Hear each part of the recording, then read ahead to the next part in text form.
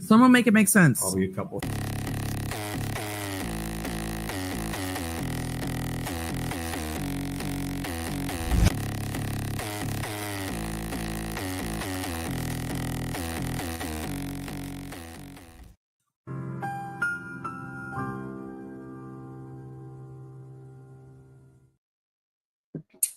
Oh, look! Leslie and Billy changed their picture. Y'all, Twiz has a new emoji. I updated his emoji. Everybody, Twiz emojis in the chat.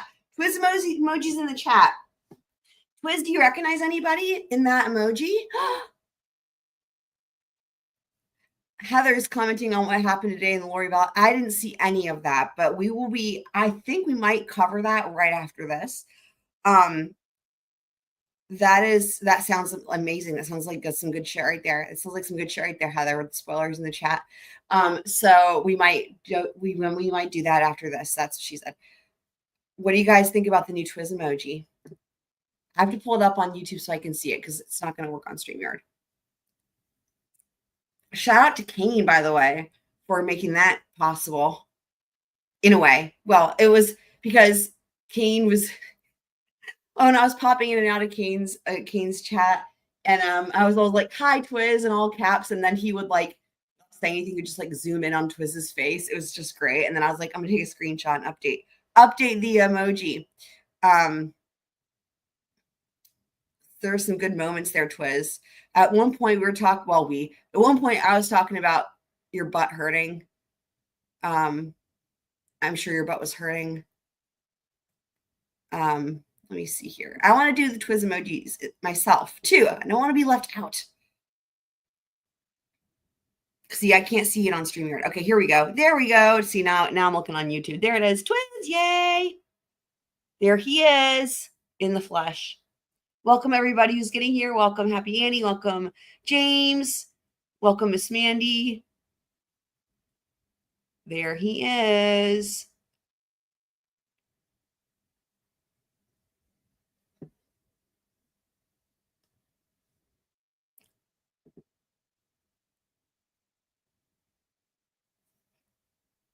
I don't know where the Charles came from, but I guess because Chelsea sounds more like it.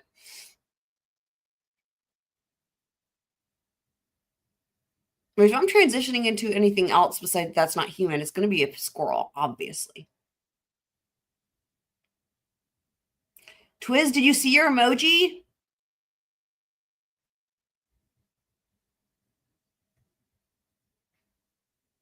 By the way, I've got some new sweet Twin Flames videos ready to go for whenever we have a chance that you guys are going to love. Amazing. The magic never ends.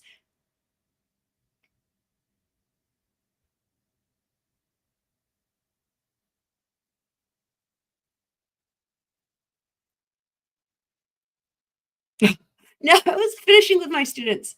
Do you like your new emoji, Twiz? George will stick.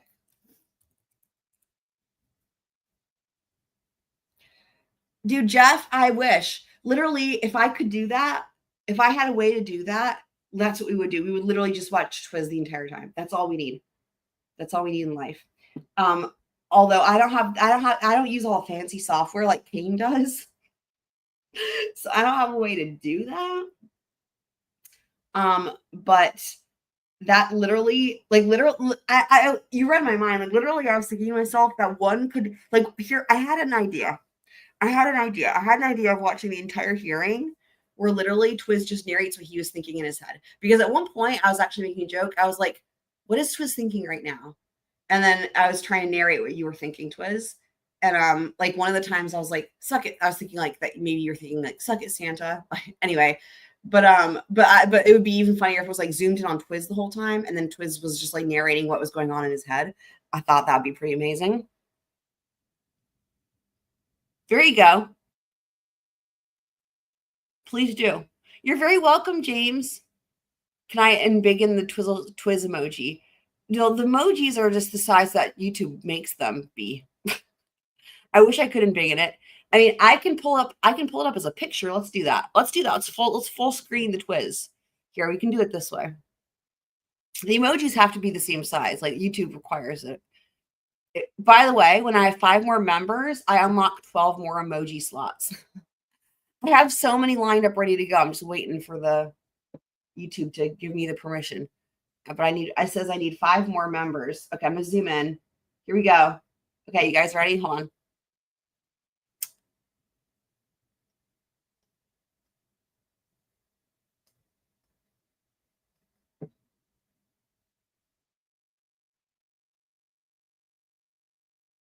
Twiz's beard is way bigger than Santa's beard. There's Twiz. There he is in the flesh. George will stick. Yay, George will stick. So like the whole time that we were watching, whenever I was watching or popping in Canes or wherever, like I was always like this, Twiz, because you didn't know because you're there. I did this, and I was like, "Hi, Twiz."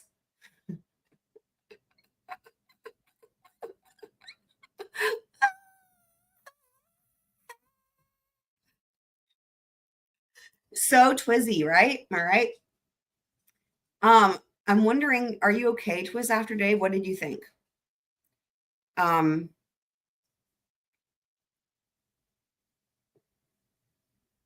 Also, we have the emoji, the emoji generated by AI when we searched squirrel with a twizzle stick or squirrel holding a twizzle stick. I don't remember which one it was, but AI didn't fail us completely on that one and generated this.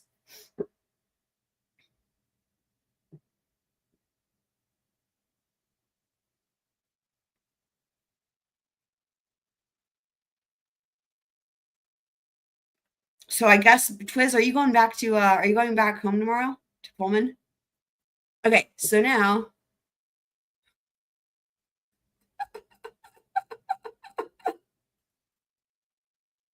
there he is. Okay, so now let me pull back up the hearing. Okay. So he knows he can jump on. I'm not going to even bother saying it because he's literally taken us up on that offer once. Welcome, JB. Happy to see you again. Okay, so, all right. I will just say, so I've caught some of this. I've not caught all of it. Yeah, the squirrel with the twizzle stick that looks all magical. That is what AI generated. Yes, yes, yes. On one of the live streams when I searched for squirrel with a twizzle stick. It was either squirrel with a twizzle stick or squirrel holding a twizzle stick. One or the other. Okay, that's all right. Okay, so like I said, once if Jeff decides to provide me or the world with the version zoomed in on Twiz, we'll do another one. We'll watch the entire fucking thing again, zoomed in on Twiz with Twiz narrating what his brain was thinking. And that would be my favorite thing of all time. Okay, so yes, so the first half of this before the lunch break, I covered it live. And then the second half, I was in between, I was in and out of lessons. So I caught what I could, but I have not seen all of it. So some of this will be me I don't know. So, yeah. Okay. So let's go.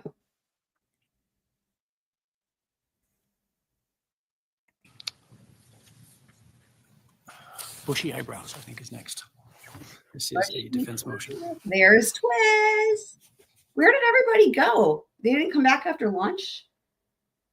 Huh. Oh, question for you, Twiz. What was the deal with the lady with the laptop? This is from the beginning of the hearing, like in the morning. There was a lady who came and sat down on the state side next to, well, I think there was a dude sitting over there. Anyway, there was a lady that came and sat down. She had a laptop. And then the bailiff came over and seems like the bailiff escorted her out. Do you know anything about that?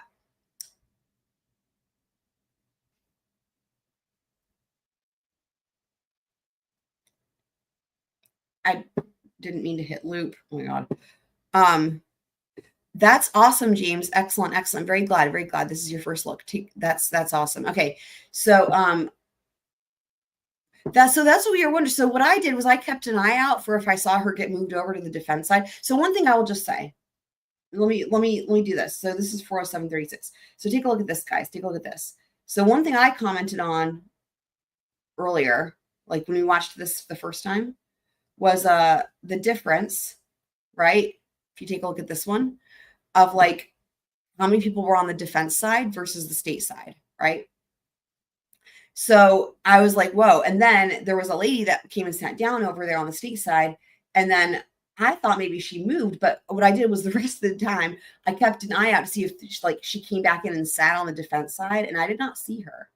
And at first I thought maybe it's because she had a laptop, and then I was like, no, because there's other people with laptops. So I don't know what the answer is.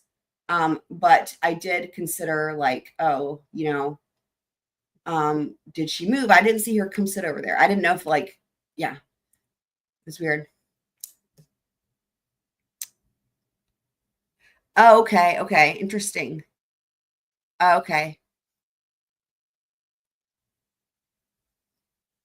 That's interesting. I wonder why that is. Well, I retract my comment then that it was a big deal that there was nobody sitting there. I thought there was just nobody that chose to support, no one chose to sit behind the state, but okay. Bushy eyebrows, I think, is next. Bushy eyebrows. This is a defense motion. DM is considered an eyewitness. And eyewitness testimony is some of, if not the most impactful testimony in a trial. The testimony must be subject to close scrutiny before its admission is allowed. We seek that the use of the descriptor, bushy eyebrows, be excluded from use at trial because the witness with this descriptor is completely uncertain of what she remembers, and her description is derived from seeing the intruder for only a second. I mean, really, she's certain that she doesn't remember anything. That's way more like it. Huh. Whether this court applies Manson-Biggers, which I would say is not completely right. Oh, sorry. We have a new squirrel friend, Sky Blue. Welcome, welcome, welcome. Is that a storm in your picture? And if so, you may be interested to know that my brother is a professional storm chaser. But anyway, welcome, welcome, welcome. Thank you for being here. Love it. Welcome to the Squirrel Crew.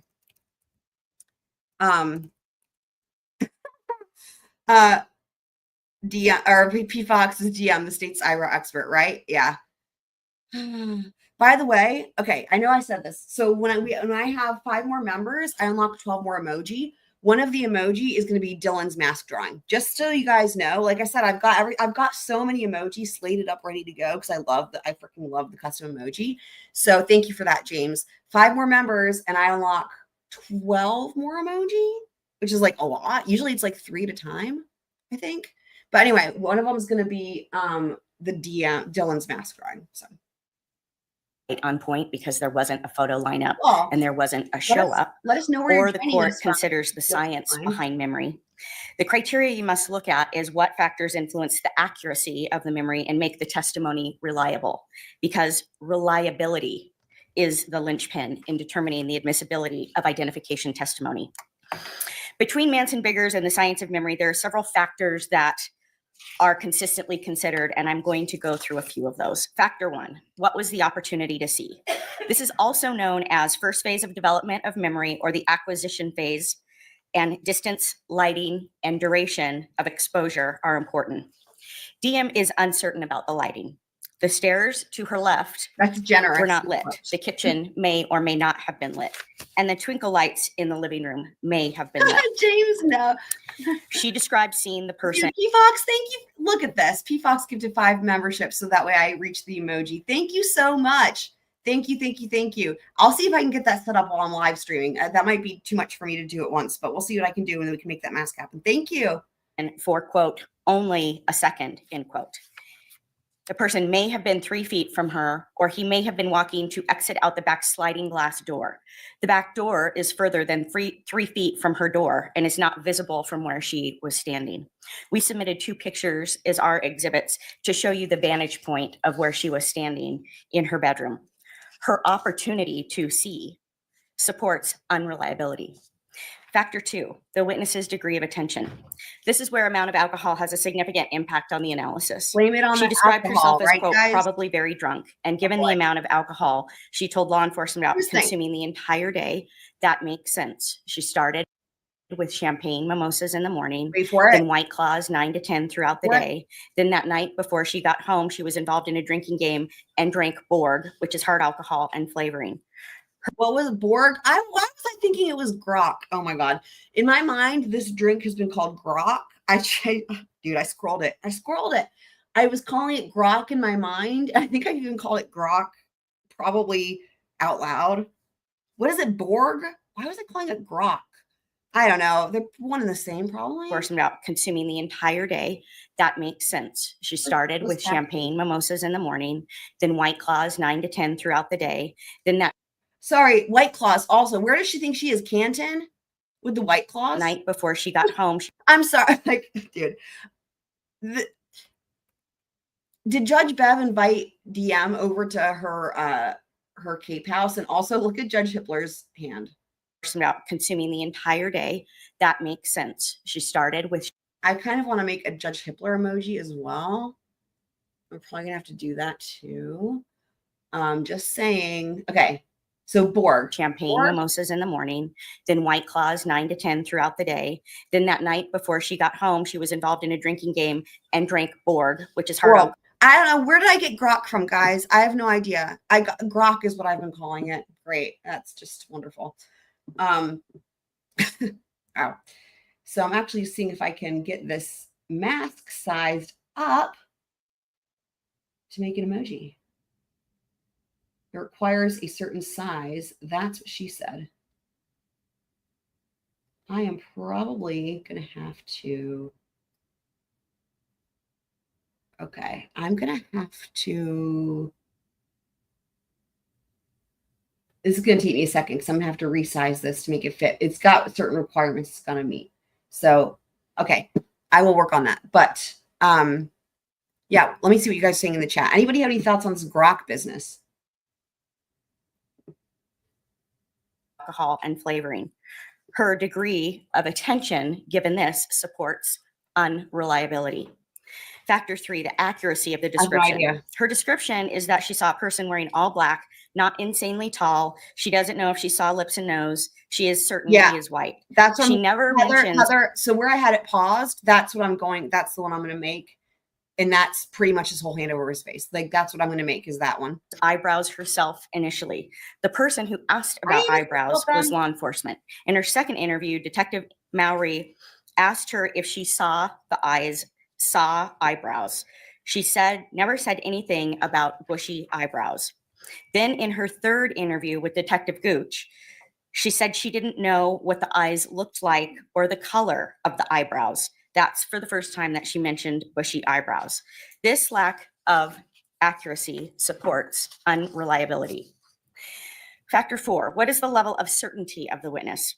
In each of the 5 interviews, she says over and over again, she doesn't know if anything she says is accurate because she felt like she was in a dream state, frozen shock, fuzzy and cloudy, like wearing blurry glasses, influenced by alcohol, and sleepy. Blame it on the She has an absolute lack of certainty. This supports unreliability. Factor 5, the science of memory looks to confabulation. When the acquisition of memory, the first factor that I talked about is impacted by emotion and stress. In this case, that is an important consideration. Confabulation is defined as the creation or substitution of false memories through later suggestions that fill in the gaps of missing memory. DM expresses in each interview how she was afraid and did not know what she was hearing, and also contradicts this when she thought everything was, quote, okay, and XK was simply just passed out on the floor. Later suggestion under this definition of confabulation is Detective Mowry asking her about eyebrows and each law enforcement officer, then reinforcing that in each interview.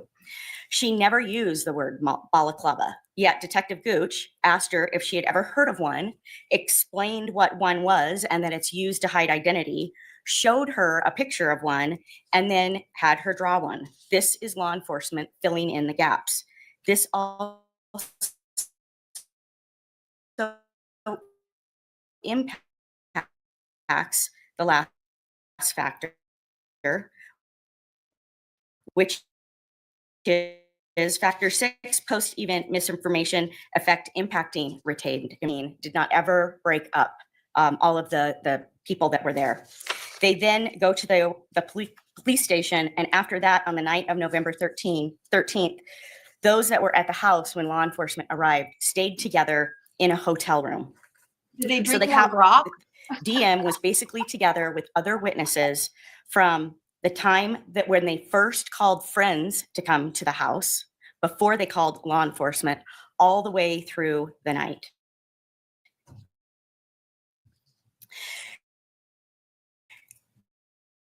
She was interviewed twice by law enforcement.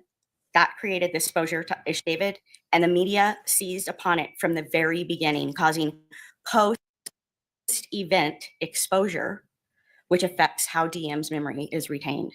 This factor supports unreliability. When you look at all of these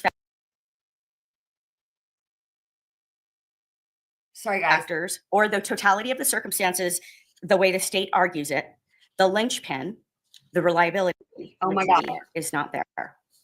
The state wants to bolster a person who admittedly has no clear memory with a photo of. That was me trying to make my computer do too many things at once. I'm trying to get this Hitler emoji for you guys. Okay, so I was going to say this though, that I found that there are a number of squirrel friends who we don't know about yet. Because sometimes I've found that I'll be live streaming and people will chime in and chat, and it's their first time, but clearly they've been watching on the regs. So that could be who turned green. So shout out to all the lurkers, let me just say, because not everybody, people don't have to chat, right? And not everybody feels like it all the time, but some people feel inclined at certain moments. So shout out to all the lurkers. We love you. And we are glad you're listening. And when you feel like you want to pop in the chat, we will be here. So there you go. Mr. Kohberger to say, this is the person she identified. DM told police that she looked at Mr. Kohberger's arrest picture and did not recognize him. The state cannot run around her unreliability by entering into evidence a photo to show it's a person that she says she cannot identify, because the state's interpretation is that Mr. Kohberger's photo shows bushy eyebrows. That is misleading to the jury. It will confuse the jury. It will be putting words into the mouth of DM that do not exist. While they might not seek to do that on the stand with her by admitting a photo through her testimony off of his phone, if they make the argument in an opening statement that that description of bushy eyebrows is supported by a photo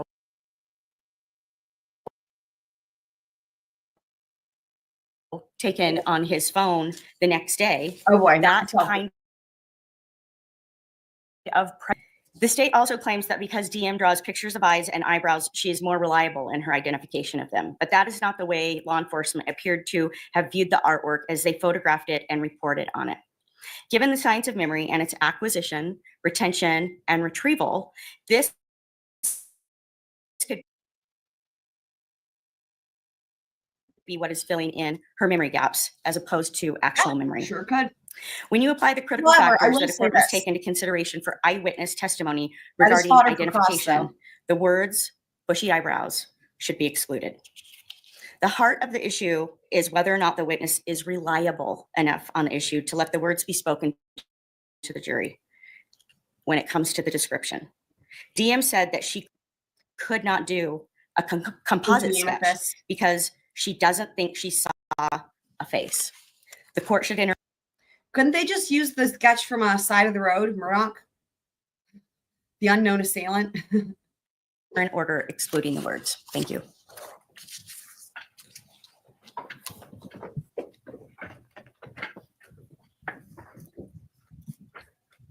Here she comes, guys. The defendant relies on the Manson-Vickers test. We just went through the 5-factor balancing test for the argument. However, that test is completely inapplicable in this case. Couple things. So first of all, I just had to sing here. Here she comes again for Ashley Jennings. But also, some million squirrel points in the chat. Let's play our little game here. Million squirrel points to the first squirrel you can name. Which rule are we talking about when we talk about the balancing test? Prejudicial versus probative. Like, give me them digits in the chat, y'all. Give me them digits in the chat.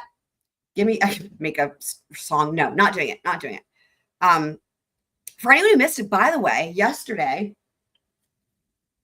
during Lori Vallow, when it went to lunch break, Court TV was playing its lame Court TV music, and we were just like waiting for Court to come back on. I literally got my violin out and improvised with all the Court TV music. If anyone, don't go, never mind. I don't even know why I said that. It was just silliness. It's entirely possible. Welcome, Tonka. Long time no see, it feels like.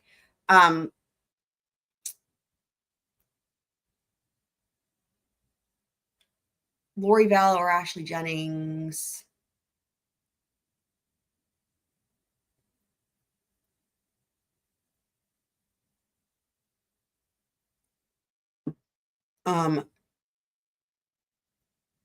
Is grok okay, hold on. Is grok an actual word? Did I invent the word or just let's see here.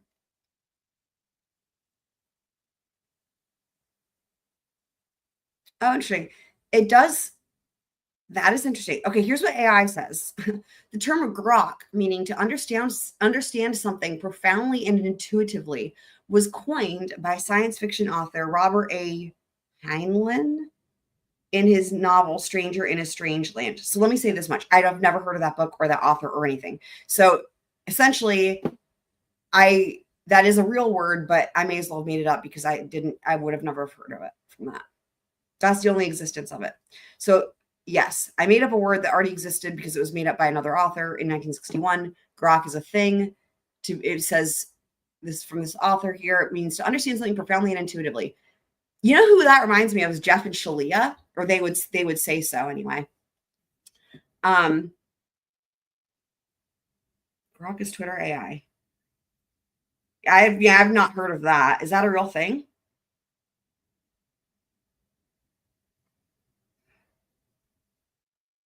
Okay. Here she comes. Do a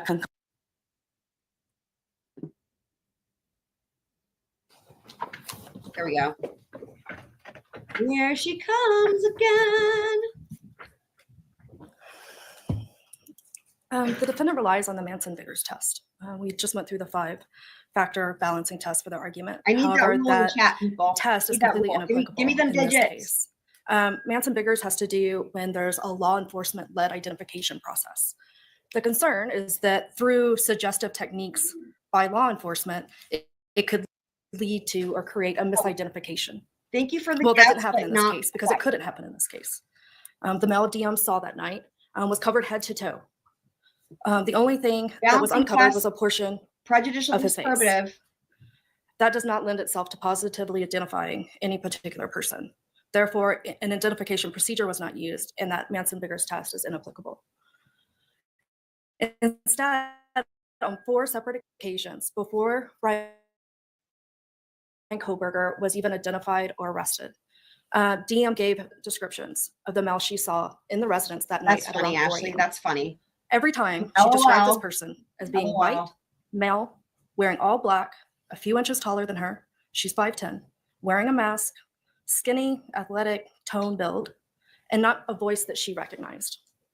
During 3 of those interviews, she then describes the male's eyebrows, and she describes them as being bushy. Obviously, there was some focus on the eyes or the eyebrows by investigators because this is the only portion that she could see. She never wavers in her description of the person that she saw. She's very Joanna, clear about what she welcome. does remember and what she doesn't remember. Defense put the state of Mr. Kohberger's eyebrows into question. In an attempt to discredit DM's testimony or description, they wrote, Mr. Kohberger does not have bushy eyebrows, but the artwork on DM's walls and the way she draws eyes and eyebrows could be described as bushy, full of prominent. So in response, the state attached a picture of Mr. Kohberger, and obviously that's a jury question, but it was taken only hours after the homicide, so the closest in time to when DM would have seen the smell. And we did this in order to, when we did apply the Manson-Biggers test, to show that it turned out to be accurate. Corroboration does not equal prejudice. Y'all, The state for responding to the quiz, not quiz, just it's just a million free school points for you guys, right? But I'm still looking for the right answer. So the question, a million scroll points goes to the first person in the chat who can give me the 3-digit number for the rule. As we always talk about, the balancing test, prejudicial versus probative. There's more to it than that, but that is one of the ways that it is most commonly discussed. And that only applies to one rule that we always talk about, and not just we, but it comes up in all these fucking cases. Happy Annie, ding, ding, ding. A million scroll points goes to you. Don't spend them all at once. Well done. DM. We would attempt to introduce that photograph and plan on laying the proper foundation and relevancy at trial. There's no grounds to exclude this testimony. DM's the only living individual who saw the person responsible for these 4 homicides. Her description of the male, including any characteristics such as bushy eyebrows, is relevant to the identity of the killer. It is prejudicial, but it's not unfair.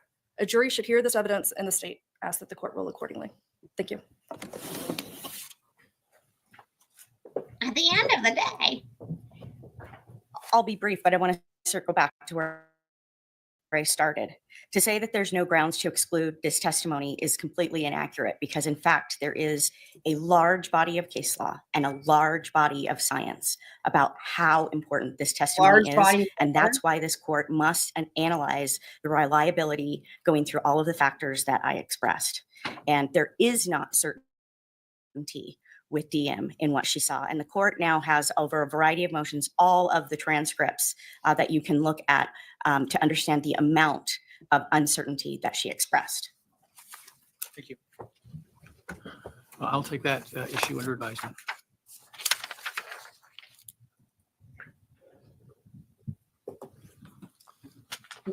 Text message, pardon me, 911. Here we go, 911 call. Oh my God, I have not seen this. Here she comes again. Here she comes. Judge, the state seeks a pretrial ruling that the audio recording of the 911 call and a transcript of that call are an exception to the rule against hearsay. The state submits that the entire 911 call should be admitted pursuant to IRE 8032 as an excited utterance. At 11:49 a.m., BF calls her friend and to come over and check the residence. The friend and a boyfriend show up to the residence. At 11:56 a.m., BF places a call to 911. Just 7 minutes later, this 911 call was immediately after learning that HJ had something was definitely wrong within the residence, and his instruction that the girl should call 911. The statements were before the declarants knew their friends had been murdered the night before. The requirements of IRE 8032 are met, as this was obviously a startling event. And two, the statements were made under the stress and excitement that it caused. And that's clear by listening to that audio. The defendant has proposed that their version of the 911 transcript be used, and the state has no objection to that. And I do have a copy of that transcript and the defendant's transcript if the court would like it. Thank you. Well, I may ask you some more questions because it seemed to me from the briefs that the defense focused in on three particular parts of the 911 call as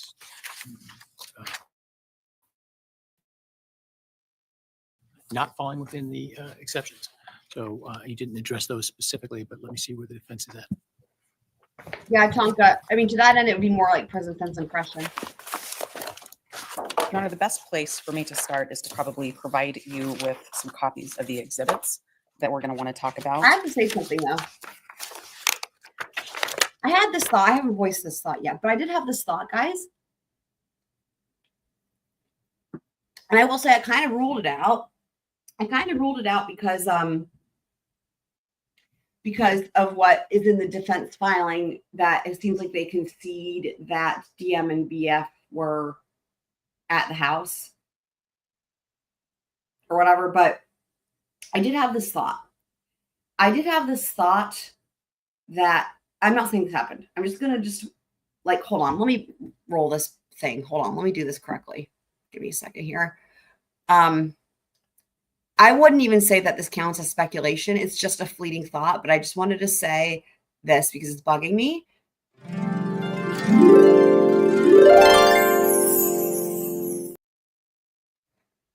Okay, so I had this thought, like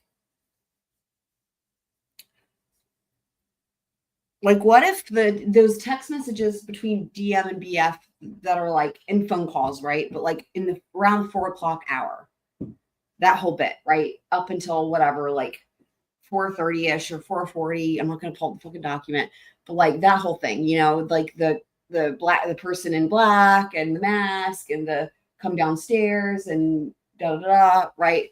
I had a thought when I was looking at it. I had a thought that like potentially could they have been at a different house? And is it possible that Bethany could have said, you know, come down to my room or whatever, but it could have been the room she was in? Like, and the thing is, again, I can rule this out because their cell data would show their location, right?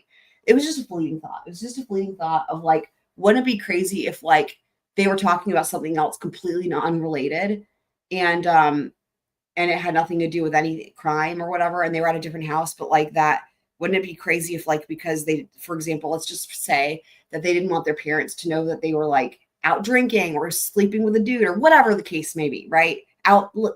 Who knows? Any number of reasons, right? Why college kids might lie about what they're doing, right? You guys feel me on that? And then they might have lied about it without even like fucking knowing the significance. And then, you know, again, this is just hypothetical. And then like law enforcement gets their phone and like sees that shit and they're like, so then they base their time of death on that. But again, we know that's not what happened because location data. The location data must confirm that they're at the fucking house. But anyway, I just wanted to get that off my chest. Like I did walk through that and then I was like, no, it's not possible. So anyway, glad you like the squirrel.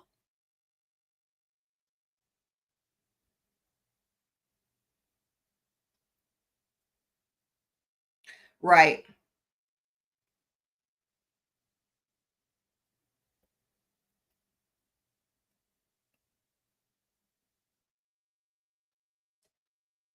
Yeah, when we went through this, I do believe that in some of the text messages, the excited utterance, I think it does count. There's some excited utterances in there. But as far as the 911 call, I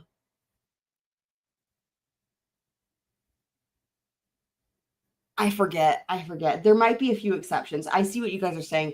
I mean, for the most part, anything that they're relaying about what's going on, like, or what, you know, that all, and I can pull it up and look if you guys want me to, but like, I think there might be one or two excited utterances in there, but for the most part, I would say no.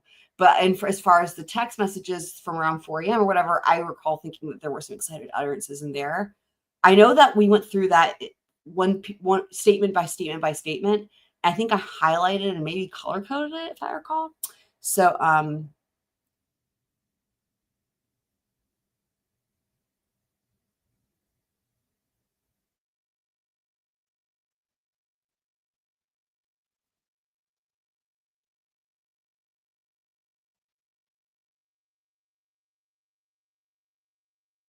I think what you guys are referencing is something I haven't heard about yet. So I'm going to play this.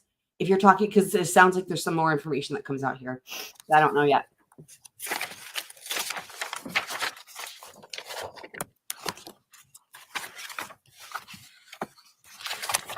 The first set I'm going to hand you was actually filed with the text messages. It's an affidavit of Josiah Roloff, and also, let me give you the extra copy. It has DM's messages broken out in bubble form. That's not all. I gave a whole separate copy for Giovanna. I think that's what I'm supposed to do. This, to be clear, when we're talking about 911, but you're giving me text stuff. We are, in our response to the state's motion about the 911 call, we referenced the whole copy of text messages. We just filed them with text messages, but they're appropriate here for the court to consider. I have the additional exhibits that were attached to our response, and they are 1 and 1A. 2 copies.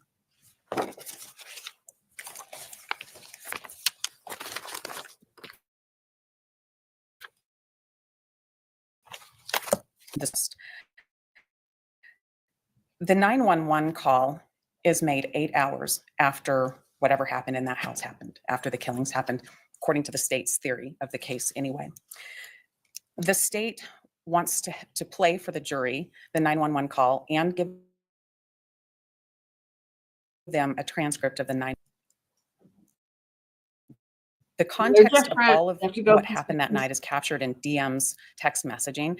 There's a separate text messaging exhibit. GB, let us know if you want a custom command. But it's not that all of a sudden at 4 a.m. something starts to happen and then the 8 hours pass and they call their friends and are startled by finding out that their roommates have been killed overnight. There's a lot more that happens during that time, and to analyze whether they're under the influence of a new and startling event, the court should take a look at all of the text messaging, all of the use of Snapchat, all of the use of Instagram that happened. It doesn't start in the middle of the night and then just stop until noon. There is a whole lot more that's going on in that house. When you hear the 911 call and you analyze each of those statements, the only statement that could possibly be a present sense impression is that from HJ. And he really doesn't say a whole lot.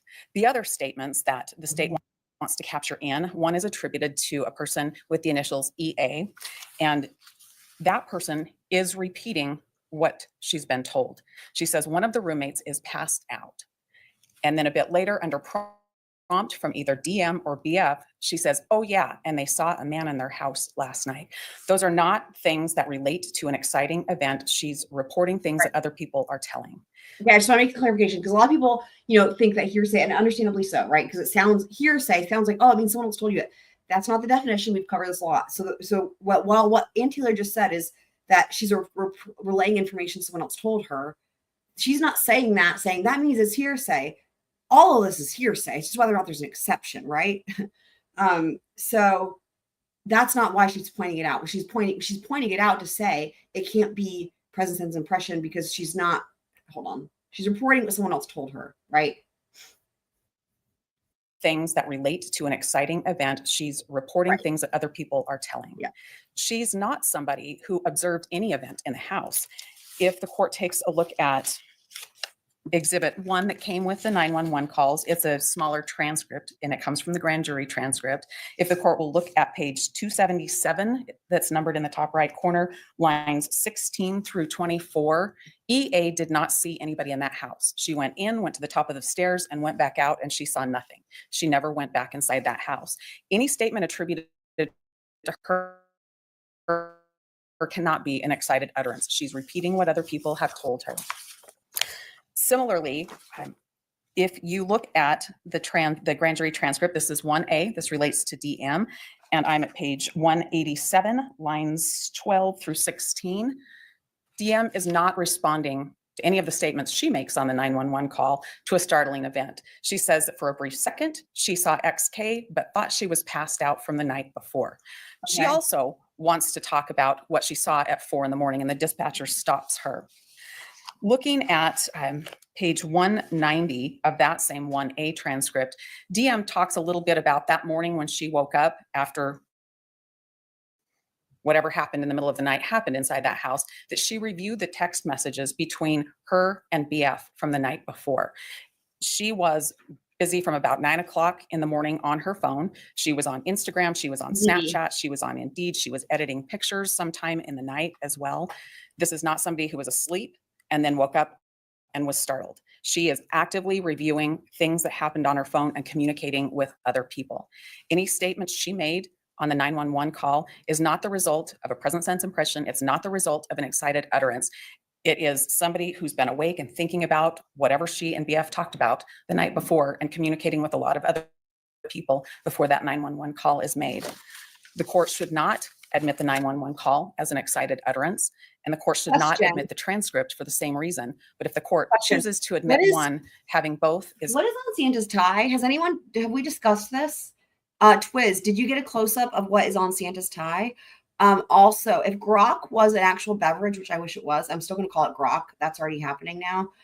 What do you think it would be? What would be in grok? Honestly, I don't even remember what was in the Borg shit. If anyone wants to remind me of that too. And JB, if you want a custom command, let me know. I will tell Nightbot and he'll get it set up for you because he's just the best. And the Hippler emoji should be almost done here.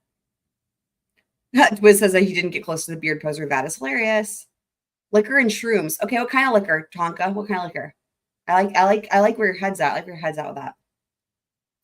Is that the grok or the Borg?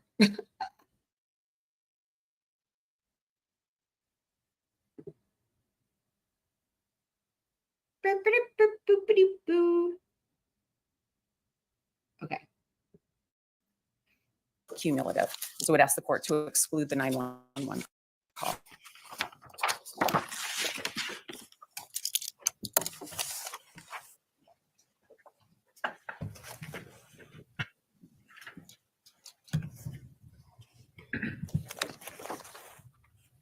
Judge, I think there's a misapplication of the rule as well as the event that is causing the startling event, or the reason that they're startled.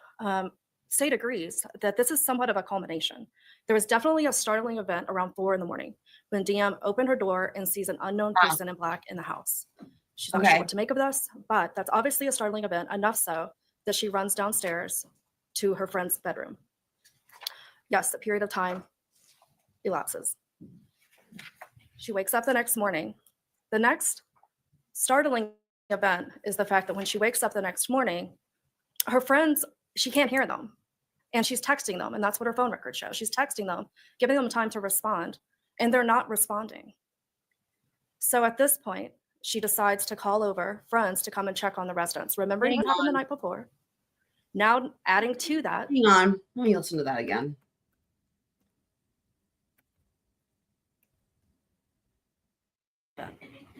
Or the reason that they're startled.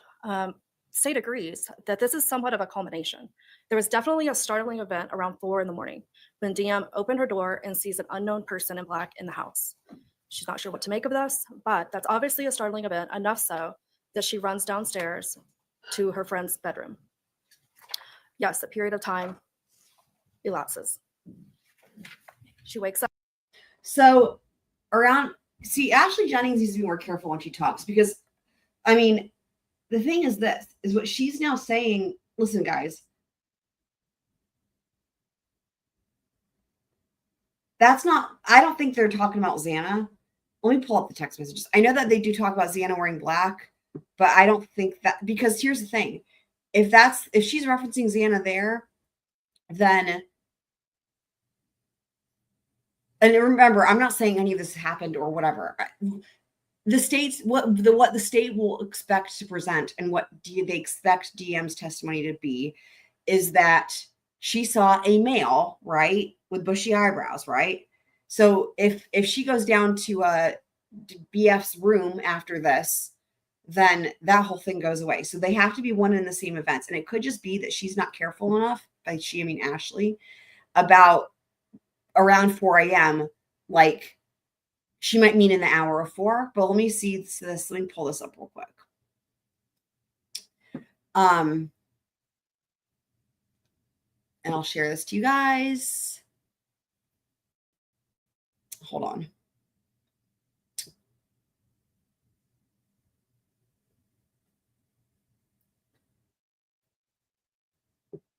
So this is, again, is my highlighted version.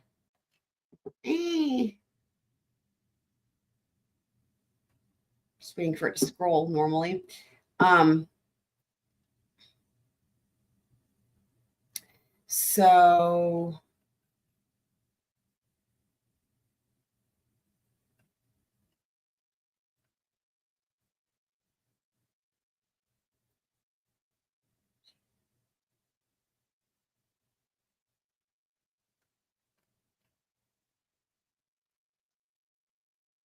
So this would, remember, this would have happened on the phone call, right? This would have happened on the phone call, right? Okay. So it would have happened. So remember this phone. Okay. We talked about this. So we've got this phone call for 24 seconds and then this phone call for 41 seconds. She creates a new contact at 3:51. So it would have been, I remember I made a decision about which phone call it probably was.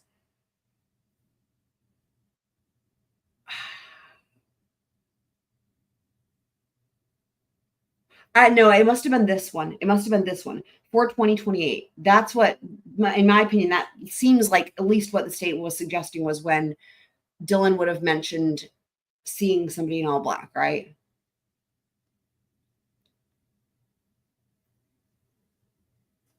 So what I'm saying is this, is that when Ashley says around 4 a.m., I wonder if she's just not being specific because she doesn't remember the exact time, and that she doesn't mean 4 a.m. on the dot, but she says around 4 a.m. because she sucks. And she's not like around 4:20, which would be more specific, because the thing is that once she goes downstairs, right, like their whole theory thing, like that has to be what it is, because it has to be that the person that, whoever it was, doesn't even matter, who they are going to suggest and that DM saw in black was, as we know, a male with bushy eyebrows, right? So yeah.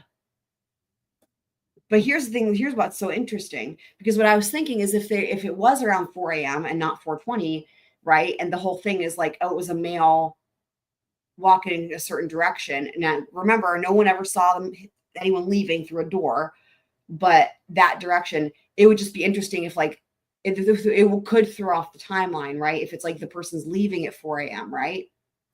Means the crimes are already done. You know what I mean? You know what I'm saying? You guys see what I'm saying with that? Like if like let's just say, I'm not saying Xana, right? I'm saying like, let's say it's a dude with bushy eyebrows, or it doesn't matter, right? Whoever it is, right? But like they are leaving at 4 a.m. So that's why I was thinking about it, because I was like, that could fuck up the timeline. But I think honestly, it was just her not being careful. That's what I'm thinking happened there. Let me see what you guys are saying.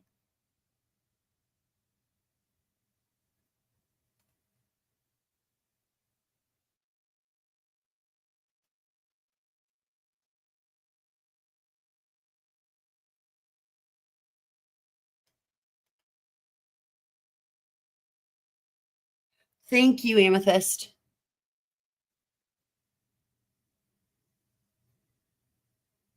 A flavored electrolyte. Interesting.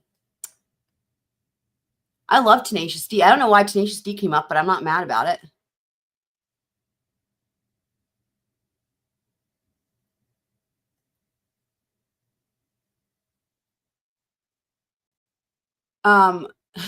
Well, God, what's the part before Zanzibar? Anyway, it's from Fuck Her Gently, but I can't remember what's before Zanzibar.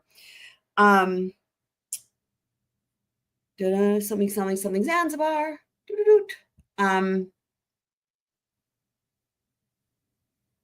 Let's see what you guys are saying.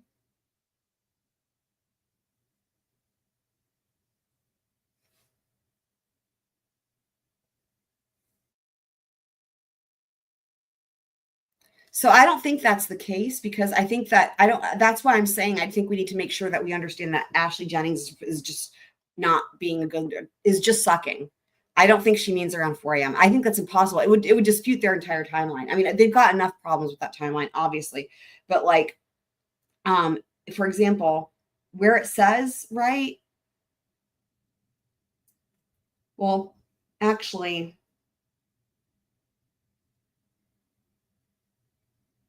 I mean, yeah, so run down here, right? I'm scared it's better than being alone. So ostensibly it would have to be after probably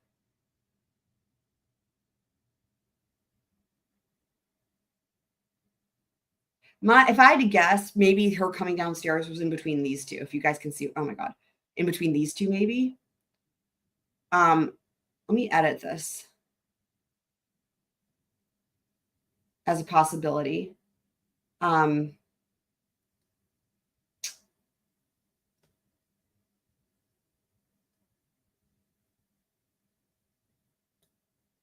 Okay, let's see if I can make this happen. So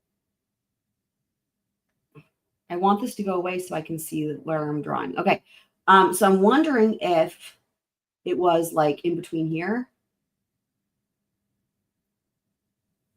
Can I flip it? Can I put the thing down, flip it, and reverse it? Can we do that? Nope, I don't want to do that. Oh my God, why? Okay. So anyway, what I was going to try to do is, let me try it again. So I'm wondering if right here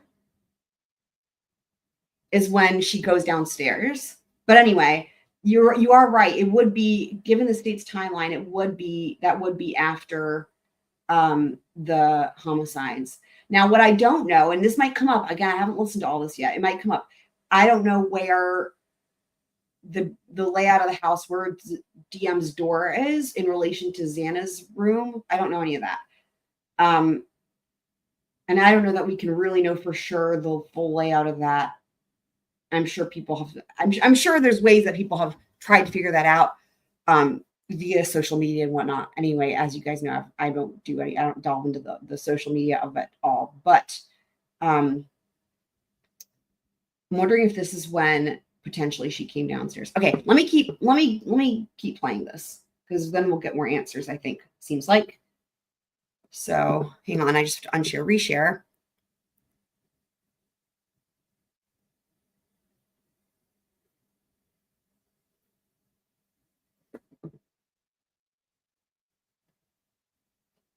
Okay, Give me just a second.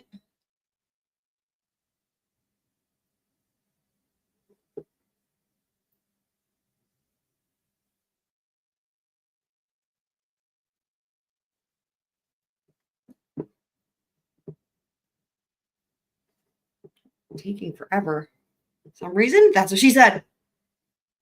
Is the judge banging the whole prosecution team? That's funny, James. That's funny.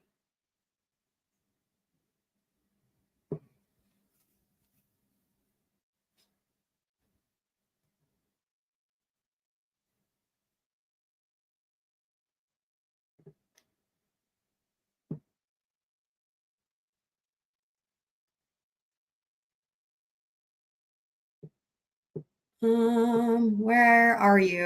Okay, hold on. Here we go.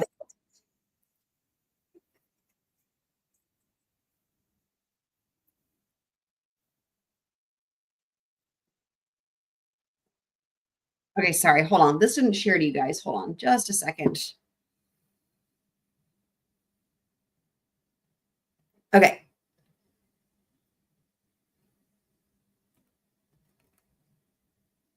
Morning, when DM opened her door and sees an unknown person in black in the house. She's not sure what to make of this, but that's obviously a startling event, enough so that she runs downstairs to her friend's bedroom. Yes, a period of time elapses. Thank She you, wakes up the Twiz. next morning. Okay. The next Well, startling event is the fact that when she wakes up the next what's your morning, favorite? Sorry. her friends, she can't hear. Okay, I'm sorry, but this is, thank you for that, Twiz. Let me just pull this up. Yes, I haven't listened to the song in forever, but it is amazing. I'm not going to play it or I'll get a freaking copyright strike, but that's fine. We can just do it this way. Thank you for that. Okay.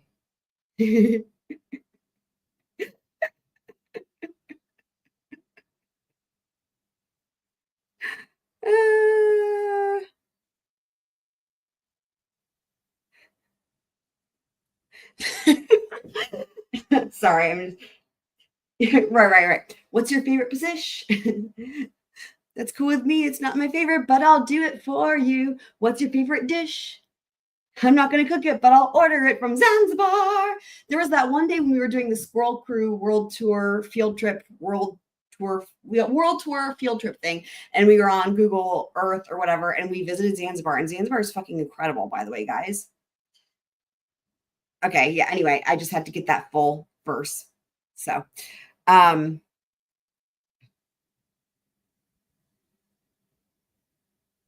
we all want to know. We all want to know. And I don't know that we will know that until trial, unfortunately. Heather with the Shaggy defense. It wasn't me. Did I fuck it in? Hold on. Speaking of 90s songs, that's a reference to our trivia game for the other day. The other day.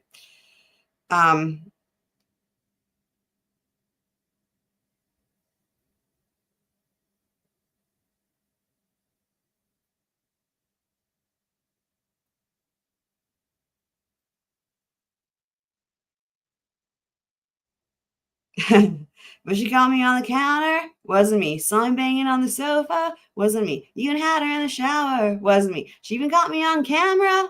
Anyway,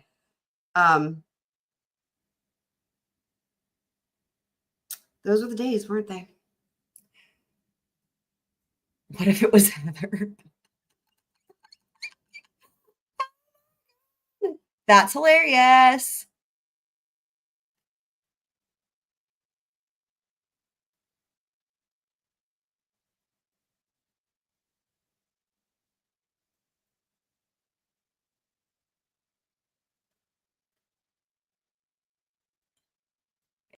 Heather just the tip? Is Heather just the tip?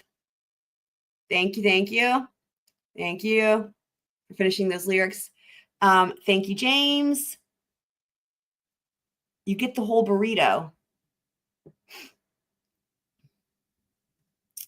What burrito? Oh, by the way, we do have a new command. This came out from Lori Vallow the other day.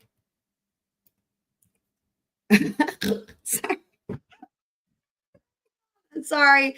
That's Oh God, that's hilarious. The way the capital letters and then the other non-capital letters. But here, by the way, so this is the CPR command that we created yesterday from Lori Vallow on cross exam with that dude, and all the talk about CPR. P Fox, I remember you were there. It was so much. It was so much. It was so much. That's what she says. So that's our CPR command, but that is freaking hilarious right there, Twiz. Oh my God. It literally was. It's so much was. Okay. Focusing on the person in black. Which I think there's a misapplication Was it Heather? of the rule as well as the event that is causing the startling event, or the reason that they're startled. State agrees that this is somewhat of a culmination. There was definitely a startling event around 4 in the morning when DM opened her door and sees an unknown person in black in the house.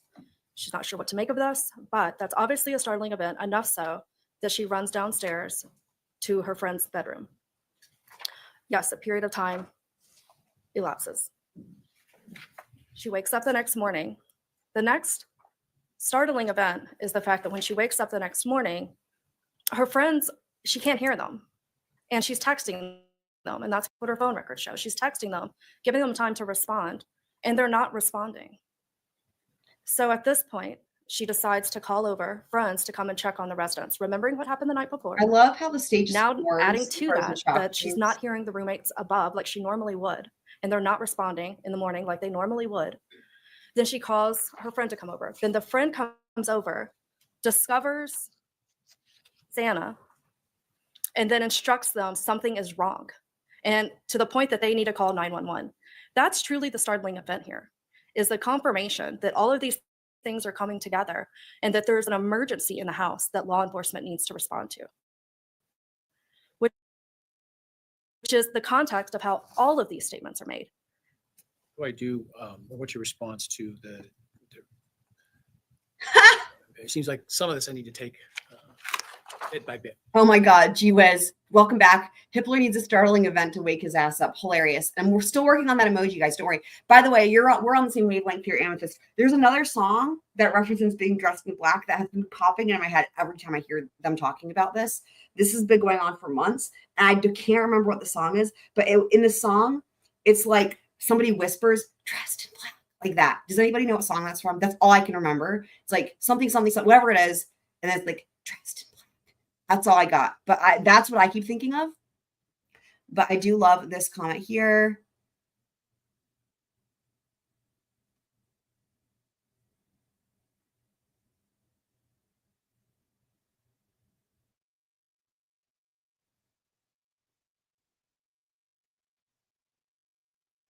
Okay, I'm just seeing what you're saying.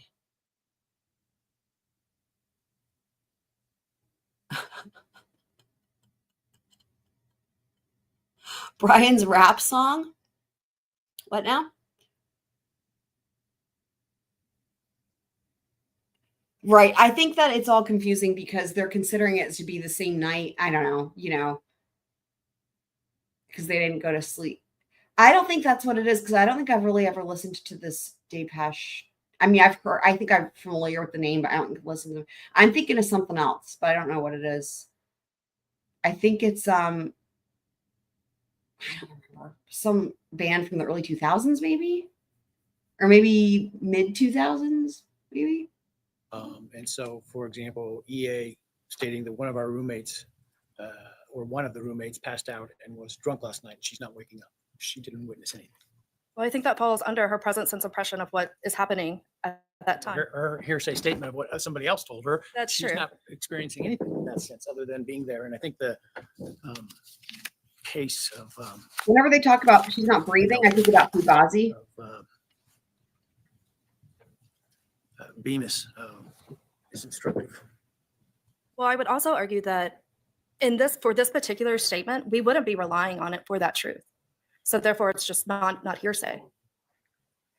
Okay, well then is it Ashley solely just for the context of the entire 911 call? Is it hearsay but we wouldn't or be not asserting hearsay? that what she was saying is true, that the roommates has passed out and she's not waking up. That's not the purpose, or that my friend's telling me that she saw someone in the house last night. I mean, it's not offered for the truth. You better have a good answer about what the reason is other than the truth, and I'm not hearing one. Only that it's part of the substance of the entire 911 call, and that part could be redacted, which still, that doesn't mean that the entire call should be redacted. I'm addressing them individually. I mean, there may be parts that qualify and there may be parts that don't. I still argue that the entire call in its entirety. Well, so here's kind of the way that shakes out. If you offer the tape, you, as an initial matter, can't put in stuff that is hearsay. It's unaccepted hearsay. They want to put in the Wow. context. If it I falls wanna under the listen to completion this doctrine, again. you can't. This honestly, it might be some of the worst floundering from Ashley Jennings we've heard, and we've heard a lot of floundering from her. Like, this is really embarrassing. This is really embarrassing. This is really embarrassing. This is terrible. One of the roommates passed out and was drunk last night, and she's not waking up. She didn't witness anything. Well, I think that falls under her present sense impression of what is happening at that time. Her hearsay statement of what somebody else told her, That's she's true. not experiencing anything in that sense other than being there. And I think the case of look at my note here of Bemis is instructive. Well, I would also argue that for this particular statement, we wouldn't be relying on it for that truth. So therefore, it's just not hearsay. Oh my God. Solely just for the context of the entire Wow. 911 call. But we wouldn't be asserting my God. that what she was saying is true, that the roommates is passed Oh my God. Right there. That whole thing. This is crazy. statement. We wouldn't be relying on it for that truth. So therefore, it's just not hearsay. Okay. Well, solely just for the context of the entire 911 call. But we wouldn't be asserting that what she was What saying. a mess. It's hard to hear who, JB? What a mess. She does not know what she's arguing. Is true, that the roommates is passed out and she's not waking up. That's not the purpose, or that my friend's telling me that she saw someone in the house last night. I mean, it's not offered for the truth. You better have a good answer about what the reason is other than the truth, and I'm not hearing one. Only that it's part of the substance of the entire 911 call, and that part could be redacted. So for anyone who's having a hard time hearing Judge, I'll back it up. There's the CC is on. They're up at the top, guys. So it's picking him up as far as I can tell. So at least some of it. Bemis is Well, instructive. not all's correct. Well, I would also argue that for this particular statement, we wouldn't be relying on it for that truth. So therefore, it's just not hearsay. Well, solely just for the context of the entire 911 call. But we wouldn't be asserting that what she was saying is true, that the roommates is passed out and she's not waking up. That's not the purpose, or that my friend's telling me that she saw someone in the house last night. I mean, it's not offered for the truth. You better have a good answer about what the reason is other than the truth, and I'm not hearing one. Mm-hmm. Only that it's part of the substance of the entire 911 call, and that part could be redacted, which still, that doesn't mean that the entire call should be redacted. I'm addressing them individually. I mean, there may be parts that qualify and there may be parts that don't. I still argue that the entire call in its entirety. Well, so here's kind of the way that shakes out.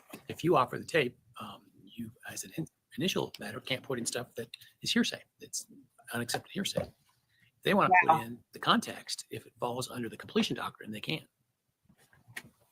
If it's the other way around, in the defense first plays the tape and parts are hearsay are left out and you want to complete it, you can.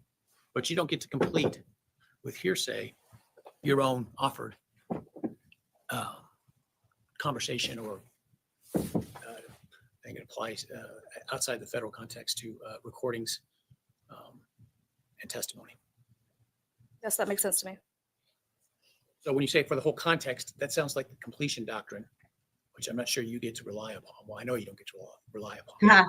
And so when you say it's not offered for the truth, I'm not hearing something other than the completion doctrine that you're telling me about.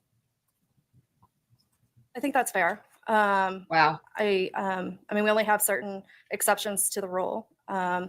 If it, I still believe that the entire call in its entirety, and under the circumstances that the call was made, the entire call could be considered an excited utterances by all declarants. Also, there's a statement by EA, oh, and they saw some man in their house last night. Yeah. That seems to me to even be more removed. Again, it's a statement of a hearsay of somebody else. So you got hearsay within hearsay. And Double hearsay. not by somebody who observed that and relating to the event that happened previously. That's true. So what non-truth purposes is that statement? So what he's saying is this. Again, I would just have to say that the What he's saying is there's no way to get around the hearsay. He's saying that it's hearsay. There's no way to get around the hearsay. Look at her smiling. Why is she smiling? So the reason he's trying to throw her a bone, saying, so then what non-truth? He's trying to say, so would you like to instead argue that it's not offered for the truth of the matter asserted?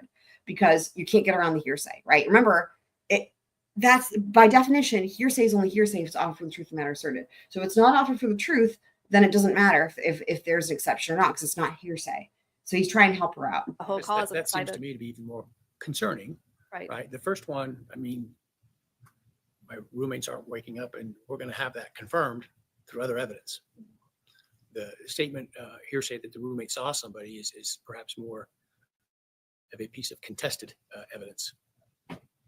Agreed. I still Concern about being an offer for the truth is even greater there. right, and the appropriate remedy when there's not any grounds for relevancy for this would be to solely Hilarious. redact those portions of the 911 call, Right, double hearsay. not to exclude the entire call.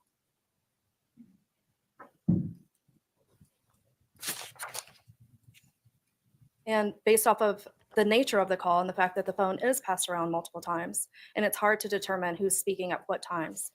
And obviously a lot of emotion in their voice considering what's going on. It's not always clear to understand what's being said. So I think a transcript is a fair way also to convey this and should be allowed with the audio. Nothing further from the state. Oh boy. Transcript and testimony. In other words, you're essentially admitting the evidence of somebody who transcribed it to say this is what they said. So to me, there's two different questions. One, should the 911 call come in? And second, Sorry, so she's like nothing further from the state, and he's like incorrect. should I allow, if there is a disagreement, a transcript? Well, the state has offered to allow the defendants transcript that they had certified. The fact that certified doesn't make it otherwise independently admissible. It's hearsay. The transcript part of it. Well, it's a transcript of the 911 call. I believe that it could be self-authenticating. Oh boy.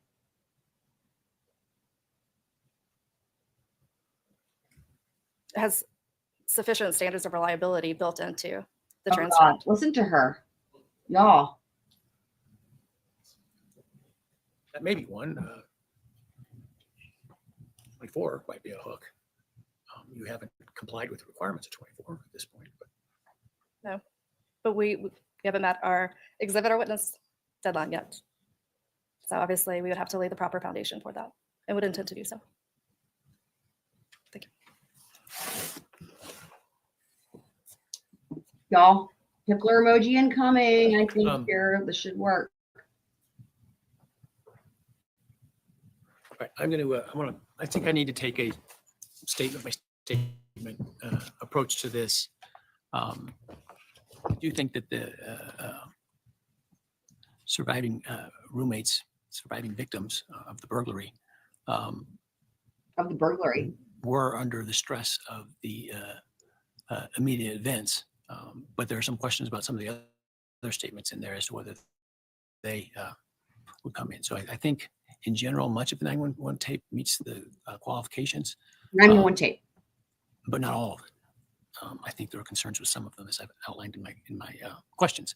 But I will write that because to give you more particular guidance. I'm getting this emoji set up for you guys. All right, the text messages and testimony. Oh my God. You're Thank you, Your Honor. Similar motion by the state, Okay. asking to bring Let me in. pause this real quick. I'm trying to get this emoji set up. So I need to update my banner. I didn't even have my banner going, so I'm slacking on that, but I need to answer James's question. So James is concerned about this bit here. So about going, okay, so how can she say she ran downstairs and went to sleep and say she woke the next day if it was already next day when she went to bed? I would not fixate on that. I think it means the next day to her because she hadn't gone to sleep yet. Just like for me right now, it is after midnight, right? But for me, I still call it the same day because I haven't gone to sleep. If I go to sleep and I wake up, like, y'all know I don't sleep very much. So this is not really applicable for me personally. But let's just say I was to go to sleep in 10 minutes, right? And then wake up in 4 hours. To me, it would feel like the next day, right? I think that's all that means. Okay, so now the banner. The phone records for DM between 2:10 a.m. and 4:37 a.m. on November 13th, as well as related testimony around that same time between DM and BF. Again, the state submits that there are allowable exceptions to the rule against hearsay to allow these statements to come in. Oh, wait, he just did a good one with his hand. Hold on. The state submits that there are allowable exceptions to the rule against hearsay to allow these. Oh no, hold on. Just when I had it all finished, hold on. We might need to, hold on. Again, the state submits that there are allowable exceptions to the rule against hearsay to allow these statements to come in. Okay, hold on. There's only one way to do this. Bear with me, guys. You're gonna have to let me know. Okay, let me do this. Let me upload the new one, and then you can tell me if you want to keep this or switch it out. Because that one, where he puts his entire head in his hand is incredible. And what I would do is I would just play this on. I'll put it on slow-mo so I can get a shot of that. But let me just get this up for y'all. That's what she said. That's what she said, or he said.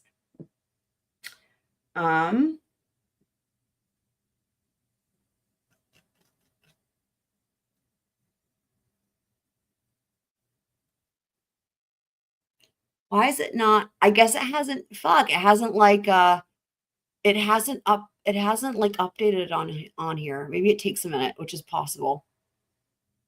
It hasn't unlocked it yet. Hang on.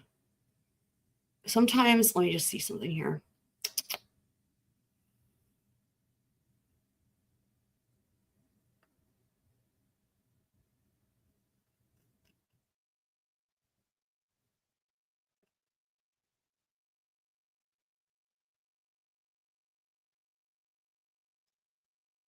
Okay, let me see. No, I can do it. I got it.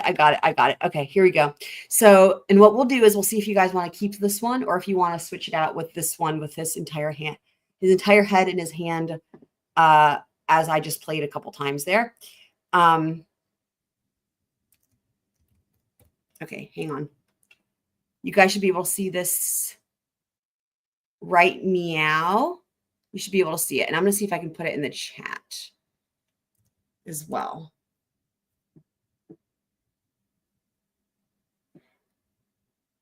Okay.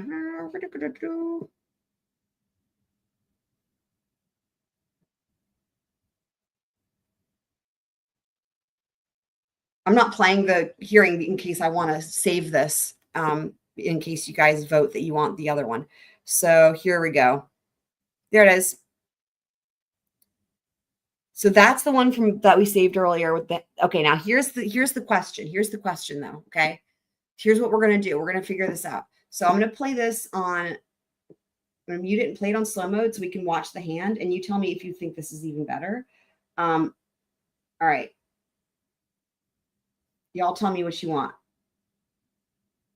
Okay, so it's playing on mute in slow-mo, okay? Right there. It would be that moment. I mean, I would get it right on there. Let me slow it down a little bit more. Hang on.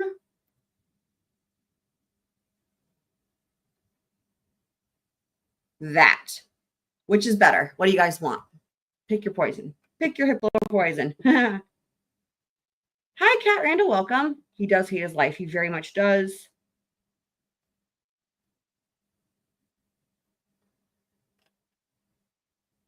So what do you guys think? Do you like the Hippler or do you want the other one?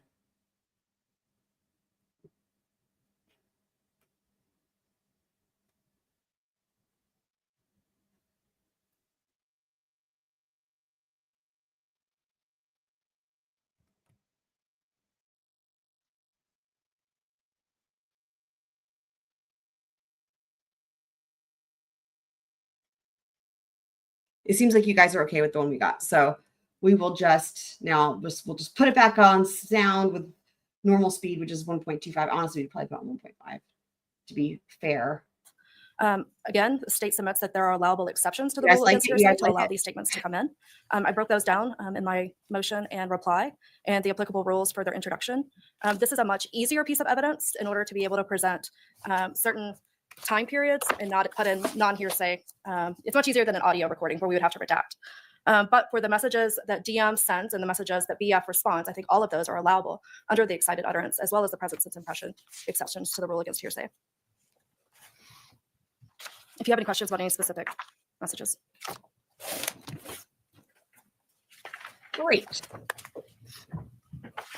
Well, Your Honor has our exhibits already related to this, and then in the record were BF's phone activity. I don't need to quote extensively from those. There's a lot more to the text messages than the state has provided to the court, and the lot more makes a difference when you put all of these into context. We went through some of those in our briefing, and the court can see that there's even more when the court looks at the exhibit. I understand from the court's previous statement that the court would accept a complete copy of something versus just pieces of it. Well, I could offer Qualifies for it. the completion document. If it's necessary to explain the prior admitted stuff and it's close enough connection in time and in subject matter. And so there's some questions there. It's not just automatic. We certainly would understand that we'd have to present some information or cross-examine witnesses about that.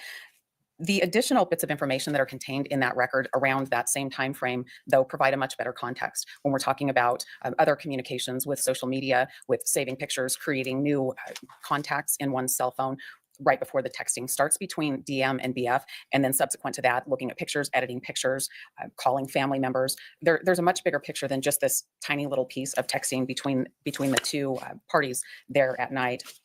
Further context about these messages the court should be aware that it's not just these messages. There's a lot more activity going on between these two people, and it's hard to tell what it is because there's telephone calls and those kinds of activities, as well as going down to one another's room, spending the time together, talking to each other, really take it out of an excited utterance because it's an entire transaction between the two people. It's not just a tiny little piece of context with this group of text messaging, and the whole is what matters here. And takes it away from being excited utterances because of the other activities of the two people. The activities that occur after. So, for example, the texts between, at 4:18 or 4:20 or whatever, those aren't affected by the later activities of, surfing Instagram or whatever. And I'll be interested to hear the testimony of the two young ladies because my experience with that age group has shown that where you or I might phone somebody, others might check out their social media to see where they're at or what they're doing, right? And so understanding how they're using those apps is also important. It is important, and I would refer the court to our affidavit from Mr. Roloff talking about the Snapchat activity, talking about Instagram, and there's a way to tell if somebody's active on Instagram versus just having it open in the background of their phone, and those are things that were going on, as well as editing pictures. The picture editing happened in those overnight hours. Instagram happened later in that morning. Wouldn't affect the excited utterance and present sense impression of the earlier 4 o'clock text, I guess is my point, because those are afterwards. Those are after they retreated to the room together, and and what happened there. Mostly, I agree. There were things that happened right before. DM created a new contact at 3:51 in the morning. Before anything happened, that was of an excited nature. Pain. If you accept the state's timeline for that, and we don't know that yet. The foundation that will have to be laid, but that's their version of the time events, and that's then the jury's job to figure that out. Is it like a tiny Shortly waterfall? after the last text message, and I'm talking just minutes, DM and BF are doing different things on their phone that night as they get together that night. There's a period of time that they're together in that room, both before there's a break in activity. There's not really a break in DM's phone. That is pretty well continuous. And there is a break for BF, but it starts again right away. So I understand the court's looking at an isolated part of time, but I think it's important to understand what activity was happening leading up to that and what activity happened immediately after that when the two of them are together downstairs, to put it into context. One of the other concerns is the use of this text messaging, not just through the witness that's testifying, but to bolster each other's testimony or to bring in somebody else's statements through another person. So I think that it's important when the court analyzes if this is really an excited utterance to look at what's being said, as well as to understand the context right before and the context right after, not the next morning. The one's continuous, but right after. Well, there are several things I have to look at. One is, first of all, is it hearsay? Is it an assertion? Right. So, is it offered for the truth of the matter asserted? We get to those two things. Then we look at, is there an exception? If we reach those two things, it generally means an Obviously. out-of-court statement, then it's, unless otherwise definitionally excluded, hearsay. Unless there's an exception, then the exception being the excited utterance. And then we look at the surrounding events. Is it common or current present sense impression? Look at the surrounding events, what's said. Much of it is not assertions necessarily, or I would imagine some of it not offered for the truth, but simply to establish a timeline. And so I'll look at all of those things, but I don't think I can just look at the whole thing in whole and say, wow, because they later on were doing things that, 19, 20-year-olds do with their phone, doesn't mean that what happened earlier wasn't an excited utterance. I understand. Our position is that those things that happen immediately thereafter impact the nature of those Good text point, Amy messages that Chris. occurred between the two. Great point with the tiny waterfalls Right, there. next item is Why am I not using your demonstrative footage? evidence. Kane, what are you talking about your footage? You mean your live stream? I don't know what you mean. I wouldn't use your live stream. Come on now. Come on now. Thank you, Your Honor.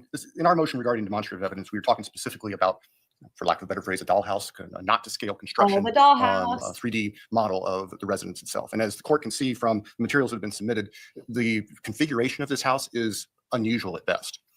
Certainly, we can use diagrams and floor plans, which we did at the grand jury, but it struck us as we were looking at this Wait, case, it would be wait. particularly helpful for the trial jury to actually Wait a second. Is it not unusual? Is he? Hang on.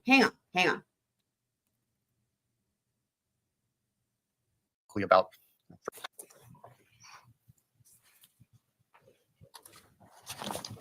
Thank you, Your Honor. In our motion regarding demonstrative evidence, we were talking specifically Stop. about, Forgot to for do lack of a that. better phrase, a dollhouse, a not-to-scale construction, a 3D model of the residence itself. And as the court can see from the materials that have been submitted, the configuration of this house is unusual at best. It's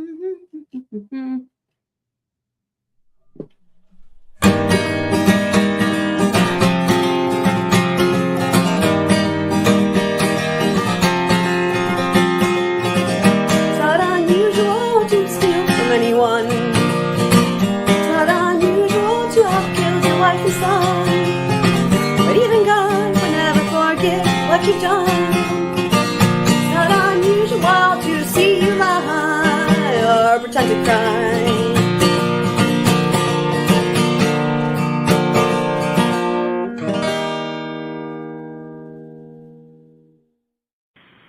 It's a house.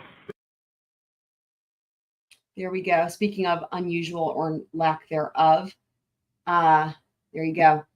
I'm getting this mask emoji ready for you guys. Oh my God. We're going to have this as I can't. Y'all, we will probably be the only channel on YouTube with a custom emoji of Dylan's mask drawing. I would be shocked if somebody else does this because, so that's coming right up. I'm getting that set up for you guys. Keen, I don't know what you mean your footage. You mean your entire live stream? You want me to live stream your live stream? I don't know what you're saying. That sounds quite Inception-y. Normally I go with like the local news station if they have it, or East Idaho. I didn't see those. This was just what was available. Anyway, I'm sure you're joking anyway.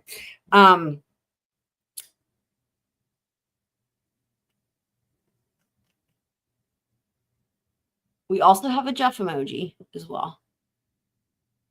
How is that hard to understand? I don't know. You want me to live stream your live stream? Is that what you're saying? Okay.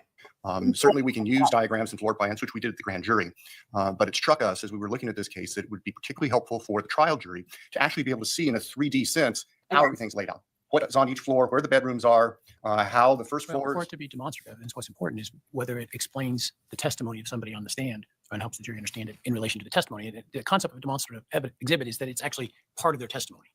Yes, Your Honor, that's exactly what I was getting at. What we contemplate is the witnesses being able to use this demonstrative evidence to demonstrate where they were, where the rooms of their roommates were, where the entries to the residence were, what they observed, and where everything was located. So it's not intended as a standalone exhibit that has significance. It's only a tool for the witnesses, not just the roommates, but the responding officers, the officers who investigated the crime scene, to point out to the jury where in this three-story structure certain things were that they observed. And so that is our intent on this. We initially contemplated offering a 2-scale model, and the defense, I think rightfully so, said, okay, well, give us the background information and data that would be relied on, and we requested that, and for whatever reasons, we didn't get it quickly. But as we revisited, we realized that to scale maybe is not what we want. We just want a demonstrative exhibit that witnesses can use, much the same as a sketch, or if they would take a flip pad and try to draw things to help illustrate their testimony to the jury. So that's where we ended up here. We look at the balancing test under 403 as far as relevance. We believe this will be helpful to witnesses and explain to the jury, and to the jury in understanding witnesses' testimony. As far as prejudicial effect, the state doesn't perceive any significant prejudicial effect. Now, I realize that the expert witness for the defendant talks about jurors misinterpreting angles of view and stuff. Well, that would be true if we were dealing with a 2-scale exhibit, and the defense is welcome to offer their 3D imaging or whatever it is that they want to, if they want to have a 2-scale presentation. That's not our intent, though. Our intent is just simply to have this as a tool to help witnesses explain their testimony and help the jury understand. And I think you understand this, but so that, it's clear, if it allowed as a demonstrative exhibit, it's not an exhibit in the sense that it goes to the jury. When they deliberate, it will not go back with them. Yes, we completely understand that. We intend this to be something in the courtroom that is physical, that the jury can look at and the witness can look at and point to things, so the jurors have the most complete understanding of what their testimony is. I haven't seen it, so I don't know how visible it will be to, you've seen now where we're going to be, how visible it's going to be to the jury from where it would be presented. So I guess if I allow, we'll have to cross that bridge. And that's understood. The last communication we had earlier this week, Your Honor, from the folks at the FBI is that it might be finished within the next 10 days. I'll be candid. I had proposed to the FBI, let us get this in front of the court and get a preliminary ruling from the court before you spend the effort to construct it, but they went ahead and started anyway. So that's neither here nor there. It is intended, as you can see from State's Exhibit 1 or S1 with the dimensions in there. It's a fairly significant size, 35 by 48 by 52 inches.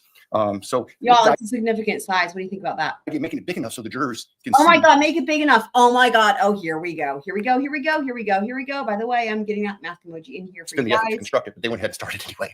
So that's neither here nor there. It is intended, as you can see from State's Exhibit 1 or S1 with the dimensions in there. It's a fairly significant size, 35 by 48 by 52 inches. Oh my God. So the idea of making it big enough so the jurors can see Santa. in the floor in the well. Santa. Hold on. Y'all, do you like the new emoji, you guys? State's Exhibit 1 or days. I'll be candid. I had proposed to the FBI, let us get this in front of the court and get a preliminary ruling from the court before you spend the effort to construct it, but they went ahead and started anyway. So that's neither here nor there. It is intended, as you can see from State's Exhibit 1 or S1 with the dimensions in there. It's a fairly significant size, 35 by 48 by 52 inches. So the idea of making it big enough so the jurors can see. Oh man, that's what we said. In the floor in the well, and they can actually see how things are constructed and arranged. It can take apart floor by floor so they can see each floor individually and then how they are stacked back together. So that's the purpose, to assist witnesses and explain their testimony and assist jurors in understanding the testimony.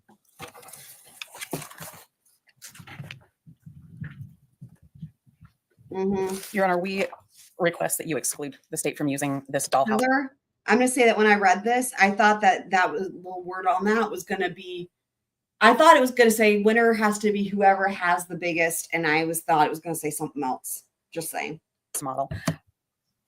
As is everything we're talking about here today. We're talking about Mr. Kohberger's constitutional rights, and we're talking about the rules of evidence. In this case, though, Your Honor, this goes beyond that. This is something that came up in 2023, the fall of 2023. We were disclosed that a group was going to the house before it was torn down to construct a model. We promptly asked in discovery to receive information about this model so that we could start to understand it, so that we could work with our expert with it. And it wasn't until 2025 that we get more information about this. I don't think that calling it a demonstrative exhibit excuses what the state has done here. The state said they didn't have any of the materials. They didn't come forth with them. Their date to be done with discovery came and went. Their date for their expert disclosures in December came and went. Demonstrative exhibits and trials are typically not brought to light in terms of being shown until oftentimes during trial itself. I mean, it's no different in some senses as I'm hearing the argument of sketching on a diagram on a pad. It's completely different than sketching a diagram on the pad, Your Honor. This, if somebody's drawing something in open court, I can see them. Mr. Kohberger's confrontation rights about how that's drawn exist right then and there if they're drawing something on the board. This is an exhibit that's constructed outside. It's done in preparation for court. There were experts that took the 3D imaging to make this. There were photographs that were taken to make this. There's a process to construct this and to take it from to scale, which might have made some sense because things would be there where they're supposed to be. And by things, I mean walls, I mean doorways, I mean angles of hallways, I mean lines of sight. Those things would be there where they were supposed to be if we were doing this to scale. But to not do that and call it a demonstrative exhibit so they don't have to tell us about it is really misleading to the jury. And there's a lot of danger for the jury to be completely confused by that. I don't think this change excuses what the state did to sit on this information and wait until the last minute when we don't have any ability. You know, I wonder, is it too hard to see the mask because if it's white? Like when I pull up the YouTube live thing, it automatically puts it on like dark mode basically. And so I don't know if that makes a difference. I can't see it the way you guys would see it if you have your chat where it's like white background. Can you let me know? Can you guys see the mask emoji or not? To investigate it or to look at it. You had access to the house, right? No. What, to the old house? Yes, but not to what they're doing now. But you had the ability to create your own models, to do your own measurements, to come to an understanding of the layout. Absolutely, we did. What we don't have the ability to do now is to test the state's model before it gets in front of a jury, before different witnesses use the state's model to say, this is where I was and this is what I could see. If a doorway is just off, the line of sight is just off. That can be completely misleading to the jury. This is an unfair surprise to Mr. Kohberger. To have this come in and have the jury look at this, it's not a PowerPoint. It's not a drawing on the board. This is going to be this big 3D model that's going to be pushed around the courtroom. It's going to draw the jurors' attention. They're going to put a lot of emphasis on it. A demonstrative exhibit that may or may not be accurate, that may have the walls and the lines in the right place or the wrong place, that won't have depictions of furniture or the way the house really existed that night. And the jury can place great weight on that. And it might not be actual. It could skew the testimony. It could skew the truth. And that's really important in this case. Where cross-examination comes in? Your Honor, how can I cross-examine a 3D model that's constructed I outside of a know way I know anything about? Here's the thing. So the thing that was really bothersome to me when we read these filings was that the way the state did this entire thing with it not being to scale. It would be really different if this was to scale, right? It'd be really different if this was to scale. There could still be problems if they didn't include things in the right places or whatever, but at least if it's to scale, there's that. But the fact that the whole reason it's not a scale is because the state was weaseling and they used, we covered it in the filings, right? Because Ann Taylor was like asking for like,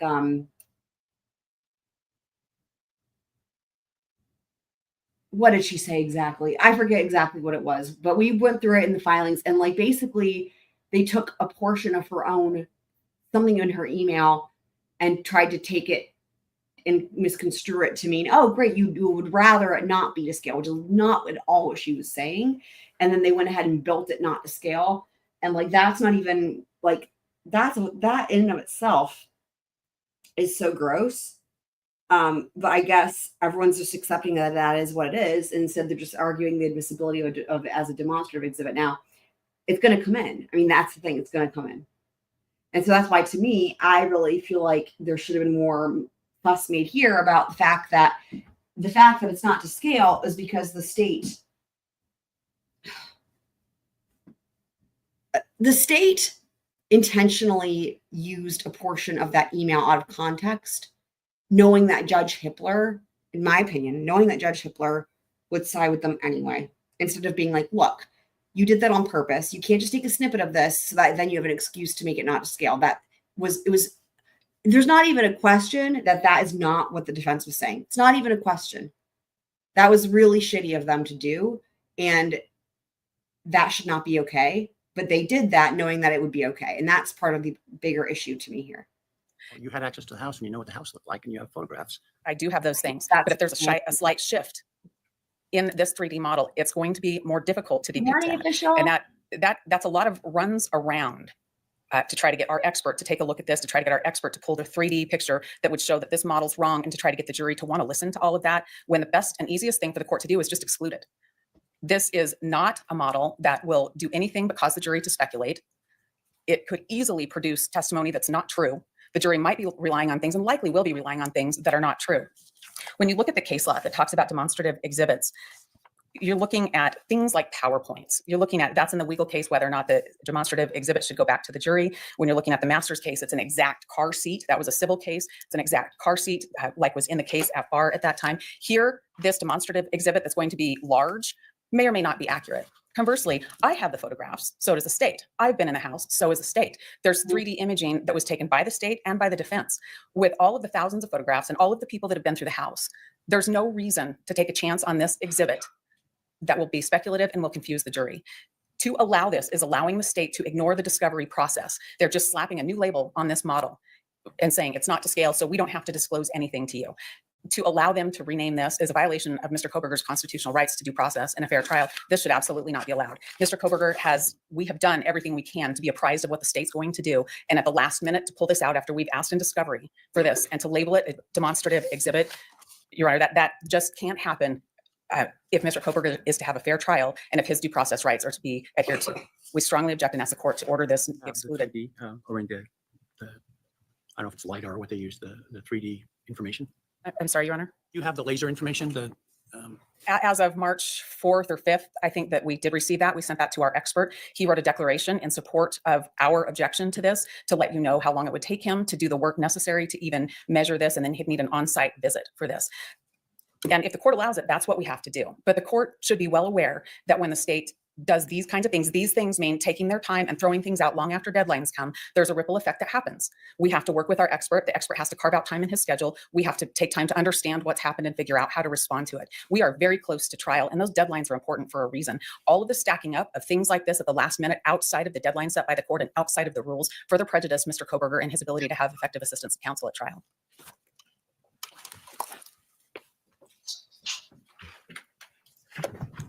Your Honor, what Ms. Taylor was talking about might be true and applicable if we were offering a scale model. We made the decision not to. She complains about the timing of the underlying FBI data. Well, that request from her for that information related to a proposal for a scale model.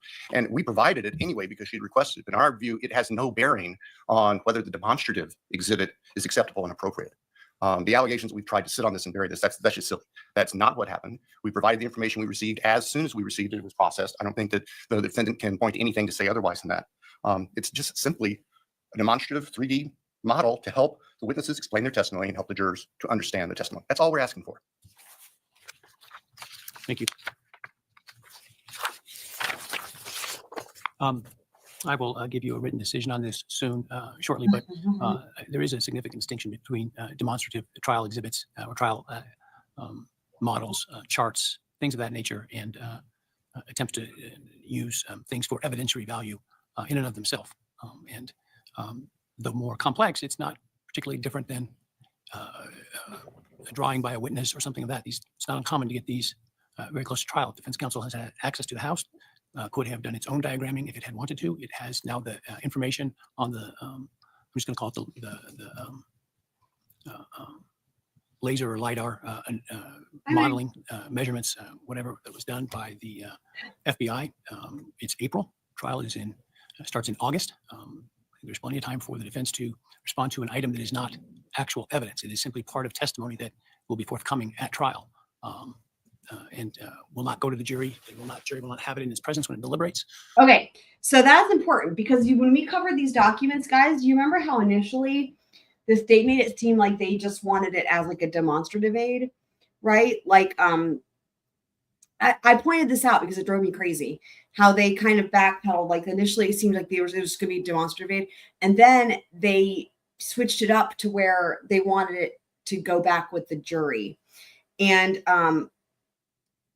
so, because there was something like the way that you use demonstrative aid versus a demonstrative exhibit, and like they were sticking with one and then they switched it up.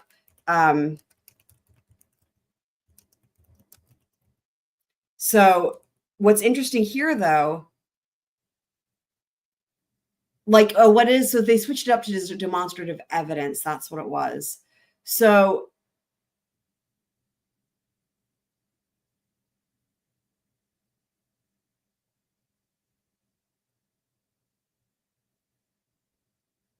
anyway, so basically, but Judge Hippler is clarifying it's not going back with the jury. So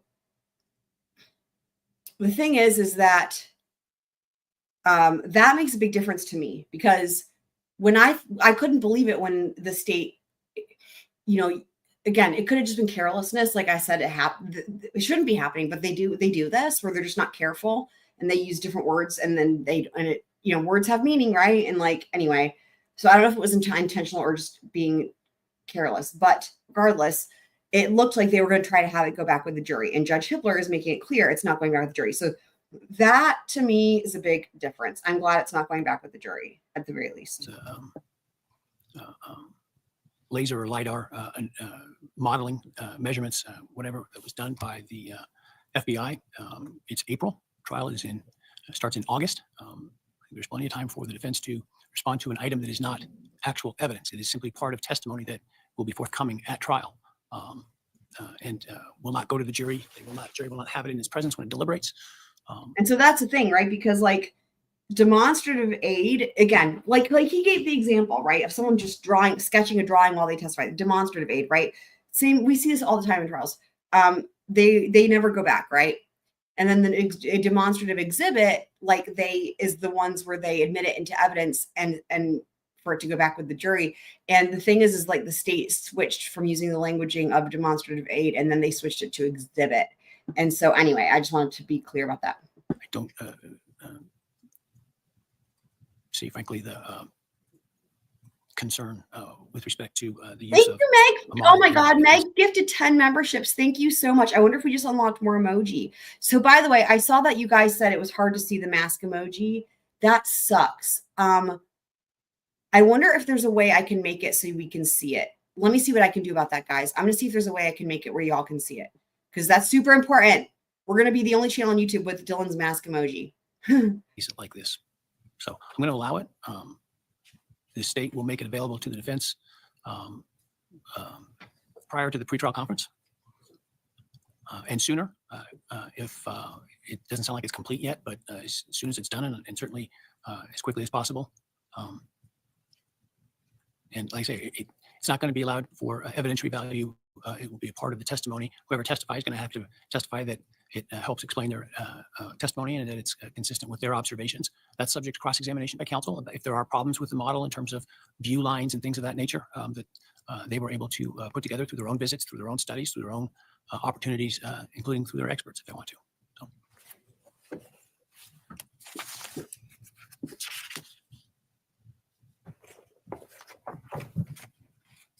All right, next I have self-authentication of records and reliance on 803. I'm not sure we're ready to argue this because I don't think the state has complied with the obligations in order to rely on the self-authentication issue if they haven't provided the specific documents and certificates that they're intending to rely upon in advance of the motion at this point. So I'm not sure that this isn't premature.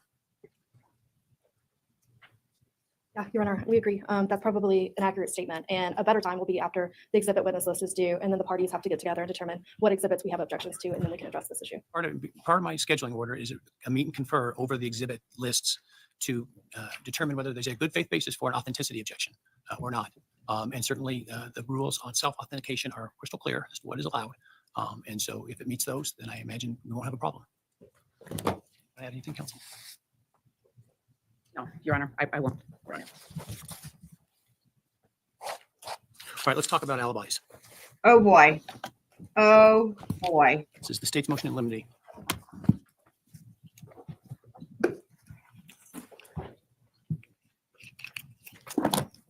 I'm fixing this Thank you, Honor. emoji and then I'll put dinner. First off, I want just for the record to make a record of the corrections to the typos that I missed in our initial filing. I emailed Your Honor staff attorney and counsel over the weekend.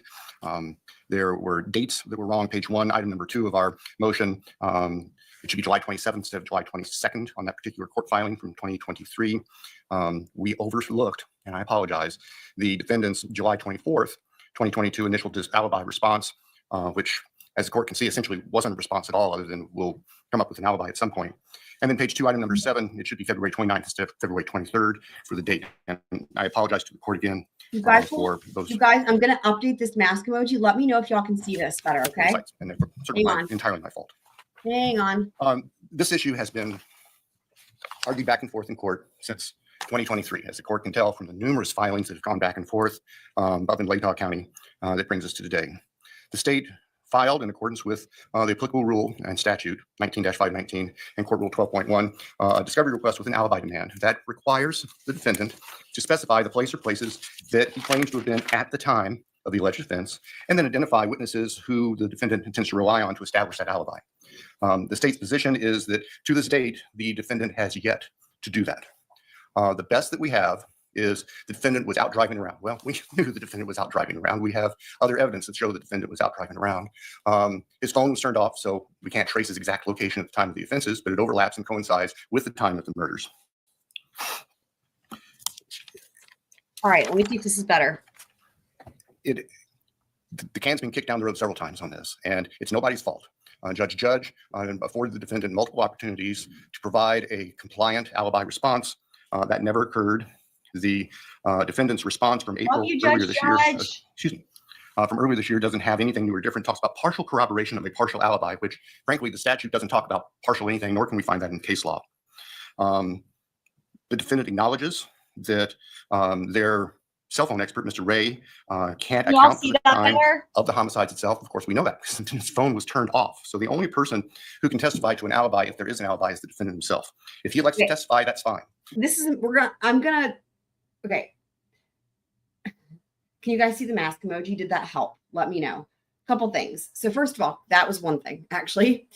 The second thing is, oh, we have that. We have that, Meg. You might not have seen it. Yeah, thank you, P Fox. We do have that. I already updated that. And then also, what I was going to say is, for those of you guys who are members and are at the 2-month badge, and you might see a different scroll than what you had from the 1-month badge, I just wanted everyone to know whose scroll that is. Shout out to Iowa's Backyard Cam. That is Squeaky the squirrel. And if y'all watch her channel, you can see all kinds of videos about Squeaky the squirrel. That is literally a baby picture of Squeaky the squirrel, an actual squirrel. That is a squirrel of one of our squirrel crew friends, Iowa's Backyard Cam. And they nursed that squirrel back to health, and it lives in their backyard and visits them. And on a daily basis, they've got videos of Squeaky, and every single one of them is too cute. I have to limit how much I watch because it's overload cute. That is a legit baby picture of Squeaky for that. Just want to let y'all know. So extra special. Not much. Are y'all saying really interesting? That didn't help. Huh.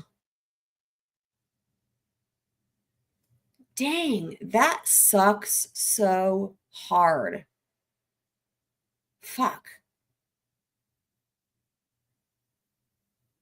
It's weird because I can see it when I put it in the chat, but I don't know if it's just because it automatically puts it on dark mode. And let me just see. I don't want to edit it. You know what I mean? Like, I don't want to like edit it to make it, to like draw over it to make it like more obvious to, or easier to see her drawing. You know what I mean? Like, I want it to be like literally it's just her mask. What I did was I just did like I just drew with marker on the computer, like a border around it, like the way you would have like a frame, thinking that that would at least help it stand out with like the white background. Like when I look at it, I can see it easily, but it's in dark mode on the way it does it when you're streaming live. Like I can see it when I look in the chat. That's interesting. So that's why I thought by putting something else.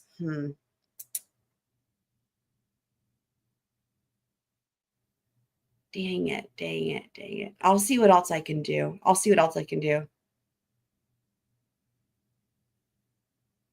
Oh, you're colorblind. Well, if you're colorblind.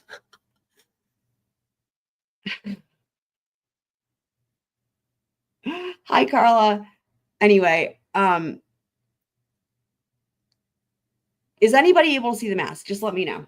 Never occurred. The defendant's response from April earlier this year, from earlier this year doesn't have anything new or different. Talks about partial corroboration of a partial alibi, which frankly, the statute doesn't talk about partial anything, nor can we find that in the case law. The defendant acknowledges that their cell phone expert, Mr. Ray, can't account for the time of the homicides itself. Of course, we know that because his phone was I turned wish Twiz off. was So still the here. only person who can testify to an alibi, if there is an alibi, is the defendant himself. If he elects to testify, that's fine. And the state's position is that he's allowed to testify, but Well, of course it's fine. Dude, this pisses me off. Like, of course it's fine. Duh. Huh? Like, why are you even saying it like that?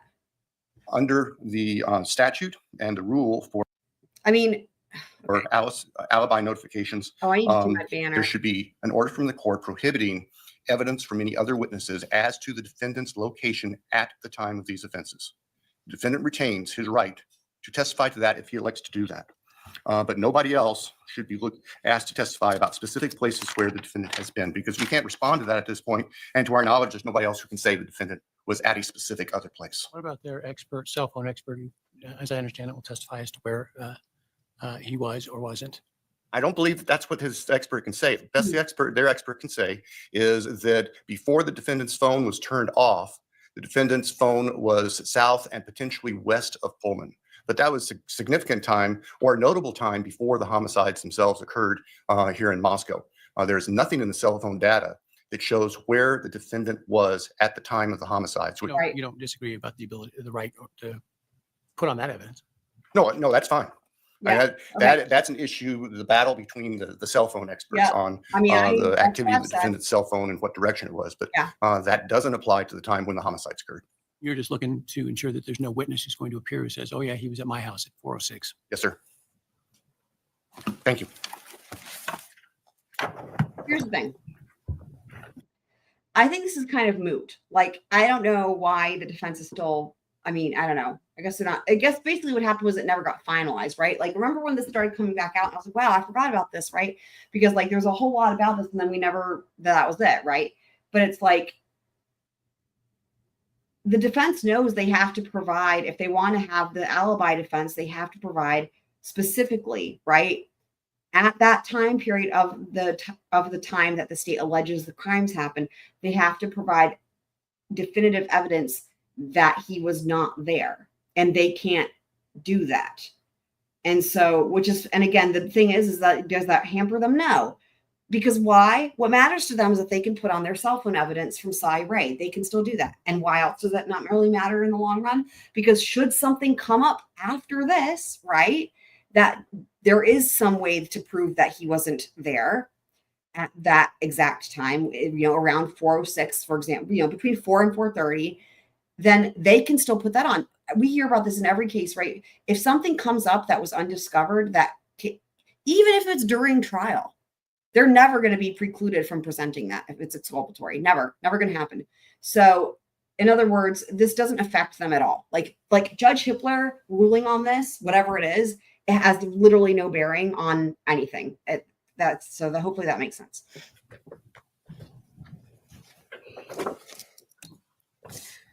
Mr. Kohberger has consistently maintained his innocence and said that he was out driving in the early morning hours of November 13th, 2022.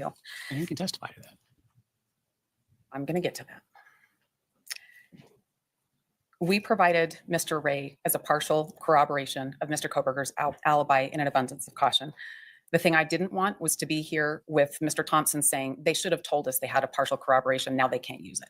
So that's why we disclosed Mr. Ray as early as we possibly could. Mr. Ray took the stand in a motion hearing last May, I believe, and the state chose not to cross-examine him.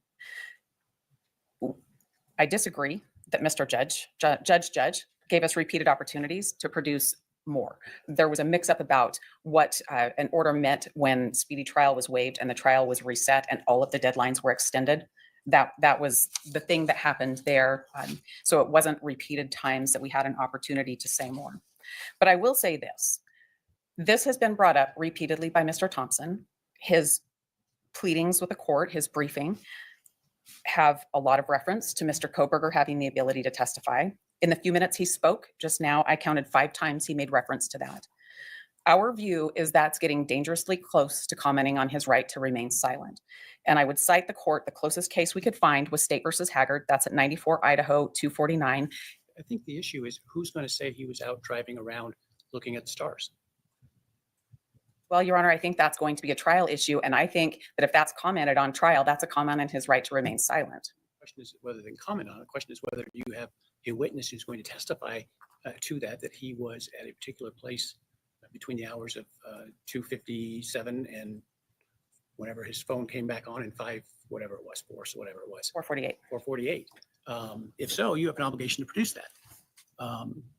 If not, and your testimony, your presentation is that this is what was going on, you have to have somebody that's going to put that into evidence. You can't So testify. remember, I just want to I'm sorry. reiterate something. By the way, I'm trying to fix this mask emoji more. So just to reiterate something, this whole thing with the alibi, this was not initially a defense motion. We want to use an alibi defense. That's not how all this started. Just to remind everyone of the history. The way all this started was it came from the state, because in the state of Idaho, the way it works if you're the state is you say, you have to ask the defense, hey, it's for the benefit of the state, essentially, is the point of this. You say to the defense, hey, defense, are you gonna run an alibi defense? Because if so, we need to know that you're gonna produce an alibi. And you can either say, nope, we aren't, right? Or yes, we are, or whatever.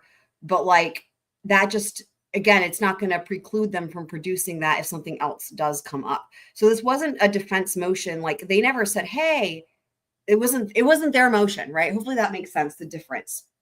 This is just standard protocol in Idaho. It's not like this in every state, but it's like this in Idaho where it's par for the course, where they say, hey, if you're gonna, I think that it's just standard procedure. Like they ask for this in every case, like produce an alibi. In other words, it's like, okay, the state's like, okay, we've charged you with these crimes, right? And then it's like, okay, are you going to tell us that you weren't there because you were somewhere else? If so, we need to know, right? Does that make sense? Certainly not planning And to also, let's see if this mask emoji is any better. I'm going to try to update this. testify to that. I'm responding to requests for alibi. And a lot of times in cases, there is not going to be a response because a person's alone. The court's aware of that. But when you have what I considered a partial corroboration, that had to be put out there so that I could make sure I could call Mr. Ray to the stand. I don't think they're contesting that, so as far as I can tell. That's what I heard them say today as well. I'm explaining why we put that out there. I would say that the state is continually asking a question that is a problem that hasn't arisen at this time yet. The only fear that I have, because of their repeated questions, is that there is something somewhere in the 68 terabytes of discovery that I haven't come across yet. If that's the case, I'd ask the court, if they know of it, I'd ask the court to order them to tell me about that. I can let the court know I haven't read every document in 68 terabytes. I haven't watched every minute of video in 68 terabytes of discovery. We have answered the question now. We've answered the question before, and this continues to come up. I would point out, though, that Idaho Code 19-513, subsection 3, that says if we learn of an additional witness Right. that was not previously known, we can disclose that and the state can challenge that at a later time. I don't have that person now, but if I continue to review discovery that the state produced to me and I find something, then I'll bring it up. But I don't have that now. What I have is partial corroboration, and that's what I intend to produce. I also intend to cross-examine the state's expert about that if he's allowed to testify. Okay, can you guys see the mask? Any better? Any better? Is it any different? Yeah, Twiz wore his bearded clava for sure. Right, they literally, sorry, I haven't been looking at the chat because I'm trying to do this whole thing. 27 comments to catch up on. Great. Okay, let me see what you guys are saying. Let me know if you can see that any better. And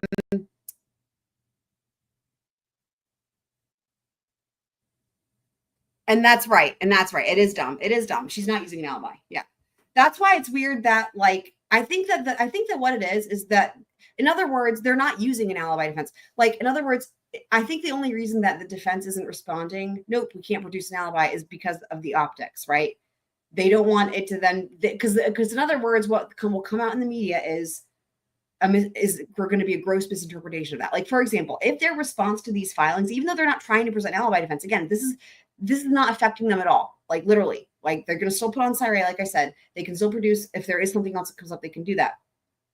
But I think the reason that they're not saying, nope, we can't produce an alibi, is because then the media is going to take that and twist it into, they're saying he was there. You see what I mean? That, I think, is why they are responding in the way they're responding to this. because it's really not, there's no other reason. There's just literally no other reason. It's just it's so that the media doesn't have another thing, I think.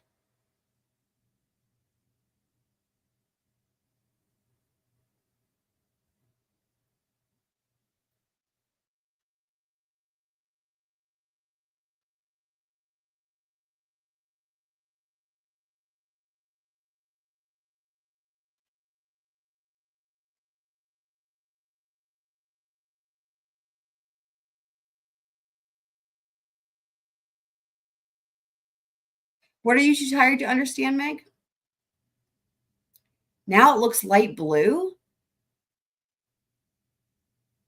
Meg says it looks the same. It looks light blue.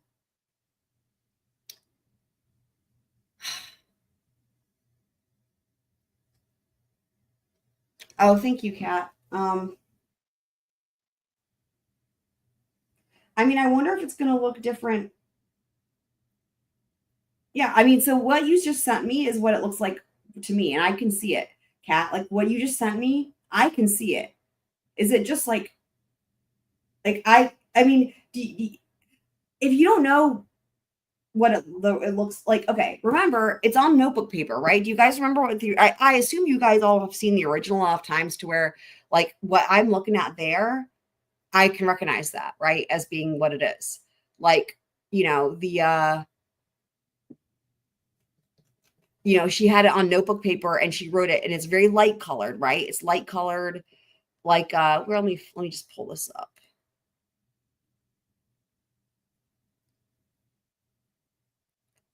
Like this is what it is.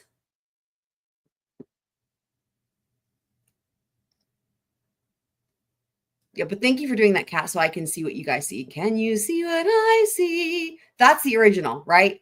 That's the original. So you have to, if you don't know what you're looking for, it'd be hard to see. All I did to make it an emoji was I made it the right ratio for freaking YouTube. And then I just put a black border around it because I thought that the white on white wouldn't show up. And then I did and then I just said try to make the things that are darker, like where the lines would pop more. I didn't do anything to it. It's like you just select that option. So I don't know. So, but does that help to remember what you're looking for, or is this all pointless anyway? I welcome back, Dean. And yeah, I agree with you on that.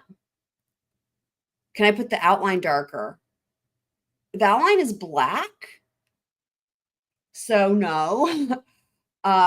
If I make it any thicker, it's going to start intruding into the mask. Well, at least on the top. I can try to fill it in more on the sides. I agree. I agree with that, Meg. I agree.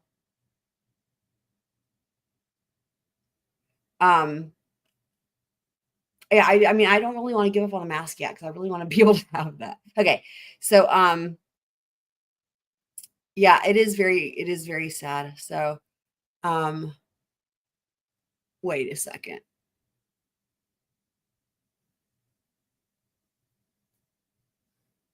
What am I doing? I'm sharing this. This is what I'm sharing. Okay. Hang on.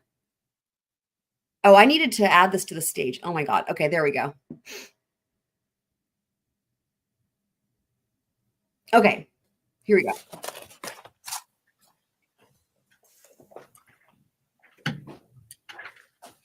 Your Honor, the notion of partial corroboration of the alibi is concerning because that kind of begs the question between complying with the alibi disclosure statute or not. And why shouldn't we just look at this in terms of the defendant's version is that Mr. Ray, in his expert work, is going to testify the defendant was at a certain place at a certain time, which is up to 2:50, whatever it was. As of this point, they have provided no other alibi witness. Sir. Or the alibi instruction likely is not going to be given. Sir. If they come across evidence that supports an alibi, is their obligation to immediately make you and the court aware of it? And then we'll deal with the issue of whether it is the timeliness of it and how we deal with it. Thank you, Your Honor. The court articulated it much better than I could. That's exactly what we were looking for. Thank you. Right. Yeah, so moot point.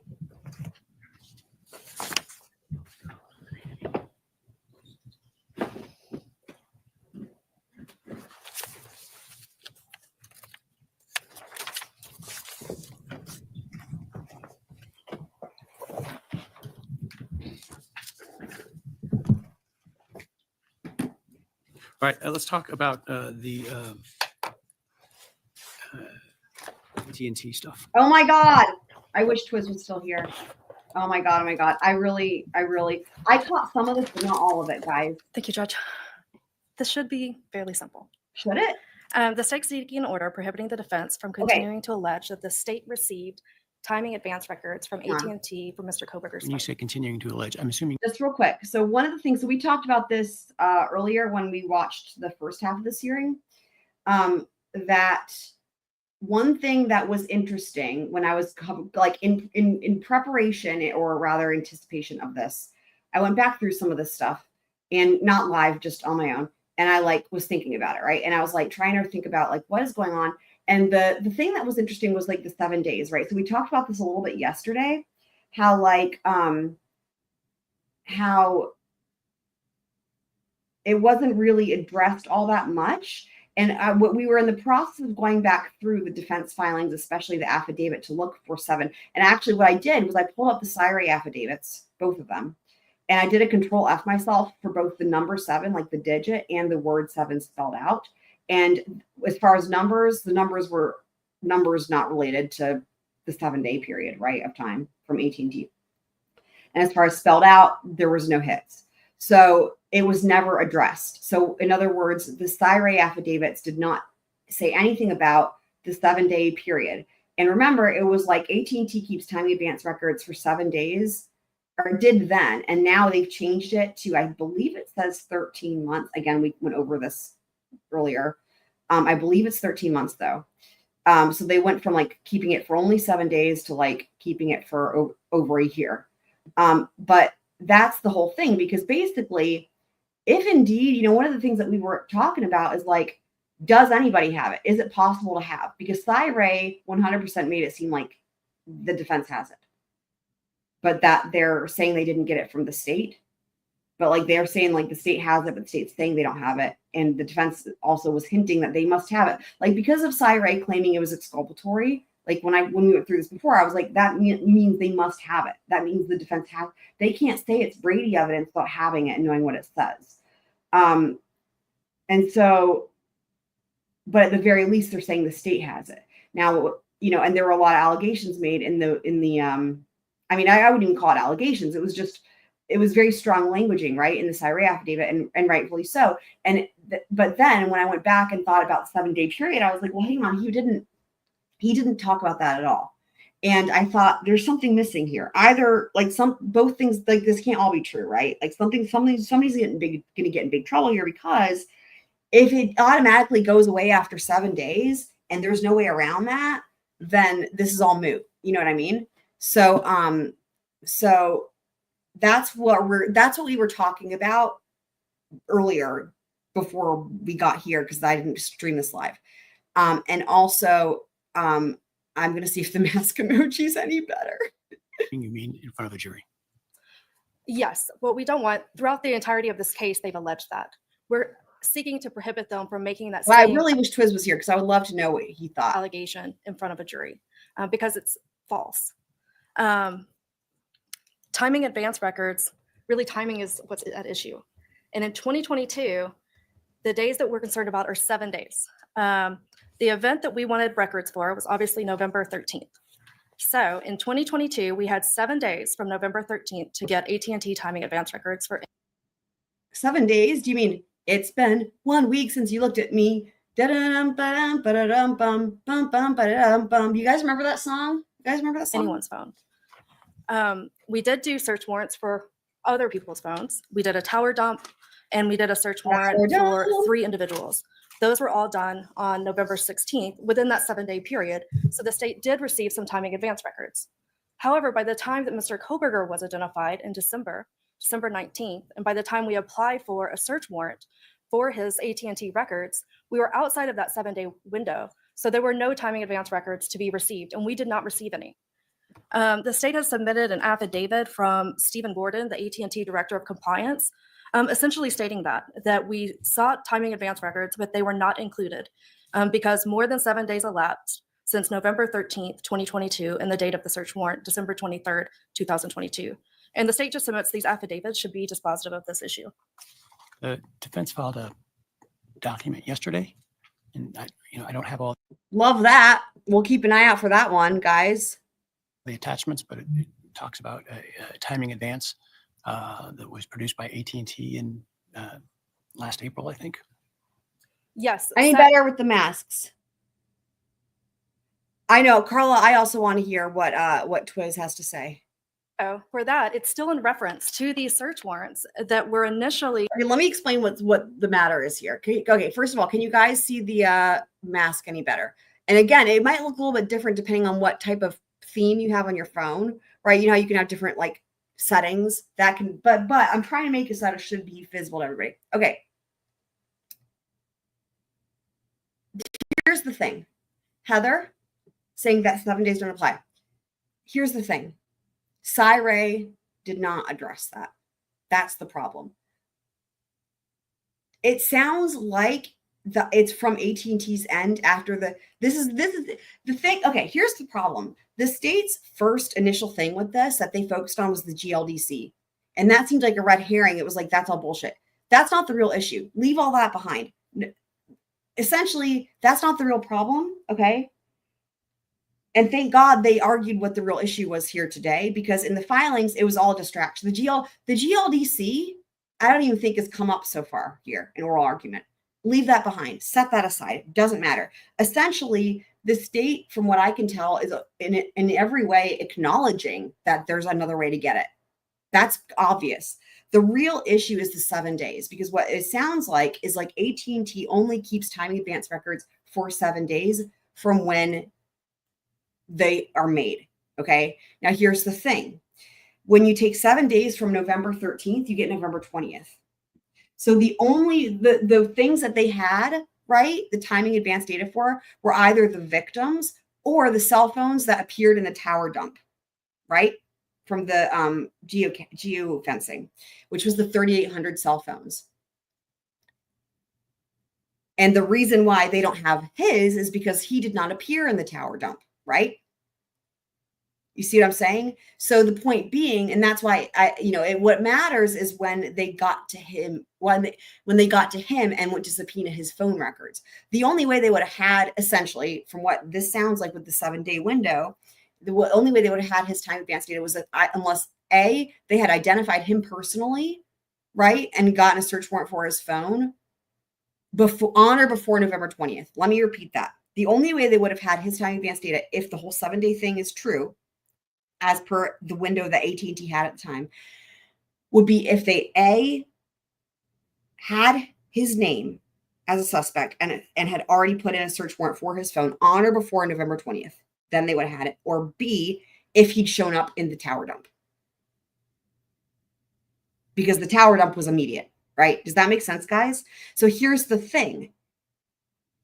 The problem is the 7 days was never addressed in Ray's affidavit. He focused on, and I'm not saying it's not important, he focused on the other ways to get the information, which is all great. But the thing is, and it's almost like the state set it up that way, right? The state set it up that way by making their first initial filings all about the GLDC. And so then the defense comes in and disputes the whole thing with the GLDC, which, yeah, the GLDC thing is a bullshit argument. That's a lie and everybody knows it, right? The problem is that they didn't address the 7 day thing.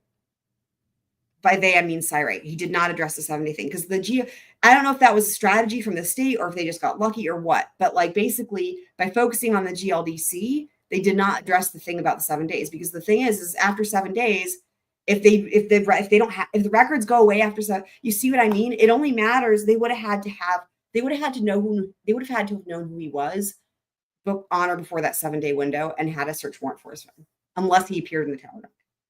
Does that make sense? So having the ability to get them through some other source doesn't matter because AT&T wouldn't have the records anyway. Does that make sense?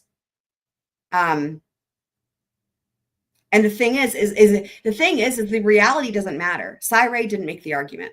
In Ray's affidavit, he did not address the 7 day window at all.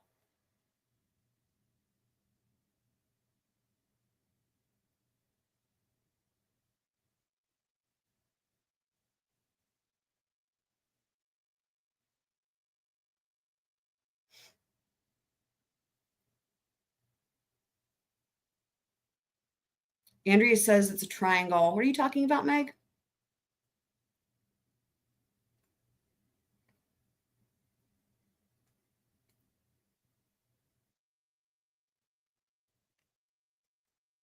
What's a triangle?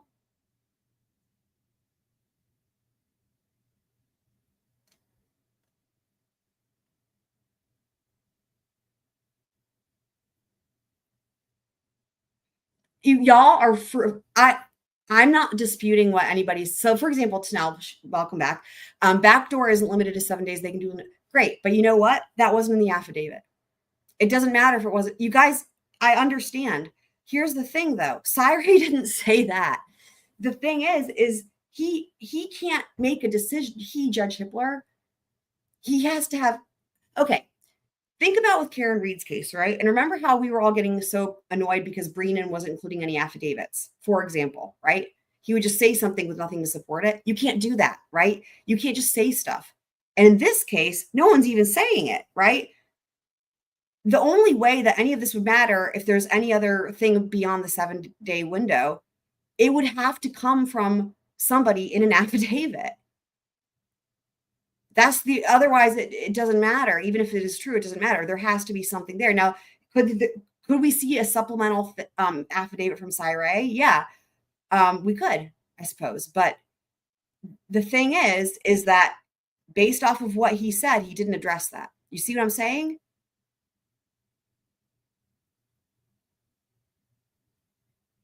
The 7-day window is AT&T, period, is what it looks like.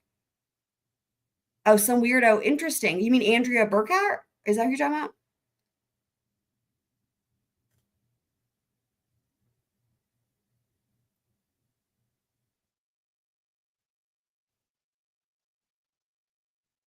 He did not address the 7-day window. He did not address the 7-day window. Yeah, I think you weren't here when I said that, but earlier today, I went through both of those affidavits for that reason. This is before they got to any of this. I went through both of those affidavits. He does not address the 7-day window, period. We can pull it back up. Let's just do it.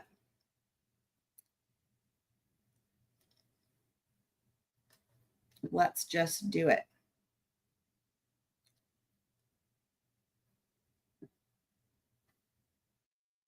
Hang on. Oops.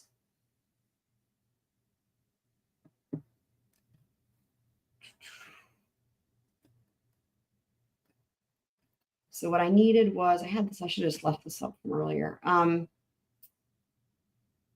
Need this, and then we need this, and then we need this. Okay.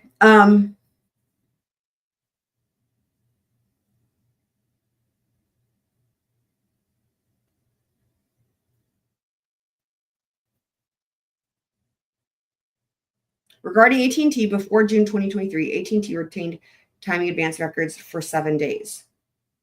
These records were not routinely provided in response to legal demand. Those are two separate things. Let me break this down for you guys so no one's confused. Look, guys, look.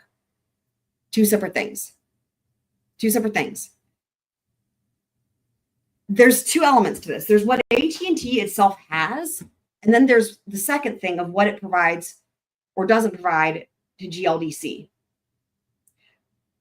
If step one, the AT&T, what it actually has that it keeps and how long it saves it for, providing it to GLDC or not providing it is irrelevant. If they don't keep it, think of it like overriding, right? If they don't keep it past a certain period of time, it doesn't matter if there's GLDC or not GLDC, it doesn't exist anymore. So here, that's what it seems like, right? Okay, so regarding AT&T, before they retained it for 7 days, that's one thing. That's just AT&T retaining it. These records were not routinely provided in response to legal demand prior to June 2023. Separate thing. Separate thing. How long they keep it for, and then who they provide it to is separate. Two different things. After June 2023, they started providing these records pursuant to legal demand and retaining them for 13 months. So what matters, though, is prior to June 2023.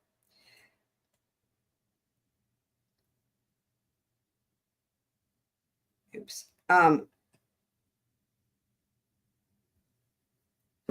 couldn't agree more. Couldn't agree more. That's what I've been saying this whole time. The GLDC is relevant. Like I said, it was a red herring. Couldn't agree more.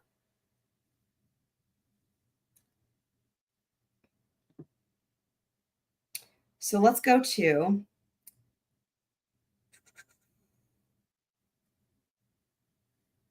zoom out.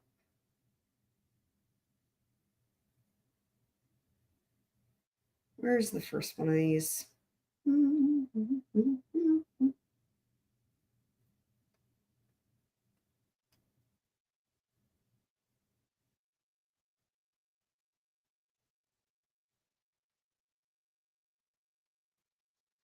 Timing advance records were only available if requested within 7 days. Only available if requested within 7 days of the specified time frame. So if you want anything around November 13th, you've got 7 days to request it. You've got 7 days to request it, right?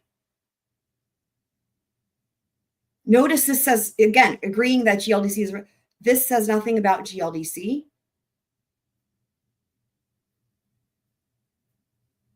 AT&T maintains records made at or near the time of the occurrence of the reference matter set forth.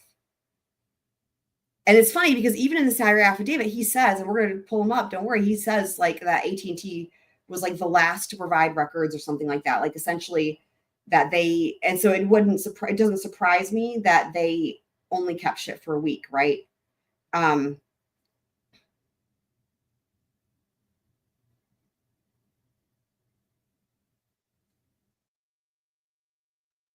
So that's the 7 days.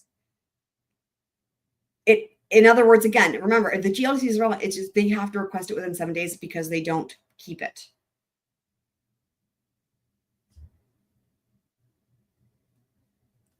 That's what it sounds like. Now, regardless of what I think it sounds like or what anyone thinks it sounds like or what anyone thinks it doesn't sound like, what matters is what Hearsay says, right? Because that is the way the defense can argue anything, whatever they're going to argue, right? And so whatever he says about it, this is their chance, whether there's some other way around it. So the question is that 7-day window, right? Because the GLDC is irrelevant, as we know.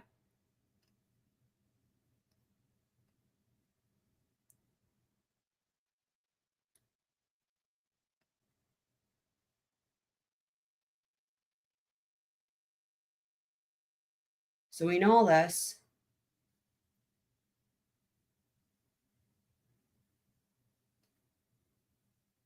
All right, we're going to go through it again. We'll go through it again, and we're going to look and see where does he address the 7-day window.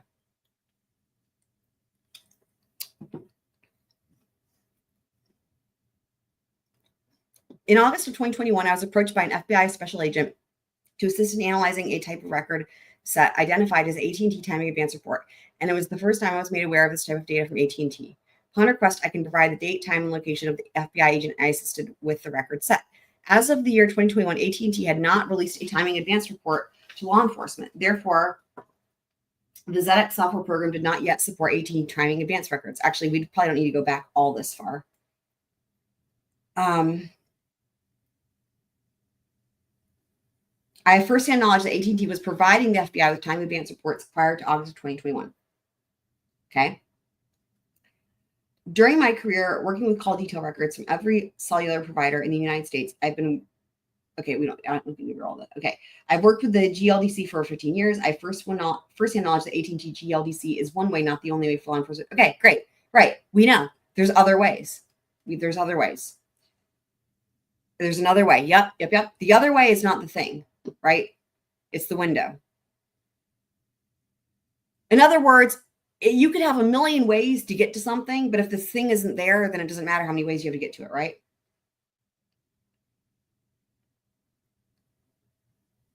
Again, disseminated things while going through the GLDC process.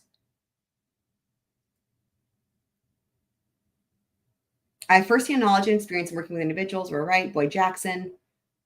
Again, requesting records outside the GLDC process. What we're looking for, right, just to reiterate, is we're looking for him addressing that 7-day window, okay? The state is correct in their claim that AT&T GLDC did not provide law enforcement with AT&T timing advance reports until May of 2023. As a matter of fact, in May of 2023, the working group known as GLDC had only begun their storage of timing advance records. The first official release of AT&T timing advance data was not provided to law enforcement until June 15, 2023 by GLDC. In 2022, the FBI obtained AT&T timing advance records from another source outside of GLDC.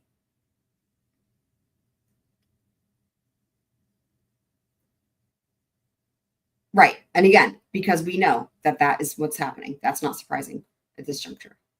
Okay, during this investigation, law enforcement obtained the following AT&T time advance data. 2 of the victims had AT&T phones. Law enforcement obtained data on those phones. Okay. They are within the 7-day window, right? So again, the window being November 13th through the 20th because of the victims. Law enforcement developed an early investigative lead in this case. That person had an AT&T phone at that time of the crime. Law enforcement obtained his AT&T time advance data. Again, an early lead. This would have been somebody else, again, on or before November 20th, within 7 days. Law enforcement also requested a tower dump consisting of AT&T time advance data. What does this also have in common? The 3,800 phones. What does that all have in common? Within the 7 days. This is why yesterday, before the hearing started, when I was working through this in my head, I was actually asking the question. I was like, was there potentially a tower dump? This is what I was asking. I was asking, was there potentially another tower dump or geofencing that I'm forgetting about where they expanded the window of time? I know they expanded the range from half a mile to, 2 miles? But I was like, did they expand the window? Because what I was thinking is this, is if they had, say, expanded the window for the tower dump for let's just say they expanded it to 12 hours, just as an example, right? To where it could have been possible that maybe Bryan Kohberger's phone could have actually pinged and been hit on that tower dump. Then he would have been included in the tower dump, right? And then he would be in that 7-day window. But we know that for that 2-hour window, his phone wasn't there. So again, just to reiterate, what do A, B, and C? These are all of the things they have time advance data for. What do these all have in common? These were all knowns and obtained before that 7-day window was up.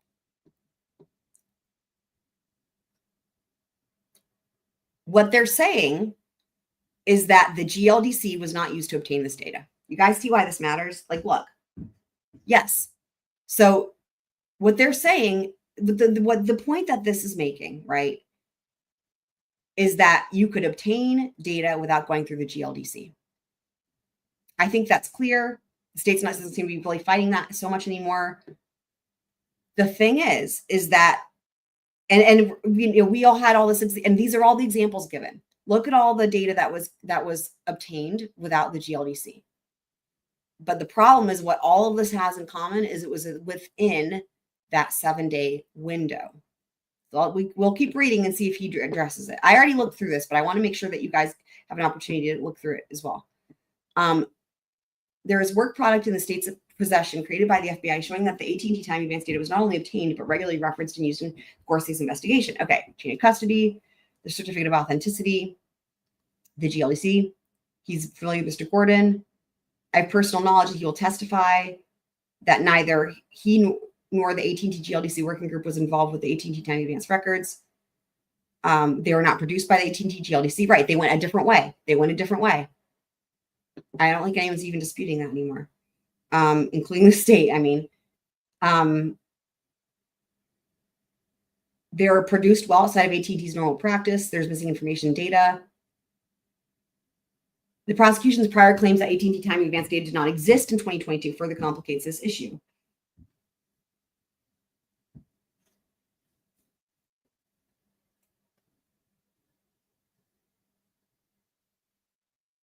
And yeah, that was their initial thing, that's still weaselly because it's not true. Evidence in direct contradiction to the state's motion. So here's the email. Okay. So the email here, right, from Jennings, to Jennings, right? Okay. Essay balanced for Mallory that AT&T can provide time in advance data and to make sure it is listed in the search warrant. Detective Mallory is specifically asking Prosecutor Jennings to make sure the AT&T timing data is listed in the warrant. Prior to the report ever being distributed by the working group known as GLDC. Mrs. Jennings did not respond to the email inquiring on the specific verbiage needed to obtain, she did respond. The email is abundantly clear evidence that Mrs. Jennings was not only aware of the existence of AT&T timing advance, but also shows her intention to obtain it through legal process through AT&T. The email communication with Prosecutor Jennings is the same. Prosecutor Jennings, okay, fine. This contradictory motion stating AT&T did not produce timing advance records in 2022. So here's the thing. Again, there's a lot of red herrings here that the state brought up. Like, and again, I don't know if it was on purpose or what, or like strategy, because they're having to fight. Like, look at this. So what Cyray is doing here, he's having to fight what the state said that was correct, that the things that were incorrect, like that that the GLDC and could they get them or could they not get them, right?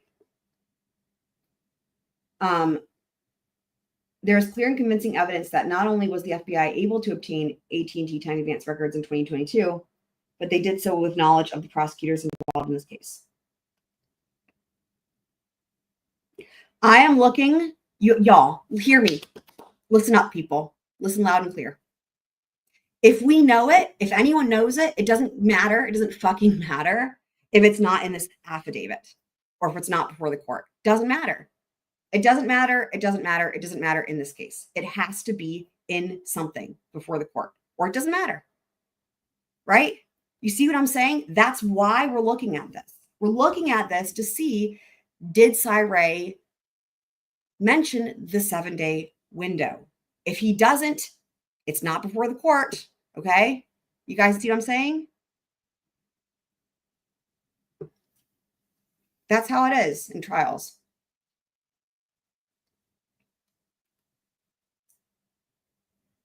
It is incredibly unusual that the defendant's AT&T time advance records were not obtained by the FBI. The FBI demonstrated their ability to obtain AT&T time advance records in November of 2022 by obtaining AT&T time advance records in over 3,800 mobile devices. Again, those are from the tower dump, which were immediate and they were within 7 days, right? Okay, and now he's talking about how location data is important. We know. There's no difference in the verbiage, legal process, or individuals. So notice, so the difference that will be brought up, right, is going to be the amount of time, right? So he's noting the similarities, right? Let me read this again. When detectives and prosecutors requested and served 2 different search warrants to AT&T on the defendant's AT&T account, they requested the exact same timing advance data they previously did when they obtained timing advance data from AT&T on over 3,800 mobile devices. What's the difference? Well, the 3,800 mobile devices, those were obtained and subpoenaed like right after the homicides, right? Within 7 days. And what about the defendants? That was not until December 29th. I looked this up earlier today and I think it was December 20th. I looked up the search warrants earlier. Anyway, next month, right? Way after the week. They all, where was I here? They also maintained the same process in utilizing the FBI to serve legal demands on AT&T. There's no difference in the verbiage, legal process, or individuals. The thing that's not mentioned is the timing that it was asked for. That produced AT&T time advance data on 3,800 mobile devices in the request for the defendant's AT&T time advance data that allegedly yielded nothing. Allegedly on December 23rd, 2022, the FBI sent a communication directly to AT&T specifically detailing their request for the defendant's AT&T time advance records. There's no reason to believe that AT&T would not respond to this request. So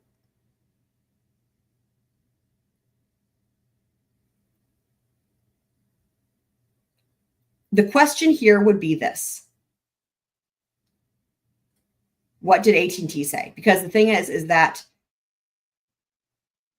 this is really the thing, right? Like, this would have been the opportunity for Cyray to include something like what would have been the next step. Like AT&T would have said, sorry, it's been 7 days, we don't have it anymore, or whatever the case may be, or to flesh out what the possibilities would be here with their response. Because the response could be, we don't have it anymore, right? It's like either they have it or they don't have it. There's different ways of obtaining things, but if the data is gone, the data is gone, right? It is my expert opinion that AT&T time advance data did exist for the defense AT&T mobile device in 2022. I mean, it seems like it did exist, right? The question is, was it only for 7 days? And so far there's not been anything in the court filings to refute that here, right? and it was requested from AT&T by the investigators involved in this case. It was requested. It did exist. It's a matter of timing, it looks like. And again, he's still not addressing that. The investigators previously demonstrated their ability to obtain AT&T time advance data in 2022. Failure to produce the defendant's AT&T time advance data is either a gross deviation from standard practice, right? And then all this, and this we've read all this, right? So here's conclusions, right? Time advance data was available on the defendant's phone. Okay, think about this. All of these things are true, right? It was available. Yep. There's overwhelming evidence showing the state obtaining and using AT&T data in over 3,800 mobile devices. Again, those are from the tower dump within 7 days. There's no doubt that the author of this current motion, Ashley Jennings, knew or should have known that it did exist. She was directly involved in the legal process of obtaining it and was aware of work product, concealing false statements, exculpatory evidence, going over being an expert. But none of this. And point it out to me, guys, if I'm where in this, I just read the whole thing. Where does he talk about the 7-day window? Tell me where.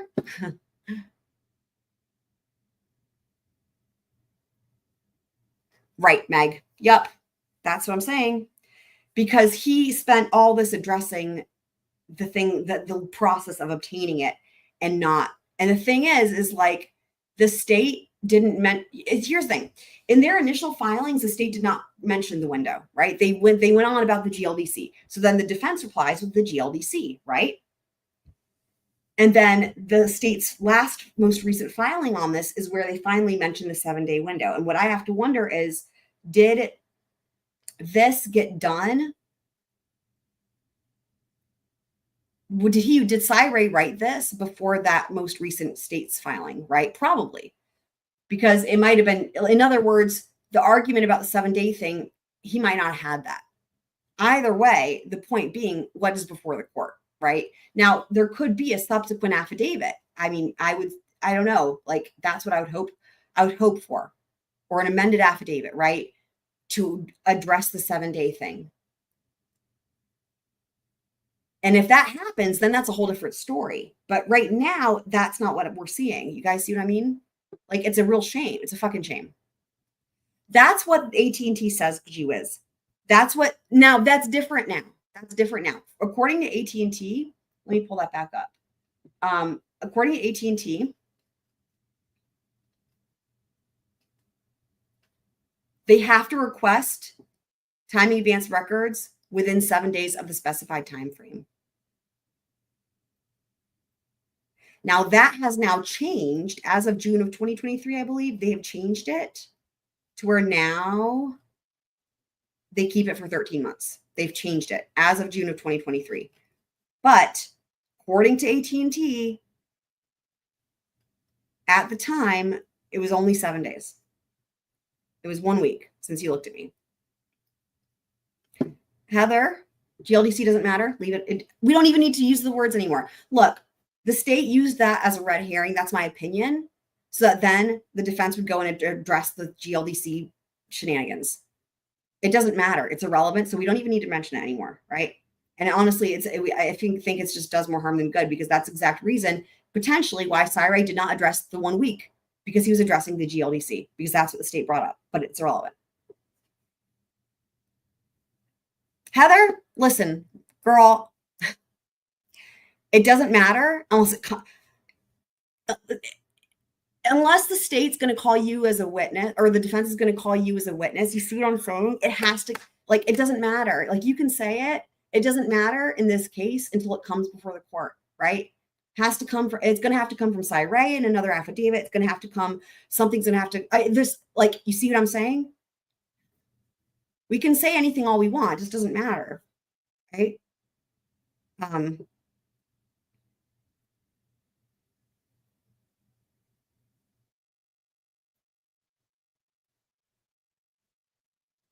Okay, P Fox, so he did not report to, right? Wouldn't he have been?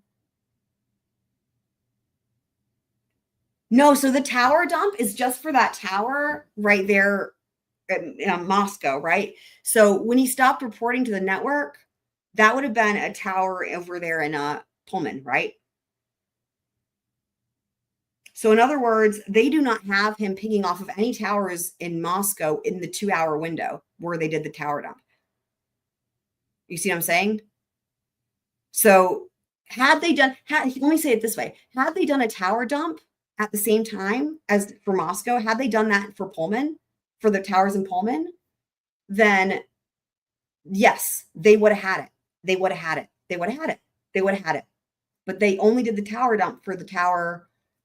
And I don't remember which one, but in Moscow, right? Within they had the half an hour radius and then the 2-mile radius. But it was only the 2-hour window. Right. The thing is this, right? In a way, it's almost a catch-22 because it's like that's why the question I had was, did they have a subsequent tower dump with the same tower but with expanded hours? Because the thing is this, it's almost a crappy thing, right? Because it's like, had he actually been there in the area and shown up on the tower, then they could have had the time advance data, right? You see what I mean? And now it's like, well, he doesn't show up on the tower dump, but that doesn't mean he didn't do it. You see what I mean? It's a catch-20. It's like and what the lawyers say is not evidence. Correct. Yep. So what the lawyers say is not evidence. What anyone in the chat says is not evidence. It has to come from an affidavit or something like that, right? Before the court for it to matter.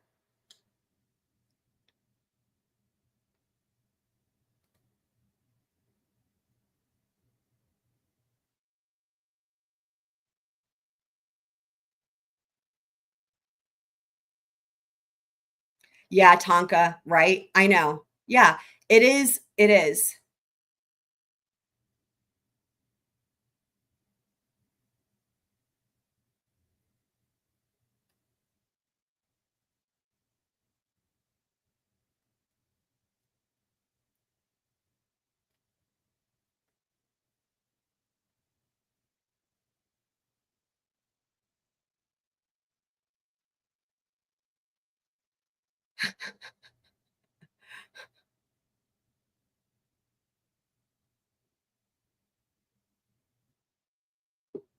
I mean, I understand. Yeah. So yeah, I mean, I think these are good questions, right? And that's why where I started out, again, when I was waiting for the hearing to start, I started out working through this in my brain.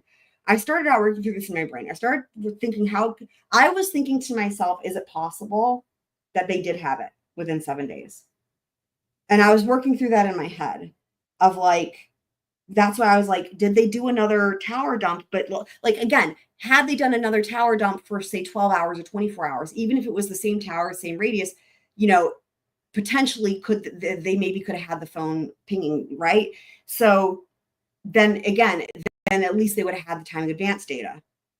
But that's the thing. That's why it's shitty, right? So it's like, if you're the suspect and you don't ping and then tower dump at the time of the crime, right? Or as per the state's theory, right? In that 2-hour window, it's like, oh, well, it's because your phone is off or whatever the case may be, but it doesn't rule you out and that's the thing.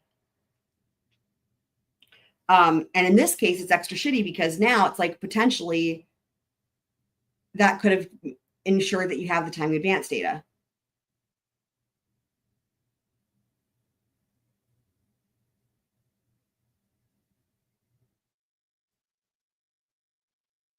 Yeah, that's a good point. And I think Heather, I think when we covered these the first time, I think I caught that. It's not correct. Yeah, I think when we saw this, I do remember thinking that. I didn't notice it again this time around, but I know I did. We did point that out months ago or whatever. Whenever those search were, because that bothered me. I remember that was set me on a whole thing. I was like, wait, 1222, and then I was like, oh, it's just a typo. I mean, yeah, absolutely true. That's true. But having said that, there's so many fucking date problems and just typos on all this shit. It's really fucking annoying.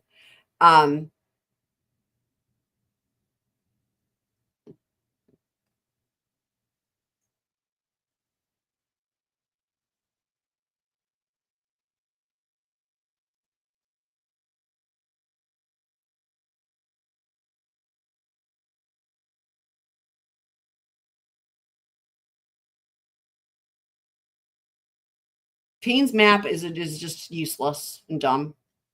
Yeah, the dates are all fucked. Yeah. I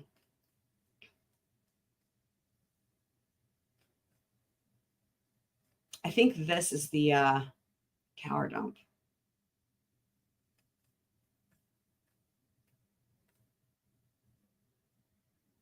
Anyway, yeah, we looked at all this. So, but do you guys see what I'm saying though? Like, are you guys seeing what I'm saying?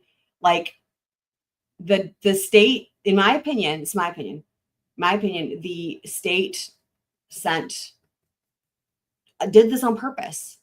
They made their entire thing about the GLDC. The defense responds. They have Syray with the affidavits. They're focusing on the GLDC. They're focusing on all this, right? And they argue the fuck out of that effectively, right? And then the state comes in with this reply, which was, when was this? On 3/24. Remember, there are a bunch of filings all at once on 3/24. And then finally in this reply, they bring up the 7 days. And there was no defense reply to this, right? That's what the oral argument was for. There was no defense response to this. So even though the affidavits came out, I think after this, they were clearly, let me look at the docket. They were clearly, he would have been already working on it. Like, in other words, let me see. So the Syray 3/26. Okay, there you go. 3/26, right? And the state filed that on 3/24, 2 days. So here's the thing. Yeah. Like, and that's just when it gets filed. So I would imagine it's entirely likely, it'll be interesting to see what else happens. It was entirely likely that Syray, again, wrote those affidavits before the state's response. And that's why this is shitty, because I wonder, like, had they waited, the defense, I mean, to have him submit those affidavits, right? And have him, and he had I don't know, it could have been different, right? But it's just shitty that the state did this. And it seems like that's on purpose, right? It's like, yeah, it's a red herring. You see what I mean? It's like, look over here. And then they do that, and then it's like this whole other thing. And it's like knowing that they're going to put effort into making that argument when that argument is going to be rendered moot, potentially, right? And if there's something to dispute that, they would miss that opportunity. You guys see what I'm saying?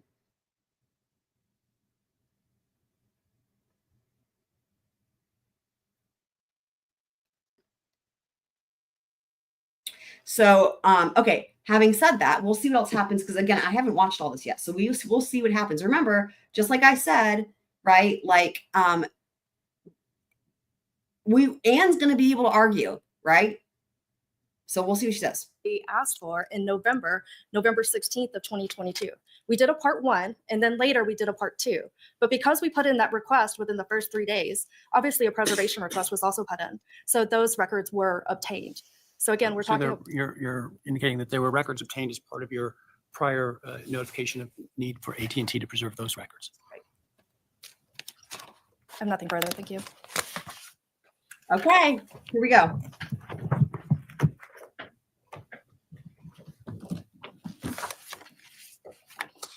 So this is the Your Honor, we're requesting the court deny the state's motion and allow us to cross-examine their expert, Nicholas Balance, with regard to timing advance What records. evidence do you have that timing advance records existed that the state could have acquired for Mr. Kohberger? Okay.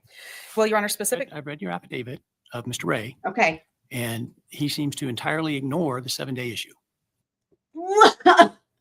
Oh, wow. I could have just not spent all that time. Kidding me? You are kidding me. What? Existed that Hold the on. state could have acquired for Mr. Kohberger. Well, Your Honor, specific. I've read your affidavit of Mr. Ray, and he seems to entirely ignore the 7-day issue and doesn't address it. Right. Your Honor, his affidavit, I think, starts before to explain to the court some of the history about where the timing advance records come from. When Mr. Kohberger was identified, I'm going to jump ahead and tell you why I think I should get to ask Nick Balance about these records. When I'm going to back it up. Mr. Chanel, are you saying thank you? Or are you talking to, what are you saying TY for? I can't stand him either. I never liked him from the get-go. Remember, we do have the new emoji for him. I forget, did y'all say the mask was any better? Okay, let me back this up. I just want to process all this information. Advance records existed. Your Honor, we're requesting the court deny the state's motion and allow us to cross-examine their expert, Nicholas Balance, with regard to timing advance records. What evidence do you have that timing advance records existed that the state could have acquired for Mr. Kohberger? Well, Your Honor, specific, I read your affidavit of Mr. Ray, and he seems to entirely ignore the 7-day issue and doesn't address it. Your Honor, his affidavit, I think, starts before to explain to the court some of the history about where the timing advance records come from. When Mr. Kohberger was identified, I'm going to jump ahead and tell you why I think I should get to ask Nick Balance about these records. When Mr. Kohberger came to the attention of the state and they began doing search warrants for Mr. Kohberger's records on. I'm going to be honest. It sounds like to me, she didn't catch this. It sounds like to me, it sounds like to me, she didn't catch this 7-day thing. So far, it sounds like to me, because she's sticking to the initial thing. She's not answering the question. She's sticking to the initial thing. Dude, where did the state just win on this? Like, basically, because if Syre, because Syre, again, if he wrote those affidavits before the state, read the state's filings, so he didn't know about the 7-day thing is not what he was responding to. And then again, if let's just say Ann Taylor is basing most of her argument off of what Syre says and not what the state said, did she not? Because she's not arguing. Hold on, that would be such a problem and a huge missed opportunity and all kinds of things. Starts before to explain to the court some of the history about where the timing advance you're records welcome come to know. from.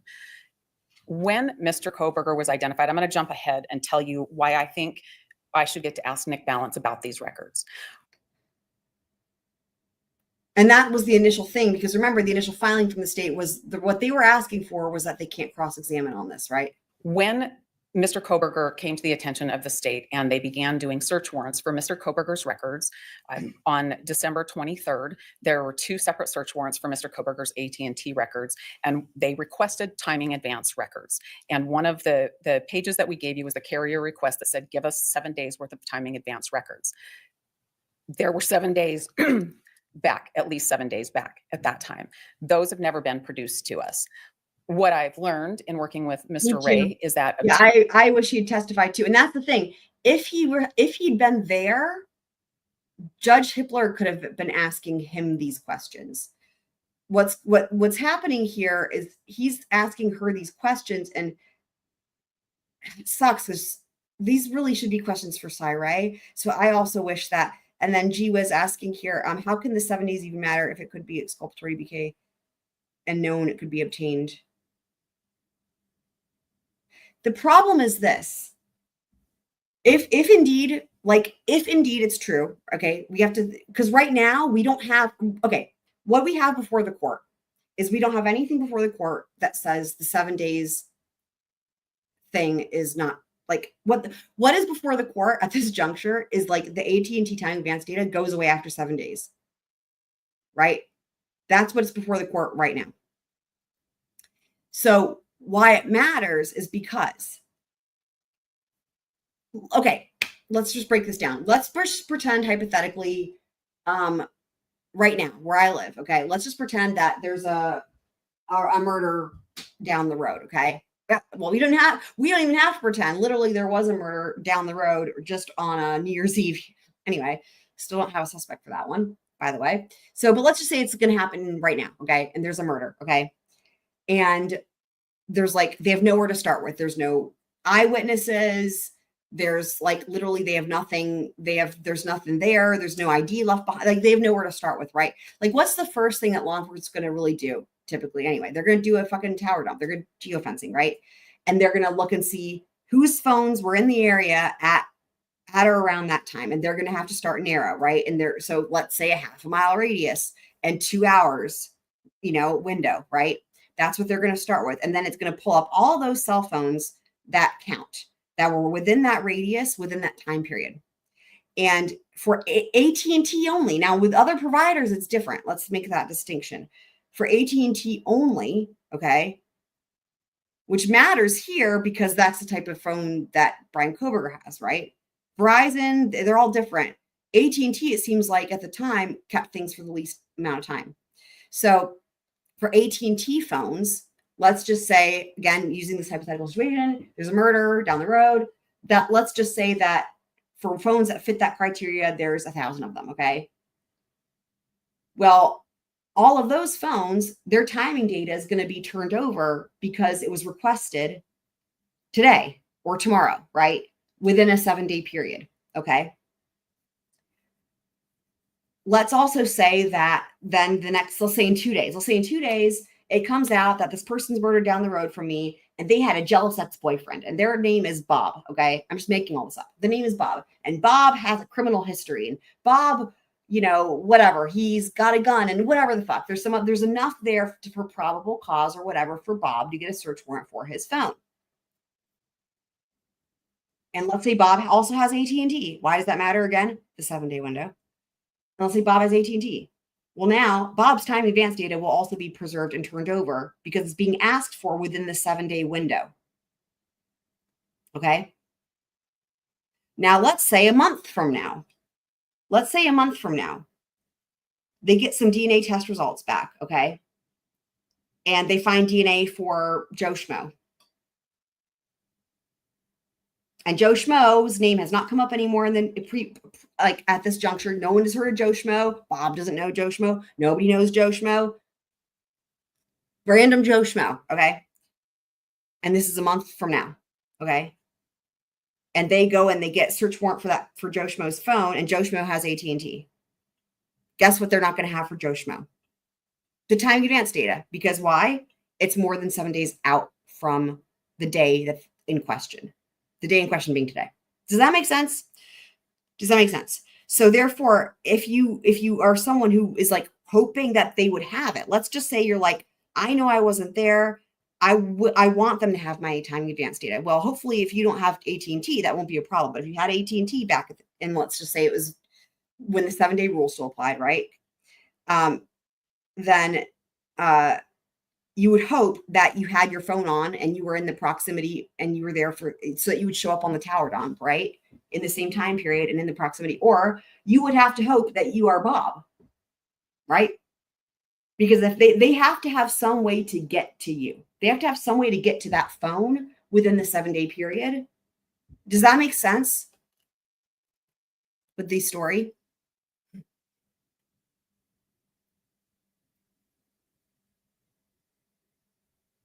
So the point being, they didn't have Kohberger's name. They did not, never mind that. Let's leave that out of it.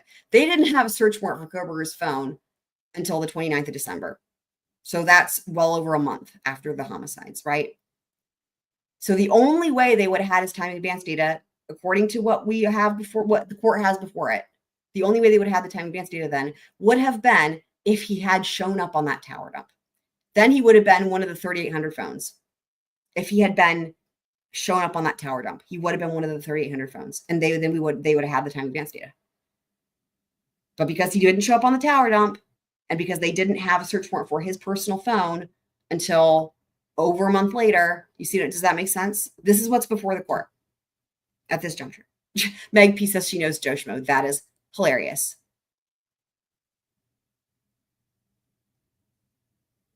Need some Z's? Welcome back. Oh, is there actually Joe Schmo? That's really funny. Joe Schmo's innocent.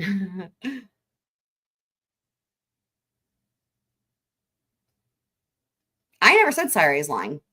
The problem is Syrie didn't say anything about the 7-day window in the affidavit.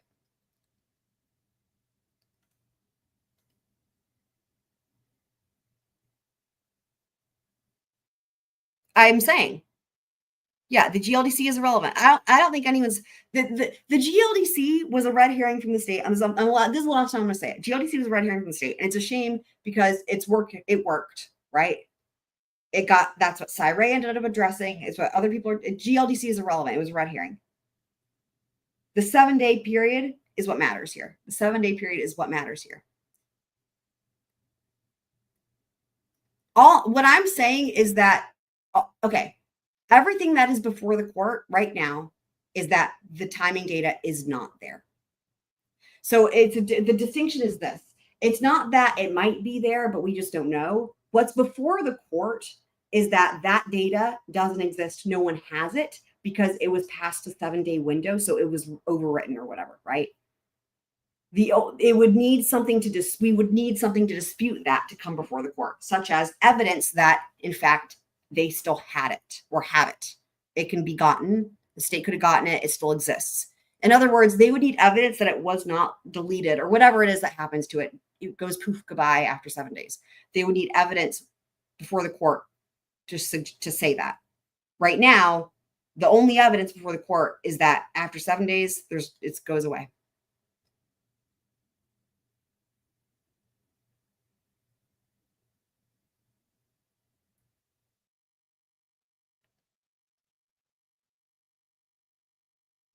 Right. And that's what I'm thinking, Amethyst. That's exactly what I think. That's exactly what I think happened here. That's exactly what I think happened here.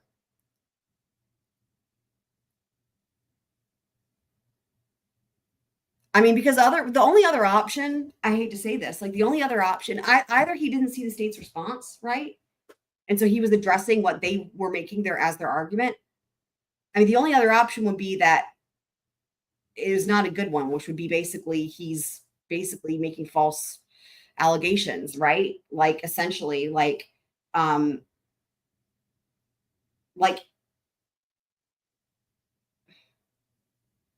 if you add the fact that it's like, because in the affidavit, he's saying that the state is basically hiding exculpatory evidence, right? So that's why if Cy Ray were to know for a fact it is not there, like I'm not saying this is the case, right? I'm not saying this is the case. I'm saying that this is why I think that he didn't read the state's response, because the only other alternative seems too far-fetched for me to think that Cy Ray would do, which would be basically mislead the court. You know, I don't think he would do that. So that's why, to me, and given the timing of it all, 2-day difference is why I think also he just didn't see the state's response. I mean, I think the 7-day period is super relevant, right? It is to Bryan Kohberger, because if he wants his timing advance data and he can't get it because it was deleted after 7 days, then the 7 days matter, right? Everything before the court is like, it goes away. We don't have anything to suggest otherwise in terms of the court record, the evidence before the court. And again, the Cy Ray affidavit. Now, could there be a supplemental, amended affidavit? Possibly, right? We'll see. We will see. Remember, they did say there was another filing that was just filed, today or whatever? There was another filing. I haven't seen that. That hasn't come up yet, but we don't know what that is. But having said that, if it would have been related, it would have been argued at this hearing. So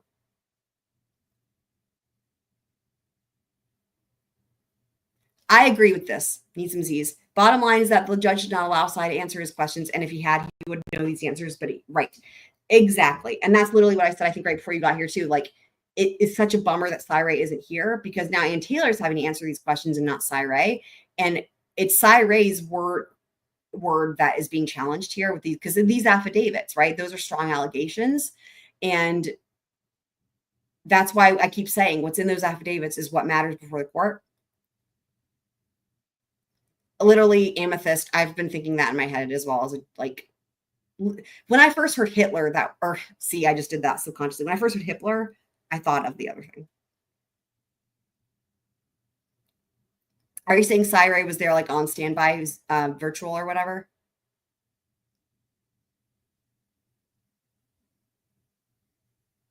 We all get it. We all get it. Tonka, no one's talking about the GLDC. No one's talking about it. We all said it's irrelevant. We're all in agreement. We don't need to bring it up anymore. No one's even talking about it. I see what you're saying. 7-day retention period is relevant because it's directly related to GL.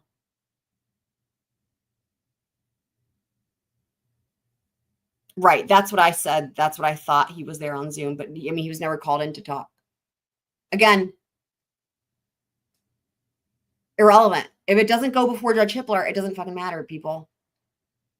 Somebody would have to have said this in court. I haven't heard all this yet. To my knowledge, it doesn't look like anybody is saying that in court. Somebody has to say this in court. Otherwise, it doesn't matter, people. AT&T records, and they requested timing advance records. Meg. And one of the pages that we gave you was a carrier request that said, give us 7 days worth of timing advance records. There were 7 days back, at least 7 days back at that time. Those have never been produced to us. What I've learned in working with Mr. Ray is that obtaining timing advance records now goes through a different process than it went before.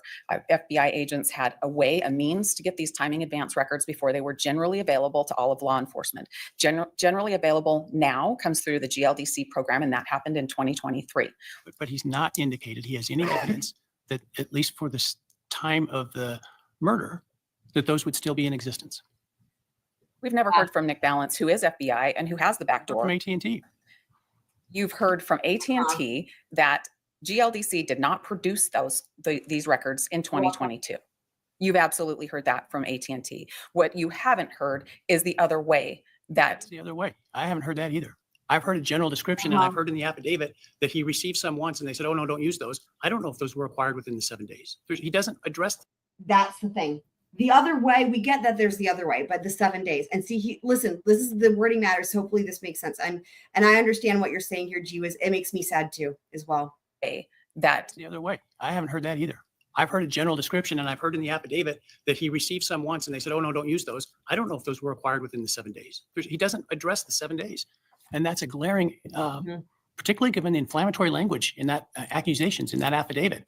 It's a glaring omission. All it would have had to have is when in the affidavit, when he's talking about the other way to get the records with the back door, even if just in one of those paragraphs, in just one of them, if he just mentioned that by doing the back door, they can get the records beyond 7 days, that would have completely changed this argument today so far from what I'm hearing. But I'm going to keep listening, and I haven't heard all this yet. Your Honor, we don't even have the 7 days worth, which is what the carrier request says. That The 7 days that he's back home. maybe. I'll ask the state about those. If they receive those, I'm not sure their search warrant covered that time frame, but Your Honor, I would say that it did. And I would say their first search warrant was just a 48-hour period. It asked for timing advance records. But then the second warrant, you would agree there's no evidence that AT&T provided those, or that those were still available by the time that Mr. Kohberger was identified. Your Honor, An officer of the court. as an officer of the court, I would Oh, like boy. to ask Oh, Nick Balance that. And here's Hang why. on. Here's why. The thing Oh boy. Oh dear. for timing advance records, but then the second warrant, You would which agree there's no evidence that AT&T provided those, or that those were still available by the time that Mr. Kohberger was identified. Your Honor, I An officer of the court. One more time. asked for timing advance records, but then the second warrant, You would which agree there's no evidence that AT&T provided those, or that those were still available by the time that Mr. Kohberger was identified. Your Honor, An officer of the court. as an officer of the court, I would like to ask Nick Balance that. And here's why. Here's why. And this is The also things why that I'm, I've learned this is is that- also why I'm saying I don't think she caught the 7 day thing either. I think she prepared her argument on what Cy Ray said in his affidavit. And so basically, I think that the defense fucked up here essentially by missing the 7 day thing, because they were not ready to respond to this. And see, that's why she's not able to pivot, because she doesn't have enough information. And so she's like, and I don't know why it wouldn't have been a good time to be like, hey, Cy Ray is on Zoom. Can't we just bring him in and ask, or have him? Can't we ask him? I don't know why that didn't happen. I have literally no idea if he's there on Zoom, why they didn't say, hey, yo, let's ask him and not me, right? Because he's making her answer these questions. And clearly she was not prepared. And so she's just simply answering with what she had prepared to talk about, which was the cross-examination. But again, I haven't heard all of it yet. So records, but then the second warrant, You would which agree there's no evidence that AT&T provided those, or that those were still available by the time that Mr. Kohberger was identified. Your Honor, An officer of the court. as an officer of the court, I would like to ask Nick Balance that. And here's why. Here's why. The things that I've learned is that the 7 days is on paper. Sometimes they go back further than other days. What's the evidence of that, counsel? The evidence has been in the practice that I've learned from people that I've You're worked giving with. me that testimony now? I'm not giving you testimony. I'm answering the court's question. Okay. But you've made some serious accusations against the oh, boy. state of hiding evidence. And yet you've provided no factual basis, zero, that evidence existed for them to be able to obtain it in December. Your Honor, in April or I'm sorry, it was probably by the July date that I got it, of 2024, I got records from 2022. In some other time in 2024, I think it was May, I got 3,800 people's timing advance Because they were records. asked within 7 days of the date that they Right. sought it. That's literally what I said. It was the tower dump from the night of the murder, Yeah. asked within the 7 days. I understand that. Okay. So where's the evidence that Mr. Kohberger's timing advance records from AT&T were available to anybody in December without a prior request that they save those? Well, I don't know if they made a prior request that they save those. Well, they wouldn't because they didn't know who he was. You're correct. They didn't know who he was until I think about December 19th. Right. Their warrant for his full scope of records, the second AT&T warrant, asked for all of the records. I haven't seen any of them. That's even if they were just the 7 days back, I haven't seen any of What them. you're talking about now is a discovery issue of those 7 days that don't sound like they're particularly relevant to the murder. That's a discovery issue Yeah. you can take up with the court through a motion to compel, which you have not filed. It's not an evidentiary issue in which you can lay down. Hold on. That matters. Yep, exactly, Tonka. Exactly. That's literally what I'm saying. Hold on. I haven't seen any of them. That's even if they were just the 7 days back, I haven't seen any of What them. you're talking about now is a discovery issue of those 7 days that don't sound like they're particularly relevant to the murder. That's a discovery issue you can take. No, BK did not show up in the tower dump, Meg. That's what I'm saying. If he did, they would have it. If he did, they would. I mean, remember there was the half-hour radius or half-mile radius and the 2 mile radius, and it was within a 2-hour window, and he was not in the tower dump. And they're saying it's because the phone was off, right? So that's why one of the questions I asked, I keep saying this is from this morning or yesterday morning. It was before the hearing, and I was asking myself, was it possible that there was another tower dump where they expanded the time frame, right? But I couldn't find anything that said that. I was just trying to think, did that happen? No, it doesn't look like it. It looked like it was just the 2 hours, but they expanded the distance. So he was not showed. If he'd shown up in the tower dump, they would have had the T. According to what the court has before it right now, they would have had it if he showed up on the tower dump. They would have Take up with the court through a motion to compel, which you have not filed. It's not an evidentiary issue in which you can lay down Mr. Ray's conspiracy theory without any evidence. Hold on, I need to go back. I wanted to hear this and I got sidetracked. I wanted to hear about the discovery here. Okay, hold on. You're correct. They didn't know who he was until I think about December 19th. Right. Their warrant December 19th. for his full scope of records, the second AT&T warrant, asked for all of the records. I haven't seen any of them. That's even if they were just the 7 days back, I haven't seen any of What them. you're talking about now is a discovery issue of those 7 days that don't sound like they're particularly relevant Okay, to the murder. That's a interesting. So that is interesting. So what she's saying is she still doesn't have the 7 days prior to the, I guess, December 19th. But it's interesting that she's mentioning the 7 days because that would mean that her understanding is still that you can only get 7 days back from when they request something. discovery issue you can take up with the court through a motion to compel, which you have not filed. It's not an evidentiary issue in which you can lay down Mr. Ray's conspiracy theory without any evidence at trial. Your Honor, we have litigated this issue quite I don't know why they're not just bringing Syray on though. extensively throughout the course of the case. The timing advance records, once I understood how timing advance works, became very important.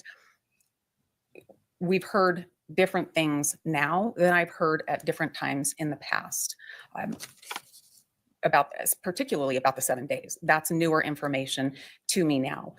But the carrier There it is right there. I called it. She did not know about it. She doesn't want to admit it because that's terrible. I think she didn't read the state's motion or their filing, or she didn't read it carefully. She's clearly caught off guard by this, and Syray too. That's what it is. And I mean, I know she's busy and all that, but she didn't read that. And see, the state was sneaky and they succeeded. I mean, but look at these two. Y'all look at them too. Look at Bill and look at Ashley. I mean, are they masterminds? I don't think so. I think that they're more weasels. And here they got lucky because she missed it. That's what I think happened here. And I think she completely is. I think she's saying, if I had to read between the lines, well, let me listen to it again and then I'll say what it is. the timing advance records, once I understood how timing advance works, became very important.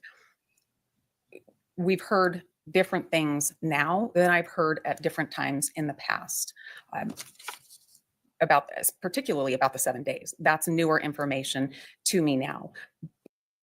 I think literally what she's saying is, I'm literally hearing, I did not even know about that until literally right now. The problem is it was in the state's filing. Oh God, this sucks. This sucks. Dude, this could have been a lot different. This whole thing could have been a lot different. This could have been different. Had she caught that, Cyrie's affidavits could have been different. They could have been amended. The whole entire thing could have been fucking different. But the carrier request Right. forms tell me I should at least have that. I want the court to know that we have had motions to compel on this very Right. issue. Yep. We have had different bits of information. I For hope the 7 so. days that are after December, in December. No, Your Honor, because the 7 days is something that's newer and has been brought to my Our attention more motion to recently. compel related to timing advance records for November 13. Our Discovery requests were for all of Mr. Kohberger's timing advance records. Our motions to compel covered all of them too. Look at them too. I think the state, 100%. This is what I think is going on. I think the state doesn't even realize that they got so fucking lucky here because they're just. I think that they're just now picking up, like just now figuring it out. Like, look at Ashley's looking through her papers. Bill's looking for something. Are they like, wait, what? You know what I mean? I wonder if Ashley's looking through the state's motion to be like, wait, did she not read this? Is she looking to see how many times 7 days is mentioned? Like literally what we just did, right? We just did this. We went and looked at the state's motion or the state's response, some of it, right? Just enough to see the 7 day part. And then we looked at Syra, like, is that what she's doing? And then is she like, oh my God. And then you have Ann Taylor, who's like, so of course, like, beyond, what's the word I'm looking for? Like beyond like, she's great. Oh my God. I can't even think of another word. That's how much my brain is so fried trying to like parse all this out. Like, wow. She's so capable. That's the word I'm looking for. And I'm clearly not. She's so capable. And the state is so not capable and so easily. And like, they got so lucky here. I have this carrier request now that says 7 days, and I have the affidavit now that says Yeah, 7. I think they're just now realizing it though, you guys. Is it just, look at them. Their reaction is really funny here. I think it's just now dawning on them. Like delayed reaction, which is really fucking funny.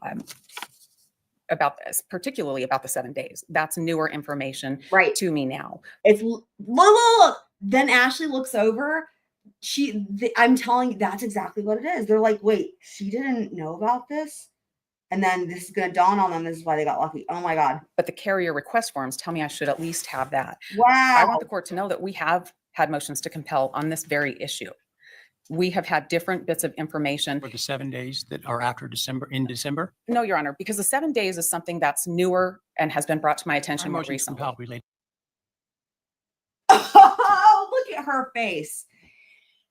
That's what it is. That's something that's newer and brought to my attention recently. She's means right now. And she can't say that because it's in the state's filing and she didn't read it. Dude, this is a mess. Dude, I hate this so much. I hate this. At least have that. I want the court to know that we have had motions to compel on this very issue. We have had different bits of information. For the 7 days that are after December, in December. No, Your Honor, because the 7 days is something that's newer and has been brought to my Our attention more motion to recently. compel related. Oh my God. Oh my God. Oh my God. I think this is where it's dawning on Ashley that Ann Taylor definitely did not catch that and maybe just didn't even read the filing. And wow. Wow. Related to timing advance records for Wow. November 13. Wow. Fuck. This sucks. This sucks. Mm-hmm. Mm-hmm.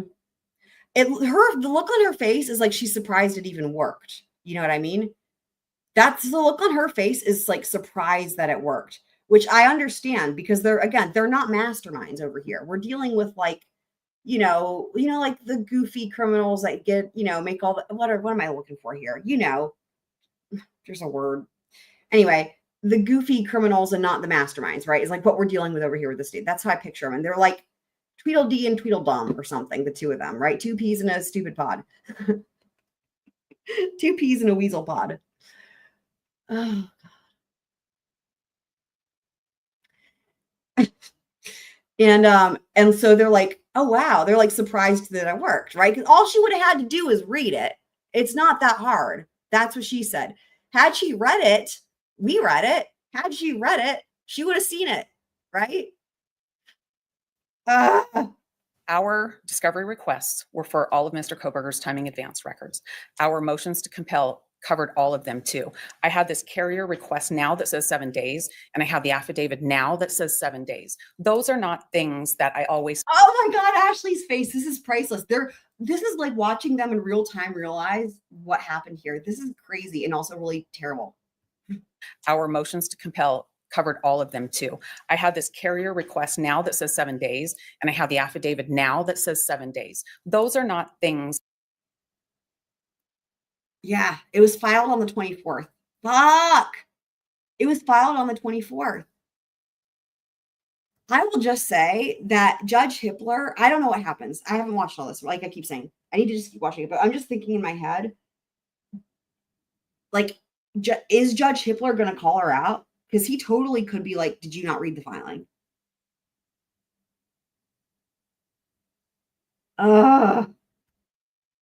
That I always knew when we were litigating this issue. Okay. Those are new bits of information. To me, it is a little bit problematic that there's been things that have changed and there might be records out there.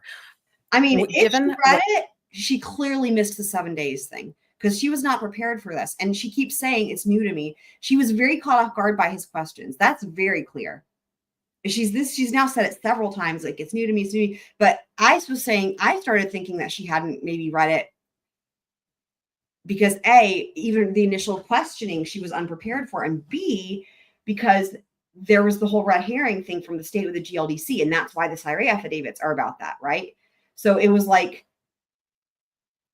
the red herring.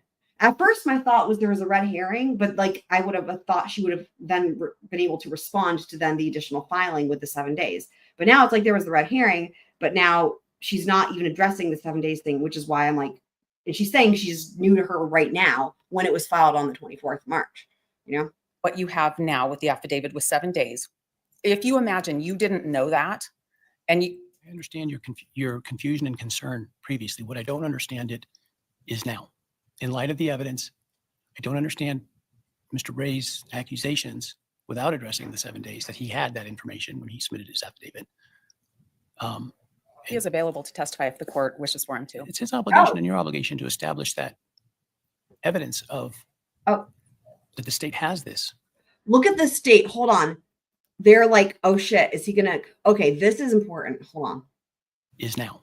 In light of the evidence, I don't understand Mr. Ray's accusations without addressing the 7 days that he had that information when he submitted his affidavit.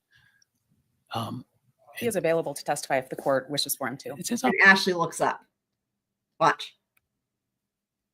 affidavit. He is available to testify if the court wishes for him to. It's his obligation and your obligation to establish that And then Bill looks up. evidence of that the state has this, and you haven't done that. His affidavit is. Oh God.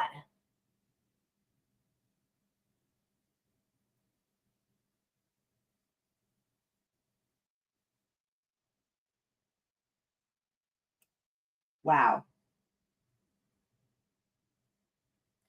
He's not letting him. Dude, what the fuck?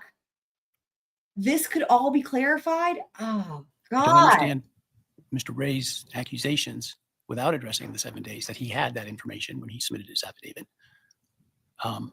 He is available to testify if the court wishes for him to. It's his obligation and your obligation to establish that evidence of that the state has this, and you haven't done that. His affidavit is quite extensive. I will say too, even if that's true, even if it didn't exist, that's what was in the state's filing, and that's what they have to respond to, right?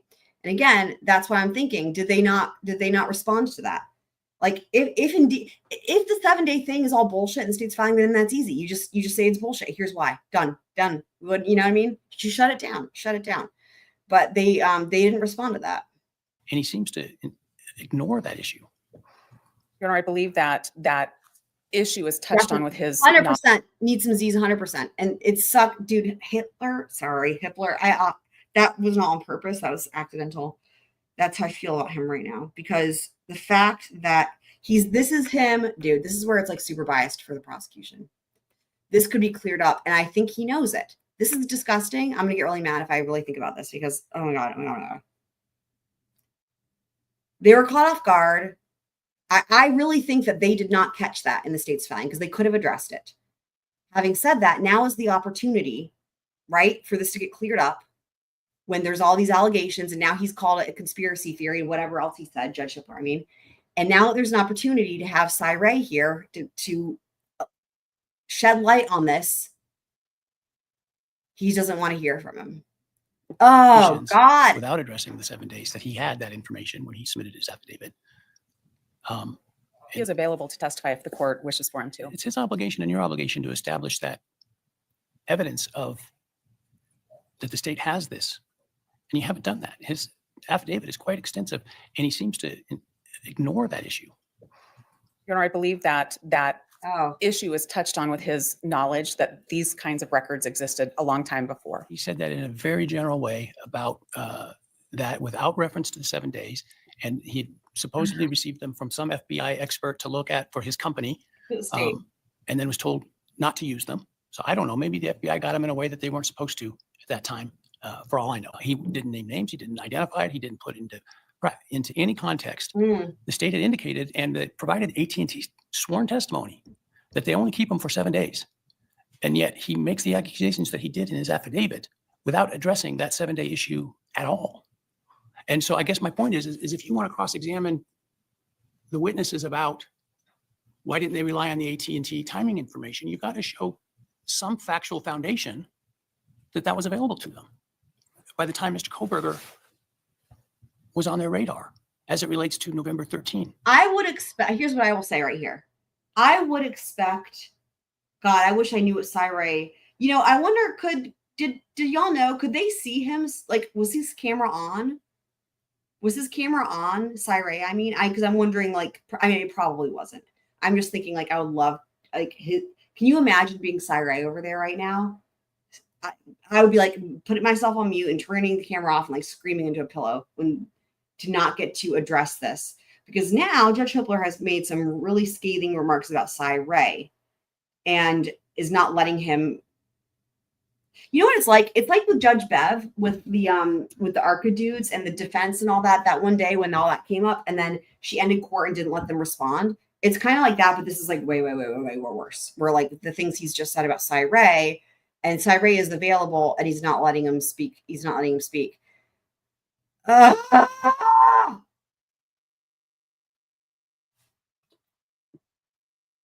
I wonder, because I'm like, could Twiz see him? I bet the camera was off. I don't know. Does anyone know? Does anyone know? Did Twiz tell y'all? I mean, I'm just going to go for a second because, like, I don't know. Oh.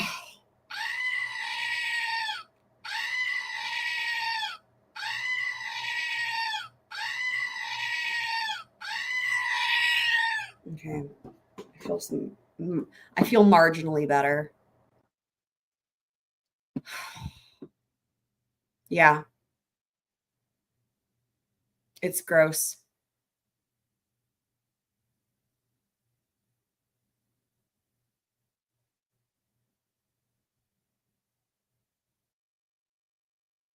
Yeah. I mean, wow. It speaks volumes, though, that Judge Hippler doesn't want to hear from him, right? It's so easy to say these things, right? As we all know, it's so easy to be the one to say whatever. If you don't give the other side a chance to respond, you can say whatever you want, right? And then that's the story. That's the narrative that goes forth. That's how this whole thing works. They respond. They should respond. I'm just at a loss. Yes.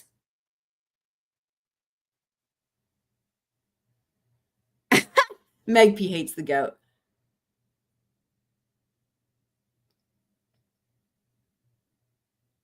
Welcome back, Backwood Beats. Hell, Heather, Hitler, at the end of the day, will regret that, right? Wow.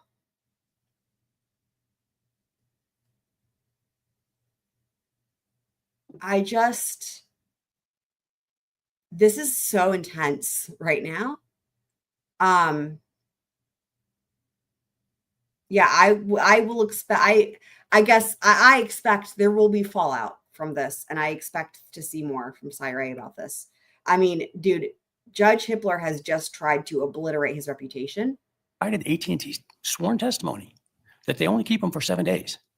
And yet he makes the accusations that he did in his affidavit without addressing that 7-day issue at all.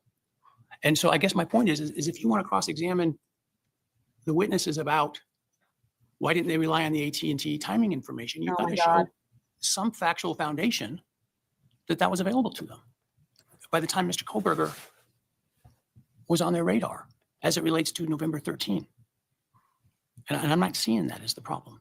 My first question to Special Agent Balance, who would be the person who would have gotten these through a different channel through the FBI, would have been, did you get them?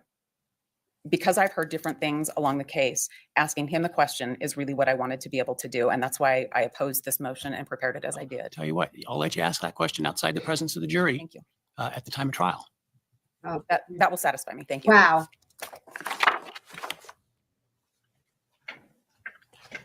Really? That will satisfy her? Hang on. Can we just take a moment? Because my brain. First of all, how's the mask emoji looking, guys? Any better? Hold on. Asking him the question is really what I wanted to be able to do. And that's why I opposed this motion and prepared it as I did. Tell you what, I'll let you ask that question outside the presence of the jury Thank you. at the time of trial. That will satisfy me. Thank you.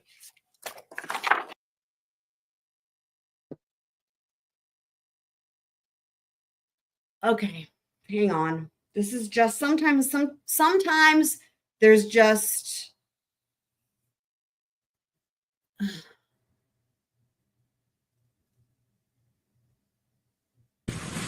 hard as a rock, freeze thaw effects on penetrometer resistance. You know, his head's as hard as a rock. Your Honor, I can't do this in 2 minutes. bonus round, y'all. I gotta show you that waterfall though. Oh, there's a little waterfall coming out of the spa. Wait. Are you? He's calling that a waterfall, guys. What do you think that says about his? You know what size? And the grounds have been a fixture in their online videos. I gotta show you that waterfall though. Oh, there's a little waterfall coming out of the spa. I'm good. I'm dead. Goodbye. Oh my God, I'm dead. I'm dead, you guys. I'm dead. This wins. That is the waterfall. What? I don't. For years, this house and the grounds have been a fixture in their online videos. I gotta show you that waterfall though. Oh, there's a little waterfall coming out of the spa. That speaks volumes though, doesn't it, about him? Holy shit. He calls that a waterfall? Oh dear. Get this my pool, my slide. Oh my God. You know, my little hot tub, and Is he going to say the waterfall? Is it got a little waterfall. We haven't really.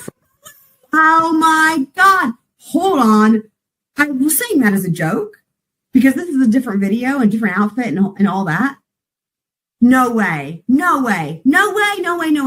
But it's getting there, I'm dying. and take some time to get a house the way you like it. This is my pool, my slide. You know, my little hot tub, and we got a little waterfall. We haven't really furnished it yet, but we're gonna make it real nice.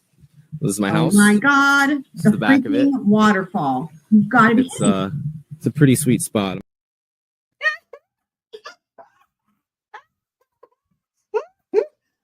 Can't even breathe. I can't even breathe. Oh, just trying to breathe. I am dead. I'm dead of laughing. Yes. All you see is the pool. That's because there is no tiny waterfall. Oh my God. Okay. Can you guys see the mask though? The mask emoji. Anyway. All right. That was a fun little break.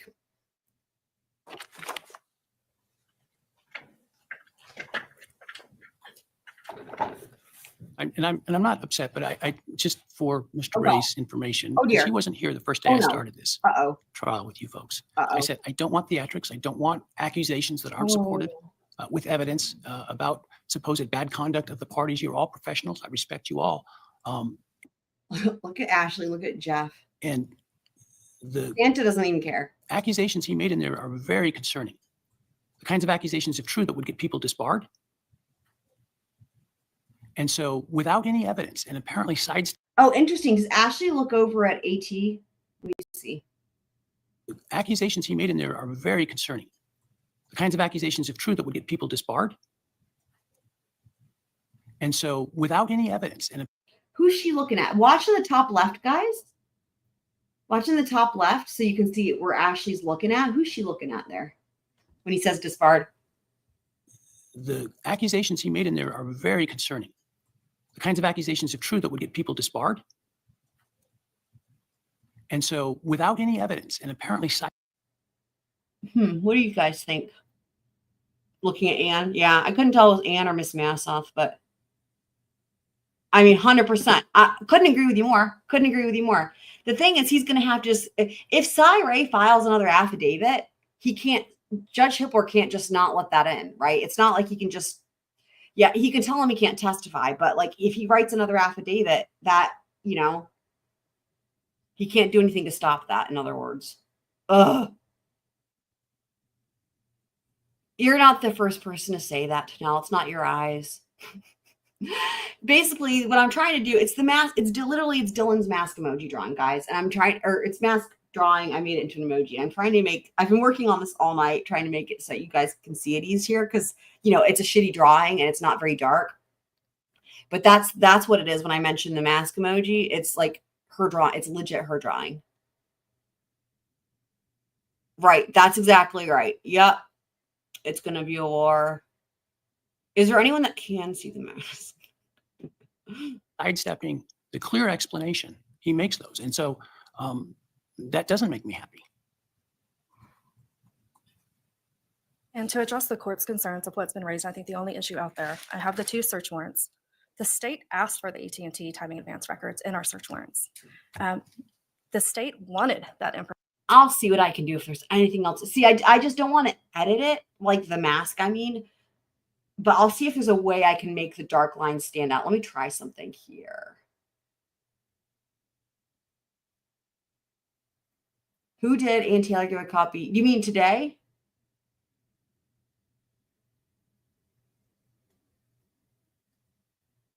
I was wondering, you know, it's so funny, P. Fox. I was wondering if she was looking at Bryan. I was wondering if she was looking at him. It's kind of hard to tell because I thought, I don't know. It's interesting, right? Information from Mr. Kohberger. We did not receive it. I did not receive those records from AT&T. I do not have them. Thank you, Your Honor. All right. There's not been a showing that those records were available. And I think it would be unfairly prejudicial I'm sorry, to Meg. try to impeach the testimony of the agent that somehow he hid or didn't provide or didn't use records that he didn't have available to him.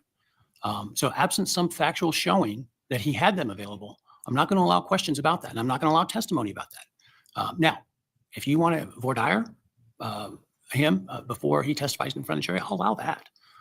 And if you show a factual basis for it, I'll allow it. But you haven't at this point. I appreciate the opportunity to ask the question outside the presence of the jury. Thank you. Thank you. Wow.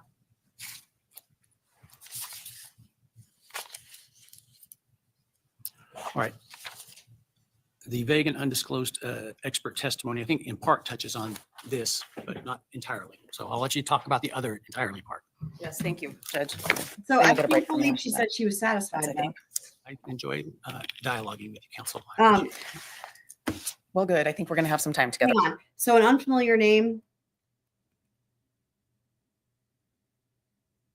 What was the question about the court documents? Are you saying, when was that though? At this point. I appreciate the opportunity to ask the question outside the presence of the jury. Thank you. Oh, Thank you.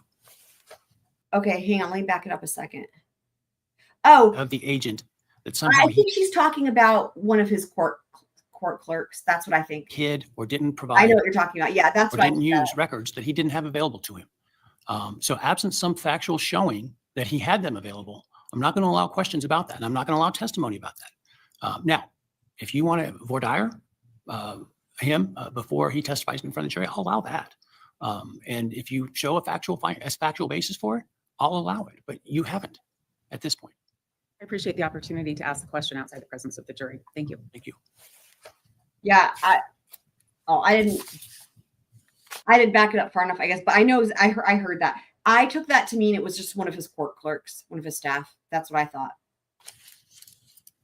Yeah, I'm sure he's. right. Are you kidding me? Pissed The is vague and undisclosed expert testimony, I think in part touches on this, Yeah. but not entirely. So I'll let you talk about the other entirely part.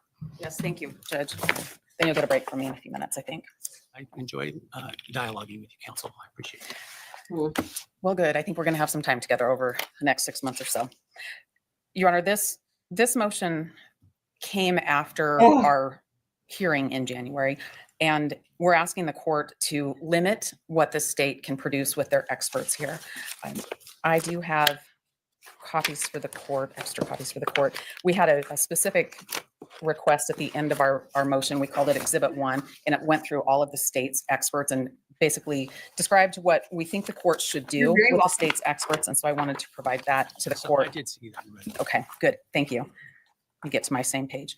I want to start though today with my presentation and my request with a little bit of history with this case. And as the other motions are, this motion, our motion for the court to exclude all of the state's experts as outlined in our exhibit is based in Mr. Kohberger's rights to a fair trial, effective assistance of counsel, due process, and guaranteed by discovery rules and rules of evidence and the court's own scheduling order. It's rooted in Rule 16, which is kind of where the court looks at these issues. Rule 16 it is, yes, Your Honor.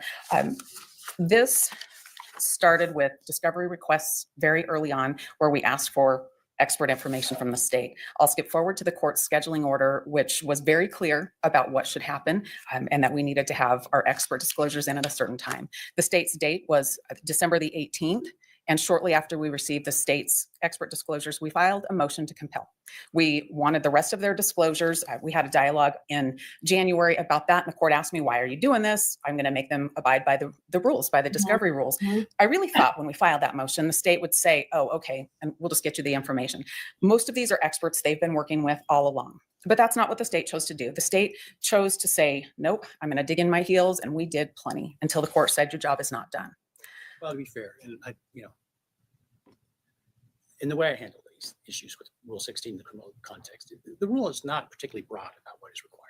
And the court has interpreted that rule fairly narrowly in other cases. I give the speech that I gave to you both in most cases where there are a lot of experts to encourage sharing beyond that which is required, because I think it helps both sides. And I think it helps the experts be better prepared to testify because counsel understands their testimony better. I think it allows for cross-examination better. And I think it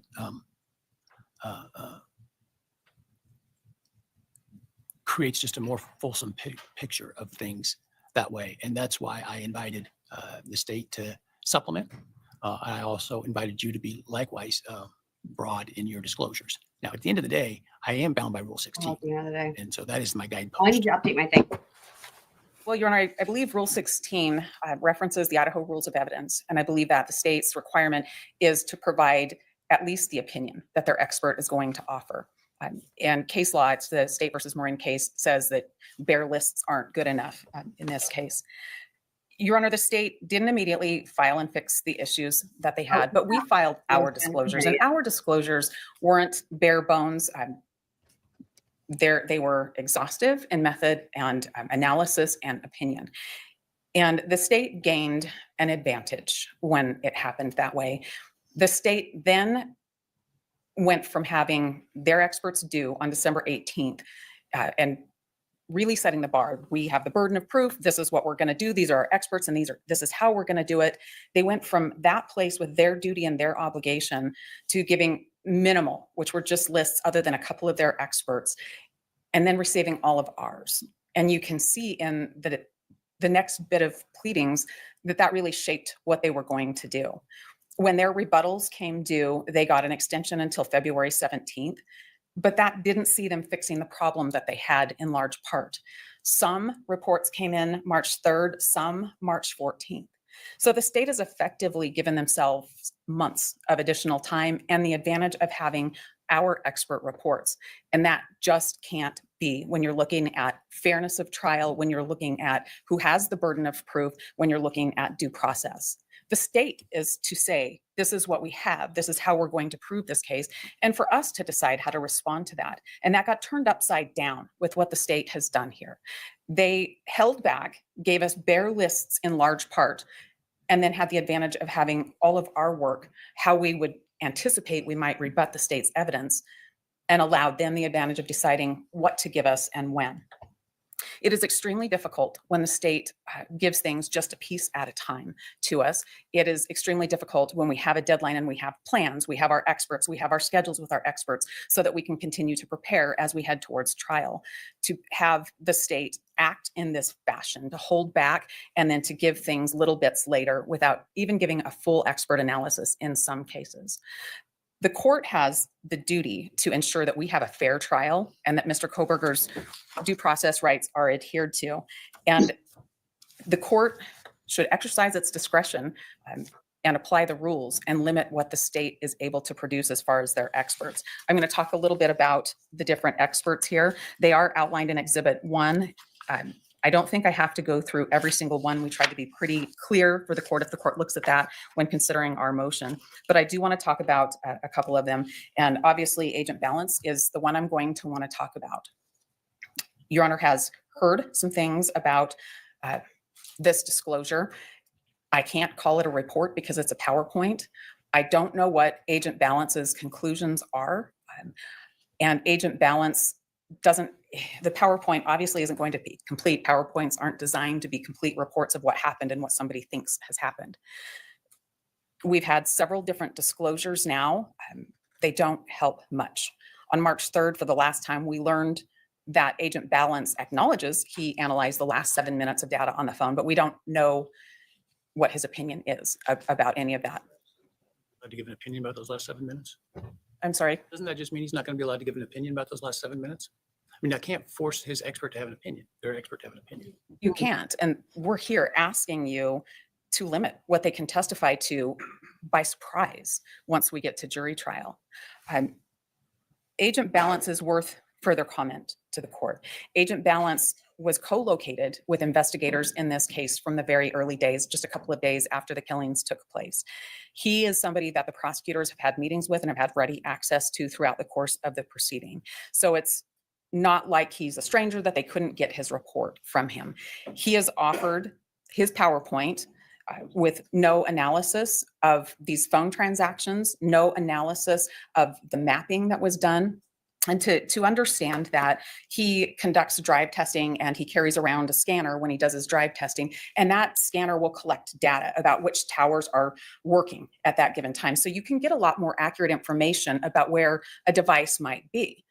The other way to look at what devices are doing is when you're looking at different cell towers and the phone transfers from one to the other as the phone might move around in a car. But the drive test data working with that shows you a place where there's a tower, all the places that there might be coverage. And then if the phone hands to the next tower, it'll show you that coverage too. So you can see limits, you can see gaps in where coverage is, and that helps you identify where a phone is more. Agent Balance hasn't analyzed all of the data he collected, nor has he told us what it means. So for Agent Balance, the court should preclude his testimony about the last 7 minutes, and the court should preclude the rest of his testimony, really. I think the state's initial disclosure was that he was going to talk about cell towers and how they work with cell phones. That might be fine. Anything else, they shouldn't. I want to tell you, though, while we're on the topic of that last 7 minutes, that it's more problematic. That was part of the initial disclosure, correct? The PowerPoint, I believe, was provided as a disclosure. Did he testify for the grand jury? No, Officer Mowry, Detective Mowry testified before the grand jury. Agent Balance did not. So I don't have any of his testimony, but I want to tell you about the 7 minutes. And I want to tell you that those are problematic. When the phone's moving, when Bryan's phone's moving the last 7 minutes before it goes off the network, Okay. and you look at the locations of where the phone was, it places the phone in a place at 2:54.45 in the morning. And for Agent Balance to ignore that, there's a cat. Sorry, I'm still trying to work on the stupid math. Is that a squirrel above Bill's head, or is it just? Yes, that's exactly right. It is. Hiya, karate ninja squirrel. Yeah, that's this squangwin. This squangwin. It is plotting. Yeah, it does look like he's ready to drop that pineapple on Bill's head, doesn't it? Which is pretty great. Cascading impact on other bits of testimony that will come in. So it's imperative. That's just impeachment. Well, it's actually exculpatory to Mr. Kohberger, so it's worse than that. So You're doing this in the I'm frame still of a I'm still motion trying to get Gork to catch on. Gork is the new Borg, guys. related to the expert disclosure. And so his opinion is what his opinion is, and he's disclosed what he's disclosed. And let's just hypothetically say he can't opine about the last 7 minutes because he hasn't disclosed that. And I haven't gone through in enough detail to make that conclusion, right? Isn't that then just a matter of you putting on testimony from your expert about that 7 minutes and impeaching him about, you didn't even look at the last 7 minutes, you missed that.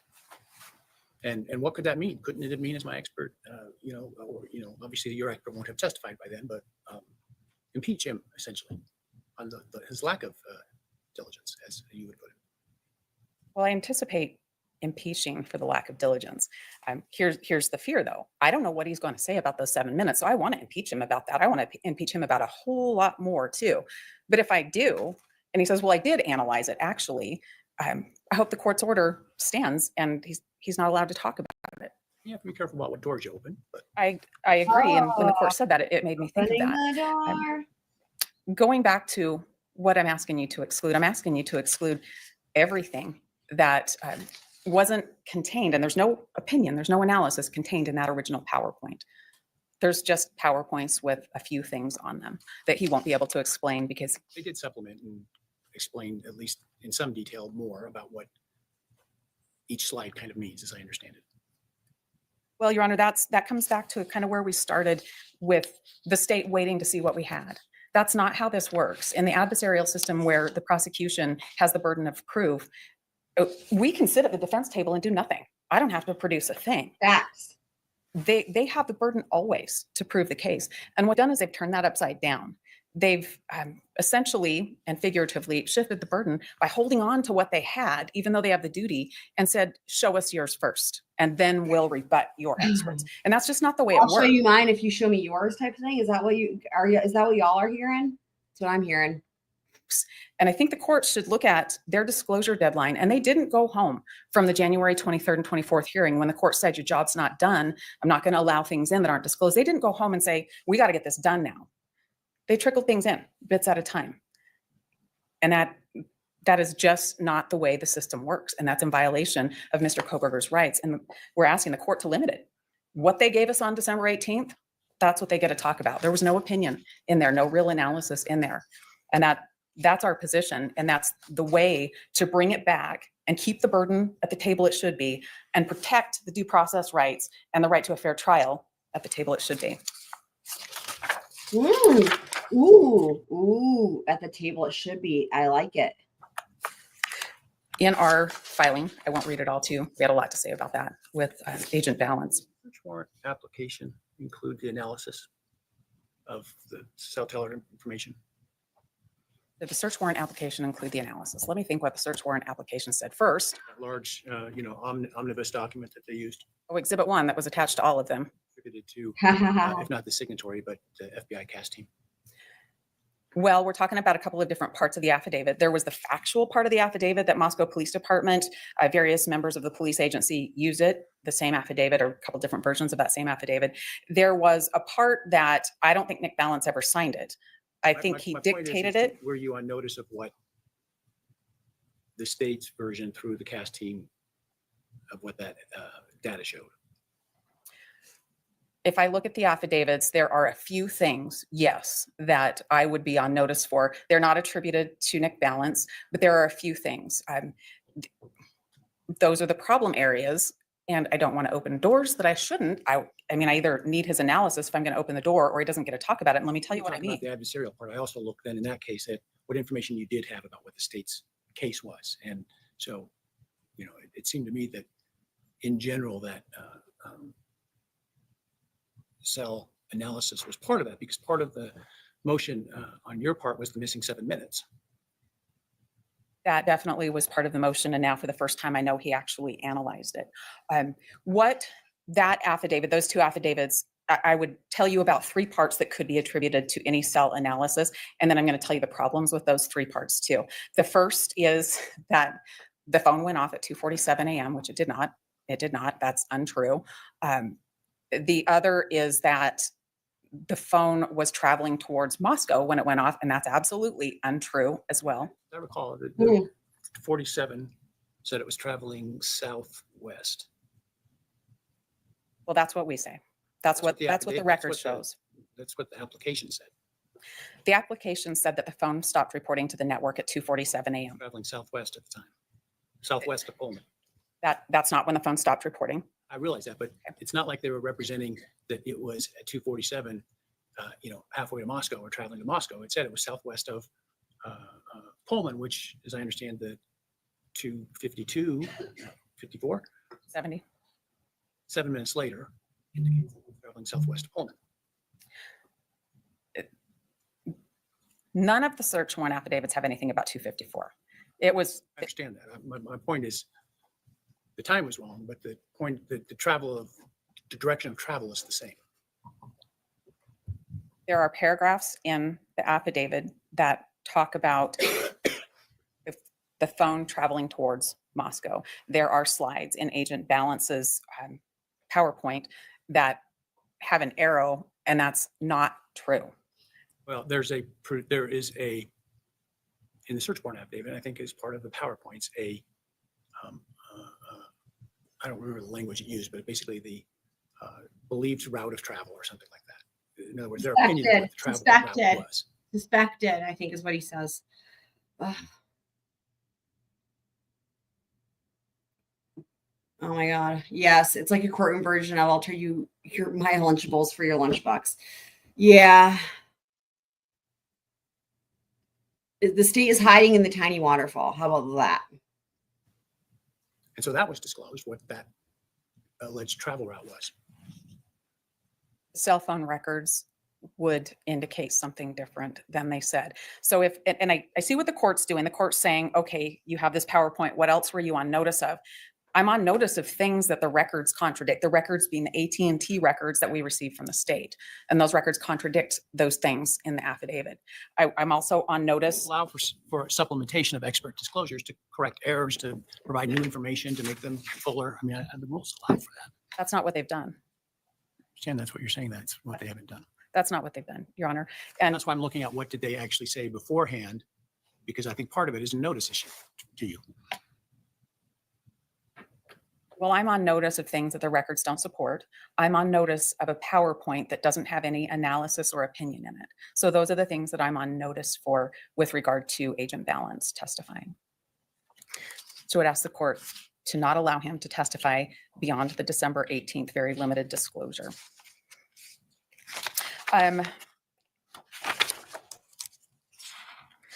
We have the disclosures that still have some vague language in them. And we talked about this back in January, where it's imperative to not let people offer opinions based on this vague language that they can change their opinions. That happened a lot with lab people. There were some additional disclosures with lab people bringing in CODIS. That came in the... That's not an opinion. First of all, it is an explanation of why they didn't submit evidence to CODIS. I don't see that it's an opinion. That's just a statement of what the facts are. Is that any better? Testimony. Here's our. Is that any better, guys? The mask policy. Here's when we submit stuff to CODIS, and here's when we don't. And this has been raised as an issue. Why didn't this get sent to CODIS? And this is why. I don't see that as an expert disclosure issue. That's purely a factual issue. So the protocol allows the individual analyst to make that decision. That's what the protocol says. The why of that decision has been something that we learned about for the first time in the February 17th disclosure. That was curious. My point is, I don't really view that as that. Is it bad or good? It's in a frame. It's in a frame. I put it in a frame.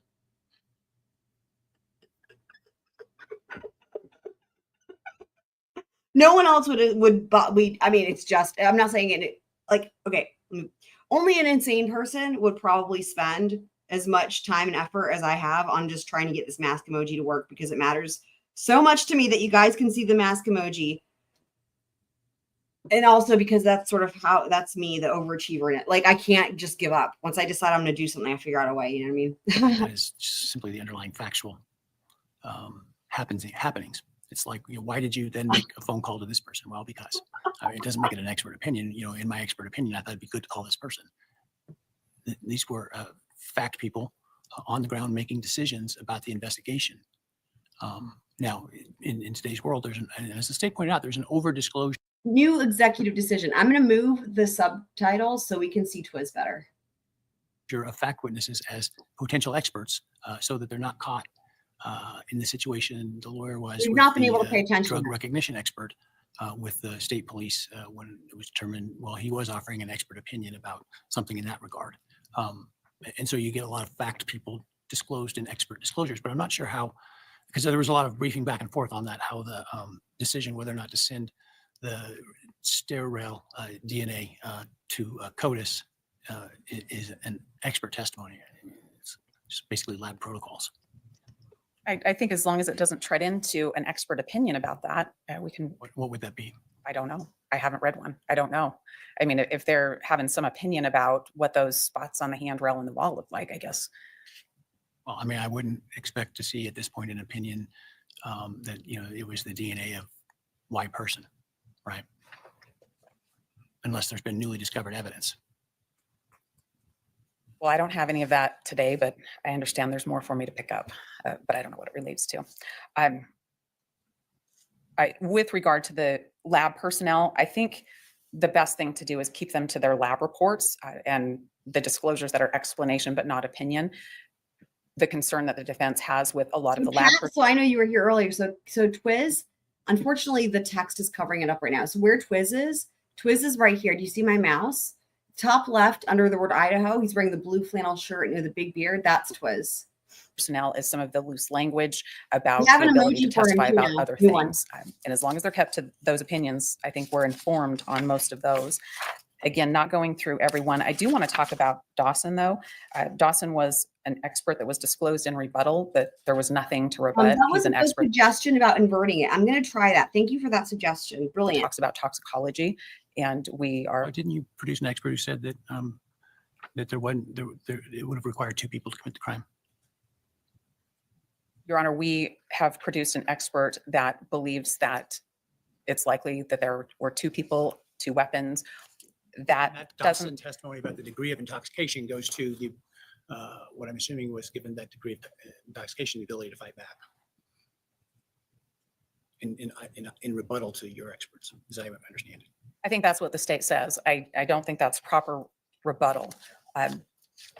Well, because we didn't talk about intoxication, because the state's medical examiner talks about defensive wounds anyway. So this would seem to be contradictory with other testimony that they intend to put on. We are not contesting the intoxication level of any of the deceased. I understand your argument. Thank you.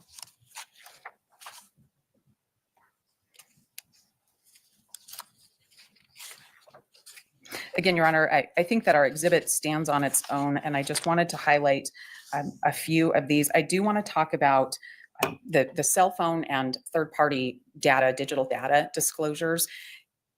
We have a little bit more in the way of opinion now, but not full opinion. And the state said that we didn't give them enough to rebut, and that's because we don't know what opinions their experts are going to come up with. They still haven't disclosed full opinions, and so we want to highlight that for the court. What haven't they disclosed? Well, in the Barnharts, they said they were going to talk about habit evidence. I don't know what that is. Most of the rest, there were three, Mowry, Urig, and Tanzola, that looked at the digital data and the cell phone data. I don't have any idea what they're going to talk about, except Urig is going to say that there's no connection between Mr. Kohberger and the others. That's the only actual opinion that's been disclosed. And that the last one I wanted to highlight for the court is the Douglas, Special Agent Douglas's testimony.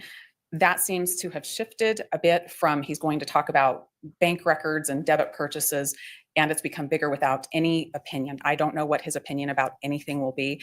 That needs to be limited. I think he can come in and talk through the financial records and say, this shows a transaction with Mr. Kohberger's credit card to purchase a Amazon gift card, and that this Amazon gift card was used to purchase a knife. If he can say all of those things, gosh. I think that his ability to talk about receiving the bank record and looking at it and saw a purchase history, I think that's fine. But to provide an opinion about what that means, that's not disclosed. Well, Your Honor, I don't want to wait to find out. I'm asking the court to. My point is this: I'm not in a position to exclude their testimony because they haven't shown me that they're offering something beyond what they've disclosed. Your Honor, I respectfully believe that the court is in a position to limit what hasn't been disclosed and would ask the court to do so. The state has had a lot of time to provide these disclosures to us. And what they've done is taken the advantage of having our disclosures and bit by bit giving them to us. This is challenging to prepare a case of this magnitude in any event. And to have things piecemealed out just delays our preparation time. And it's also in violation of the discovery rules. It's in violation of the court's order, and it violates Mr. Kohberger's rights to a fair trial, effective assistance of counsel, and due process. And it is within the court's realm to say, you're not going to do any more after this particular date. There's no opinion written down for certain people. It can't be offered now. And we think that's what the court should do. If we wait until we take it as it comes during trial, that's better than nothing, but it's very difficult to prepare, and it eats into what limited time we have to prepare, and it will waste a lot of jury time to have to take these things up again and again and again. The state knew what their duties were. They've done this for a long time, and they chose this course of action, and the court should limit what they can do and issue an order limiting their experts.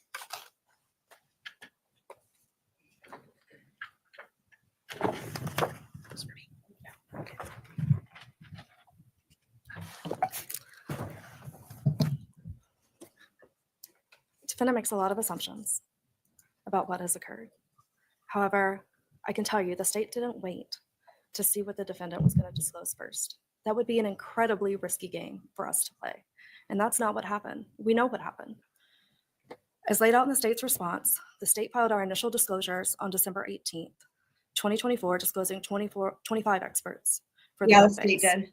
And then at our last hearing on January 23rd, the court addressed this They did. issue.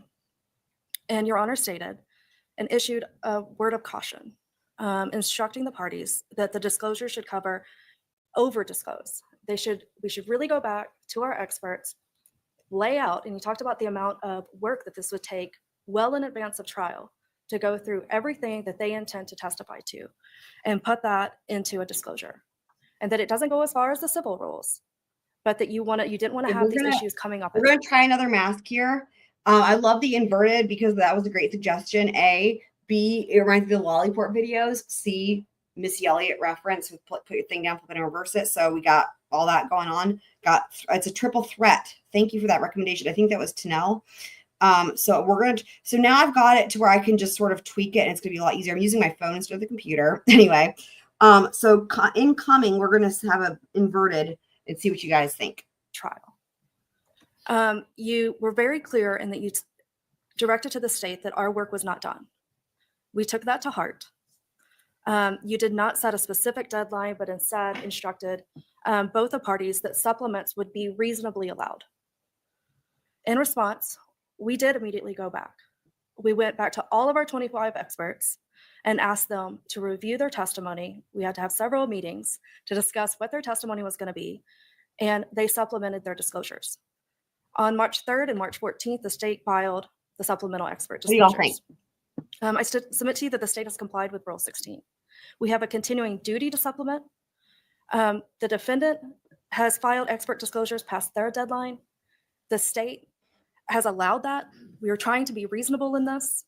And in fact, in that stipulation to allow them more time to disclose, we stated it serves the interest of the parties and the court for there to be reasonable flexibility to facilitate the development and exchange of relevant information to assist the trial jury. That's where we're at, and that's what we're asking for. Thank you. The part about two people or whatever was mentioned just recently, actually, about the toxicology report. But then he switched the subject, like he changed it over. It was mentioned just a second ago with the two people. It would have taken two people with two knives. That happened just a few minutes ago. So you guys like the map? Oh, good. Oh, I'm so glad you guys can see it. Yay. Yay. Now, people who are on dark mode, it might be different. I don't know. Y'all have to let me know if you're on dark mode. But yeah, that just happened. I can try to find it. Let me see if I can back that up just a second here. It was just recently. Amazon. That's what the court should do. If we wait until we take it as November 18th, 2024, disclosing 24. to do so, the state has had a lot of time to provide these disclosures to us. And what they've done is taken okay. the advantage of having our disclosures and bit by bit giving them to us. This is challenging to prepare a case of this magnitude in any event. And to have things piecemealed out just delays our preparation time. And it's also in violation of the discovery rules. It's in violation of the court's order, and it violates Mr. Kohberger's rights to a fair trial, effective assistance of counsel, and due process. And it is within the court's realm to say, you're not going to do any more after this particular date. There's no opinion written down for certain people. It can't be offered now. It eats again and again and again, limit what they can do, and issue an order limiting. Oh, didn't go back. The court, Mr. Kohberger, I think that he can, and the cell phone data experts have third party. So this would. Okay, here we go. Here we go. This is for you. This is for you. This is for you to know. To your experts, as I understand. And then you know. I think that's what the state says. I don't think that's proper rebuttal. Well, because we didn't talk about intoxication, because the state's medical examiner talks about defensive wounds anyway. So this would seem to be contradictory with other testimony that they intend to put on. We are not contesting the intoxication level of any of the deceased. I understand your argument. Hold on. I need to go back a little bit further, but this is exactly where it is. Here it is. Here it is. Okay. Toxicology. And we are. Didn't you produce an expert who said that that there wasn't, it would have required two people to commit the crime? Your Honor, we have produced an expert that believes that it's likely that there were two people, two weapons. That doesn't. Testimony about the degree of intoxication goes to the what I'm assuming was, given that degree of intoxication, the ability to fight back. In rebuttal to your experts, as I understand it. I think that's what the state says. I don't think that's proper rebuttal. Well, because we didn't talk about intoxication, because the state's medical examiner talks about defensive wounds anyway. So this would seem to be contradictory with other testimony that they intend to put on. We are not contesting the intoxication level of any of the deceased. I understand your. So the point there is this rebuttal or not? Because it's like, if they're bringing on an expert, by they I mean the defense, an expert that's going to say it had to be two people with two weapons, then the state would be entitled to rebuttal, you know, or expert to say, well, no, not because of the intoxication level. So that's all that. So that's the only time that so far that I've heard it mentioned. But now we'll go back to where we were. So you're very welcome to now. No squirrel left behind. Reasonable flexibility to facilitate the development and exchange of relevant information. That is hilarious. To assist the trial jury. That's where we're at, and that's what we're asking for. That is hilarious. Thank you.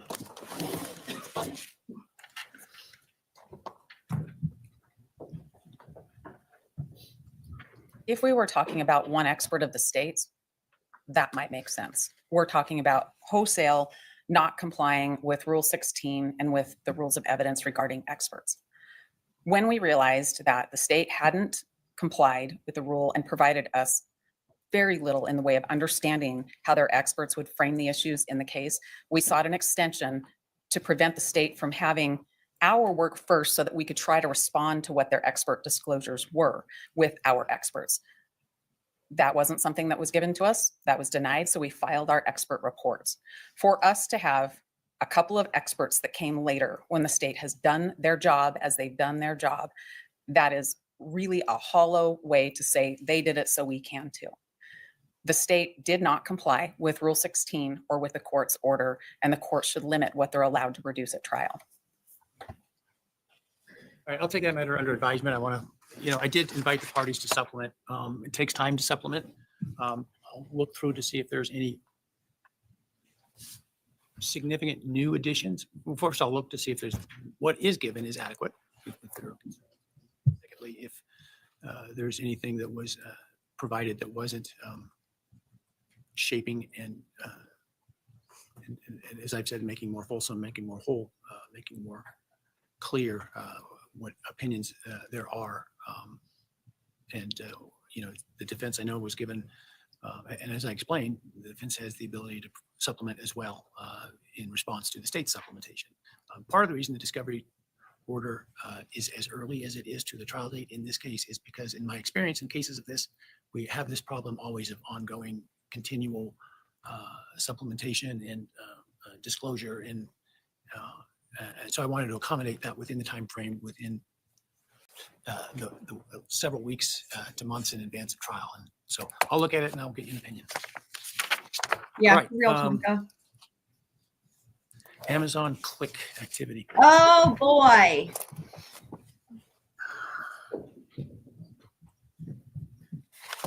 Judge, this issue really ties into what we've just been discussing and I think is illustrative of the problem. So when motions in limine were due, we had notified the court that we didn't have expert disclosures on opinions on Shane Cox, who was going to be their Amazon expert, and Michael Douglas, who they had listed also as having information about Amazon. So when we raised the issue with the court about incomplete disclosures, like Ms. Taylor was talking about, we still didn't have those at the time that it was time to file a motion in limine.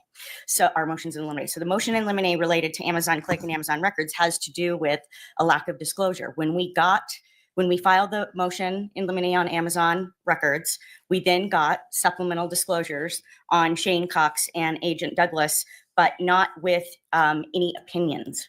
Are they expert opinions or witnesses, or are they just fact witnesses to say, here's what the Amazon records show?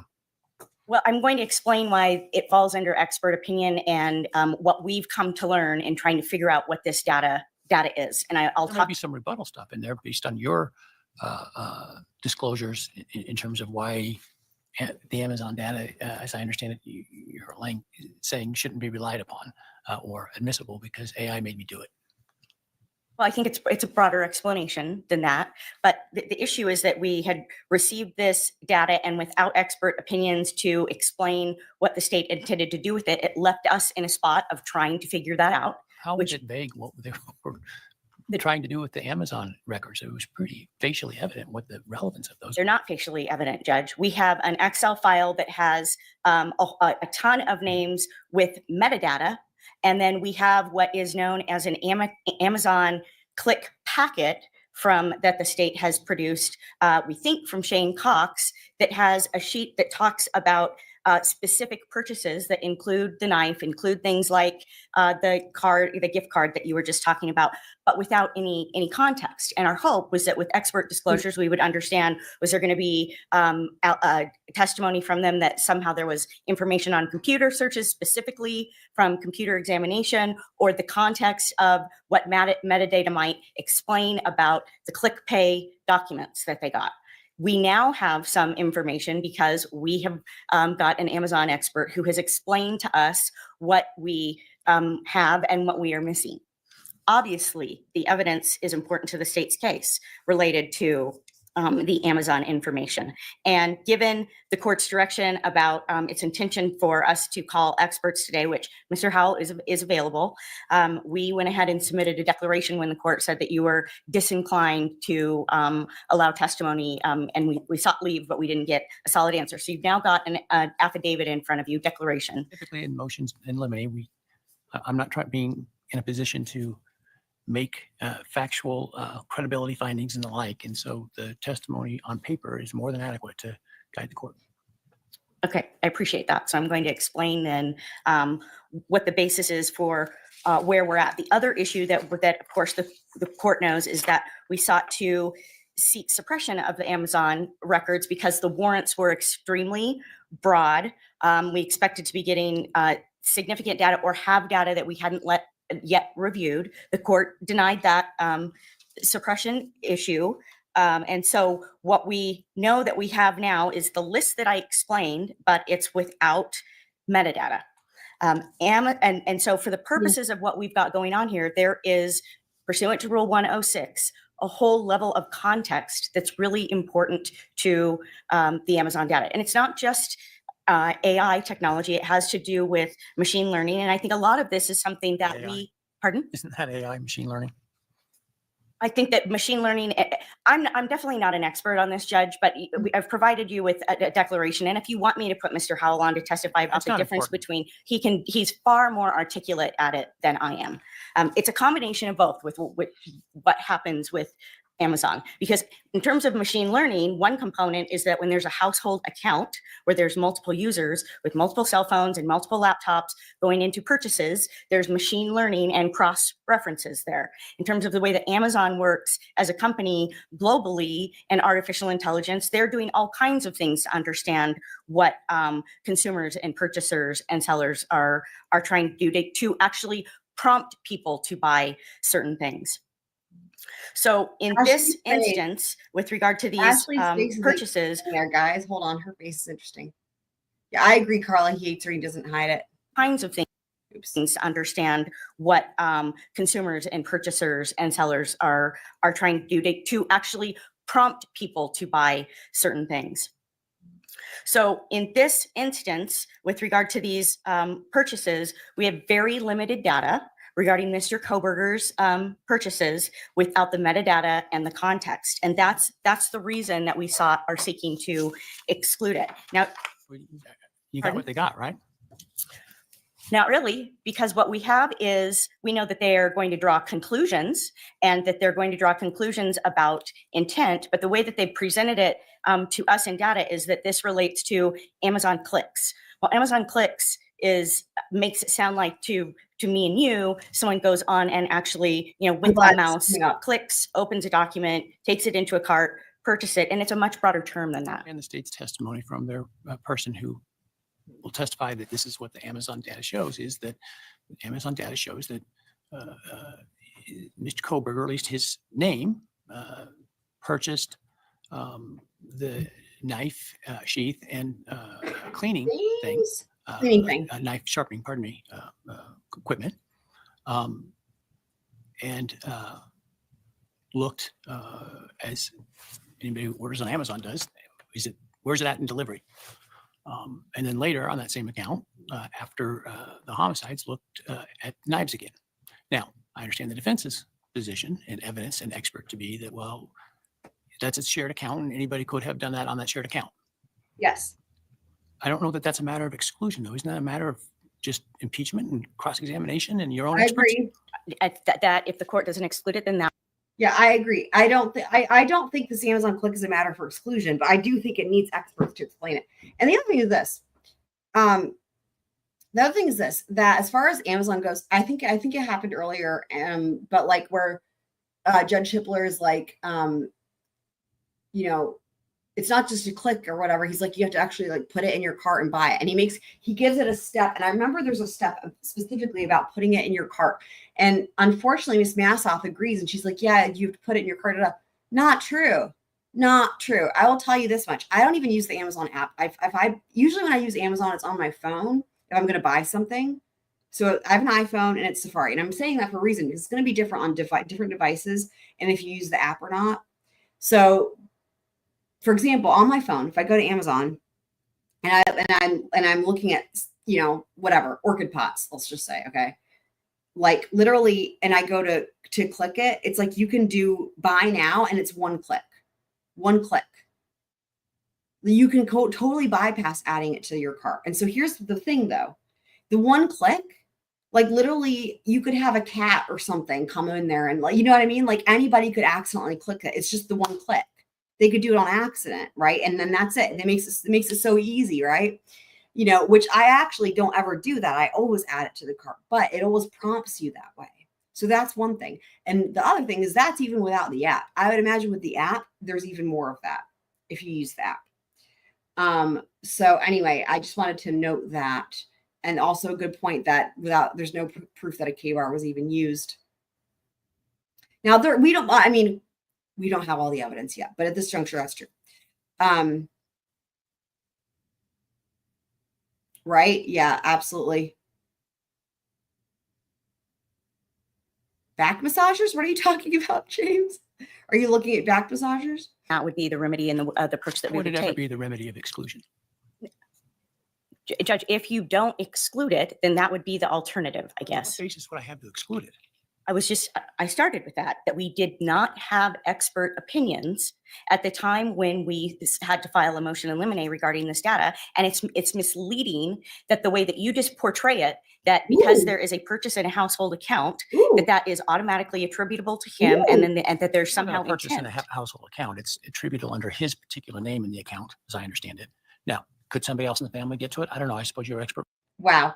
Hold on. We're going to have to listen to that again. It's getting spicy. So good question here. Yeah, couple good questions. So Meg, why in the F would someone who plans on hurting someone buy out stuff on Amazon? Well, like, but the thing that of all of it, the most is after the date of the homicides, if you're the one that committed them, buying another one or whatever, clicking it up, whatever the fuck they're even suggesting, right? A replacement, or I don't even remember what it is, or what a replacement knife, or replacement sheath, whatever it is. It's like the stupidest fucking thing I've literally ever heard of. Like the fact, like honestly, if I was the state and I found that evidence, I wouldn't even choose to use it because I'd be like, that makes this looks really dumb. Like this, that makes the state look so dumb, right? That they would even think that somebody would be that stupid. And then also Tanel saying if he purchased it, they would have a receipt, right? Why click data? Good questions. All I can imagine is that there was only mention, okay, they never said receipt, but they said the only reference for sure of a purchase, what so far, again, the hearing is not over, but so far in the history of this case was in that one filing from the state. And it was like from months and months prior to the homicide. And I didn't have an actual like date for it, but they did reference a purchase. But the only other thing I can say is to why click data, maybe because click data is like broader. Like, let's just say that there was only one purchase as per the state. Let's say there was one purchase as per the state, but there was other activity that shows lots of browsing of knives or knife sheets, what have you, right? Maybe that's why they're going for the click data because maybe the state is acknowledging that one purchase of a knife is definitely not enough. You know what I mean? That could be why, but they've never explained that.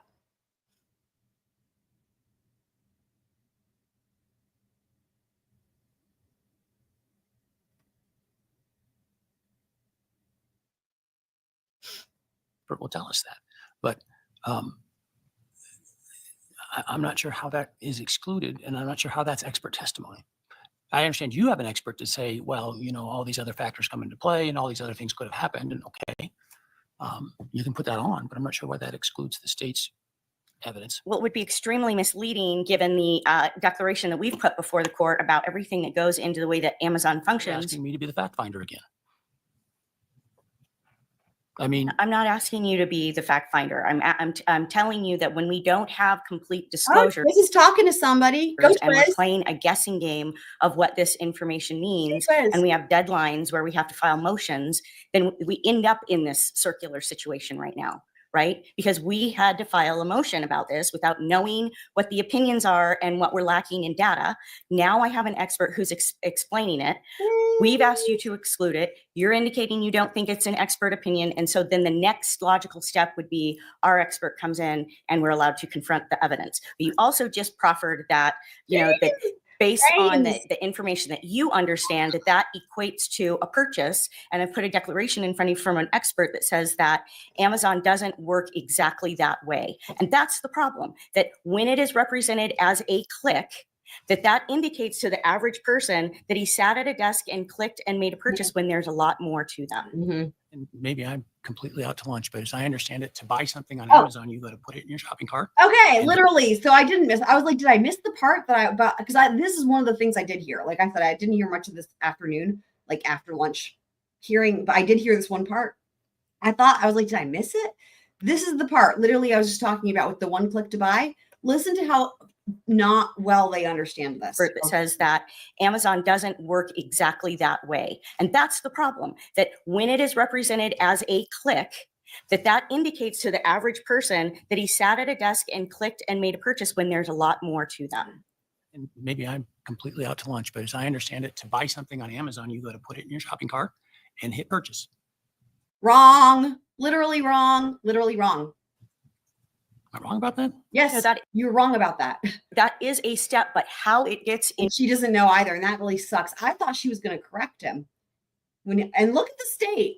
Look at the state. Look at the state again. They must be like, wow, she doesn't know. He doesn't know. surely that I would imagine these two people or all three of them, but look at Ashley and Bill. It's so funny because Nye is never in with the group. Those two are always, it's just so fucking funny. The two of them, they must know from from this case, right? That's a thing. And they are probably, I would imagine they are expecting the defense to bring that in. And they're probably like, wait, what? They're not doing that yet?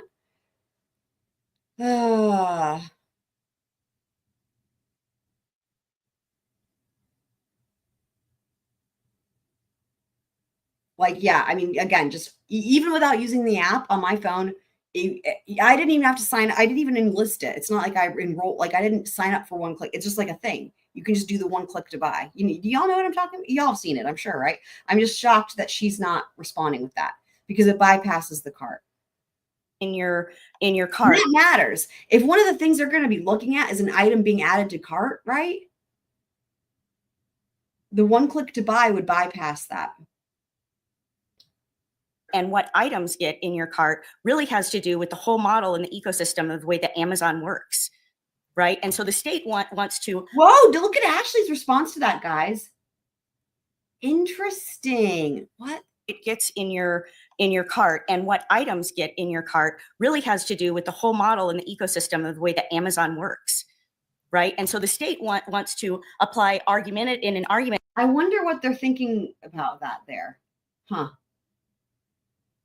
Cart and what items get in your cart really has to do with the whole model and the ecosystem of the way that Amazon works, right? And so the state wants to apply in an argument. They will apply intent to purchase a K-bar. Again, their reaction makes me think that they're like, wow, she doesn't know this fill in the blank thing.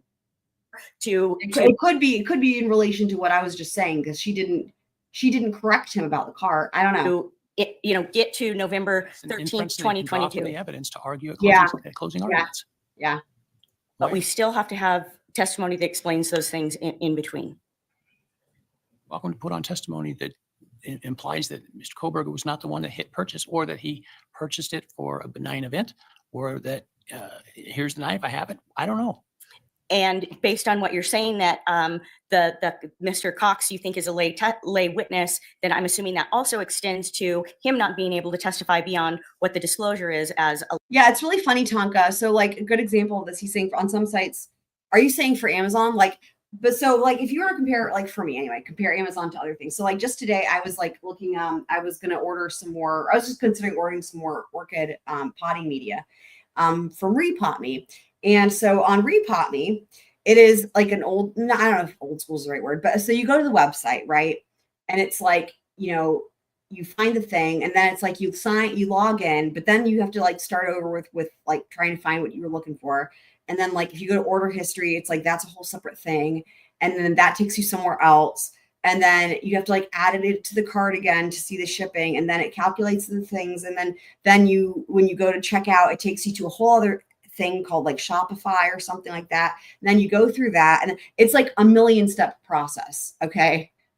And you don't get to like how much the thing is or any of that until like a lot of steps. And it's like, it's honestly kind of a hassle, but what it would do is it would make sure that like, if you order that, it was not on accident. Like it was deliberate, right? Because there's a lot of steps, not completely opposite of like the Amazon experience for me on my phone, even without the app, where literally you can accidentally buy stuff in your sleep if you want, if your phone's unlocked, right? Could happen. A lay witness and no other opinions, and including Agent Douglas, who's given us no opinions whatsoever. I don't know what they're going to say beyond that. If they say something beyond that is an expert opinion that hasn't been disclosed, then the state's going to have a problem with it. Okay. That's why we're having these arguments, Judge. They take a lot of work. It takes a lot of energy. It keeps us from 68 terabytes of evidence. Well, if everybody would just disclose, we wouldn't be having this back and forth. The problem is you view it as a more complex issue than the state does. Because it is. Well, that's not their worldview. Okay. And that's the factual dispute that the jury gets to decide. So what we're trying to do is make sure that their myopic worldview is what they're held to, because there is a much bigger picture to this evidence. Wow. In fact, let me hear that part again. I'm glad she's not afraid to get, including Agent Douglas, who's given us no opinions whatsoever. I don't know what they're going to say beyond that. And if they say something beyond that that is an expert opinion that hasn't been disclosed, then the state's going to have a problem with it. Right. That's why we're having these arguments, Judge. They take a lot of work. It takes a lot of energy. It keeps us from 68 terabytes of evidence. Well, If everybody would just disclose, we wouldn't be having this But I back think and that forth, the problem is you view it as a more complex issue than the state does. because it is. Well, that's not their worldview. Okay. And that's the factual dispute that the jury gets to decide. So what we're trying to do is make sure that their myopic worldview is what they're held to, because there is a much bigger picture to this evidence. Okay. There's some lady. Who's this lady? Who's that lady? Who's that lady? Sorry. The one who keeps smiling and laughing, kind of right behind Ashley Jennings. I don't know. Who is she? Does anybody know? And there's also a dude beside her who tends to kind of smile and laugh at certain times, but honestly, she does it a lot more. All right, what's next? Oh, Ashley. Great. Judge, this is pretty simple. Y'all. Her freaking face. She makes the same face. Oh my God. And she said this for each one of these. Each one of these, she said it's pretty simple, or this should be simple, something along those lines. Dude, that's all I have to say about that right there. Shane Cox and Mike Douglas, since he gets brought up, they're fact witnesses. They're not going to have opinions. They review records. Your They're going mom's to a fact testify to what witness. those records show. Shane Cox's testimony is laid out in the supplemental amended disclosure. This is exactly what he's going to testify to. And what he's going to say, he's very careful in what he says that he's going to say. That's what we're anticipating. There is no grounds to exclude his testimony. We applied for and we were granted a search warrant for Bryan Kohberger's Amazon.com user activity. The search warrant was narrow in scope to items related to the homicide and evidence related to the seizing of knives. In this case, it was knives and knife accessories.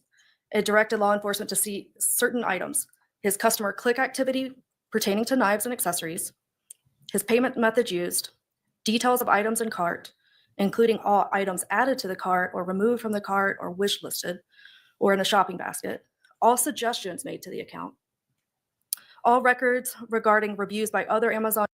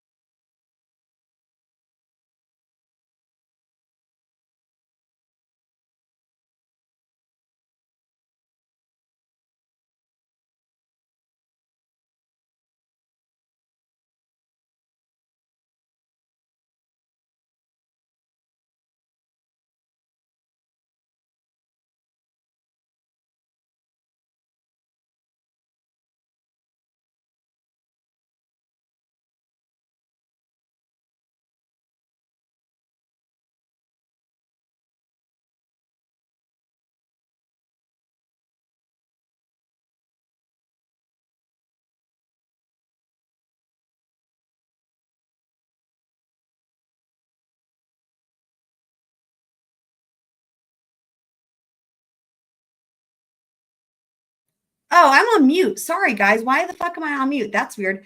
That's weird. Yeah, no, the stream didn't freeze. Somehow I got muted. I don't know how that happened. I was frantically trying to find this. Okay, here's what happened. Here's what I said. Sorry, guys. So here's what I was saying. What I was saying is that the fact that they're wanting to get the hold on, let me back it up. Because you guys missed my whole thing. Hold on. Not your fault, my fault. Let me just fix all this. Let me write this wrong. Let me back this up a second. Back it up. Okay. Can you hear me now? Can you guys hear me now?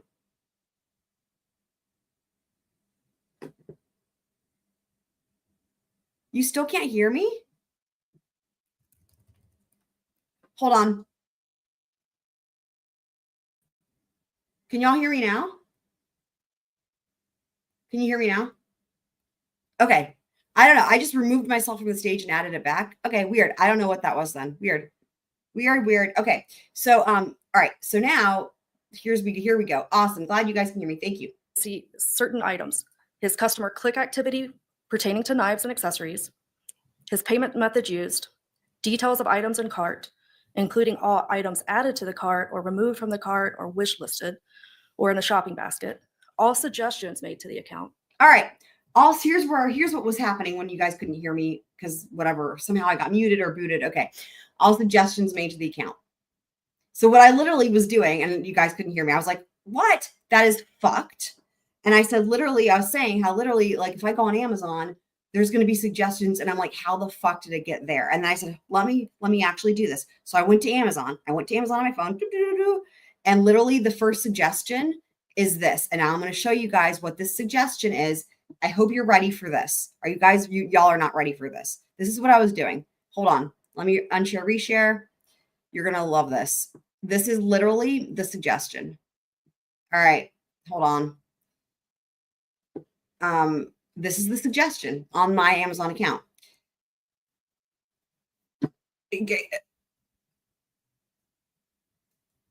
You guys will see, this is the suggestion.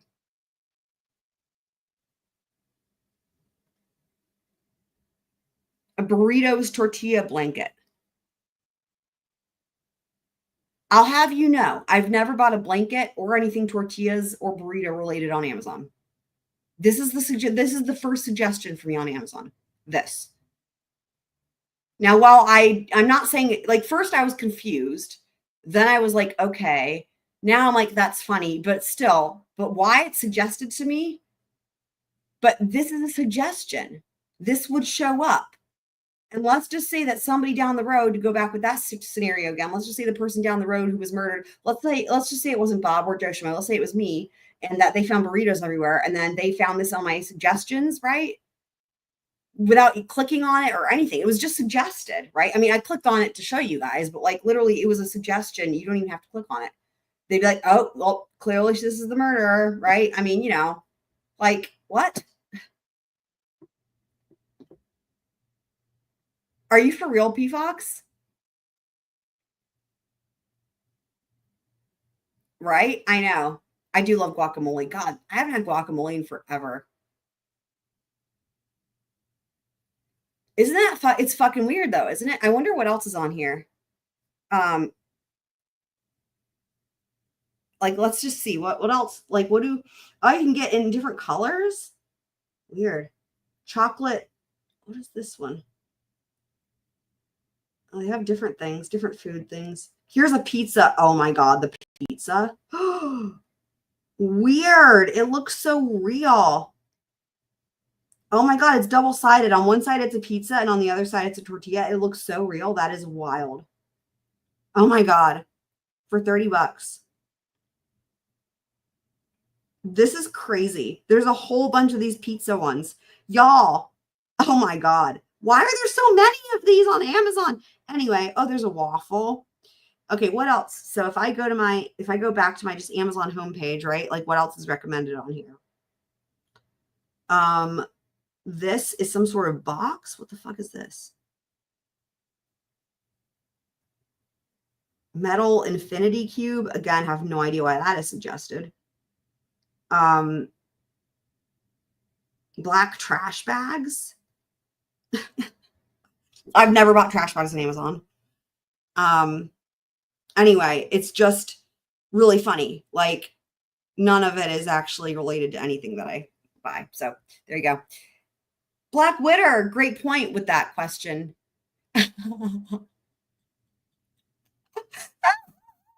Great time to join, right? So what we're looking at here is because for Bryan Kohberger, one of the things the state is asking for is literally any suggestions that Amazon makes, literally just whatever suggestions. So just to see what would happen, I just went to my Amazon account and I was like, what's going to be there as a suggestion? Like the first thing for suggestions just on my homepage or whatever. And this is it. And I have no idea. I've never bought a blanket on Amazon, not even a normal blanket on Amazon, or anything burrito or tortilla or even food related on Amazon. And this was the first suggestion. So I just wanted to show you, like, but also look how realistic. Isn't that fucking funny? Yeah, y'all feel free. If you want to go look at y'all's and let me know and weigh in on like what is it suggesting? Because remember, like that's the whole point, right? If we go back to how's your new place, Blackwater? We go back right here. Our customer click activity pertaining to knives and accessories, his payment method used, details of items in cart, including all items added to the cart or removed from the cart or wish listed or in the shopping basket, all suggestions made to the account. All suggestions made to the account. All suggestions. That tortilla blanket would be on there. So yours shows guitar pedals. Well, hopefully that's relevant to you. And congratulations for that. I mean, the most recent thing I bought on Amazon was probably orchid related. So I would have hoped that it would have at least have been something like that. Yeah. Looks like it. Here we go.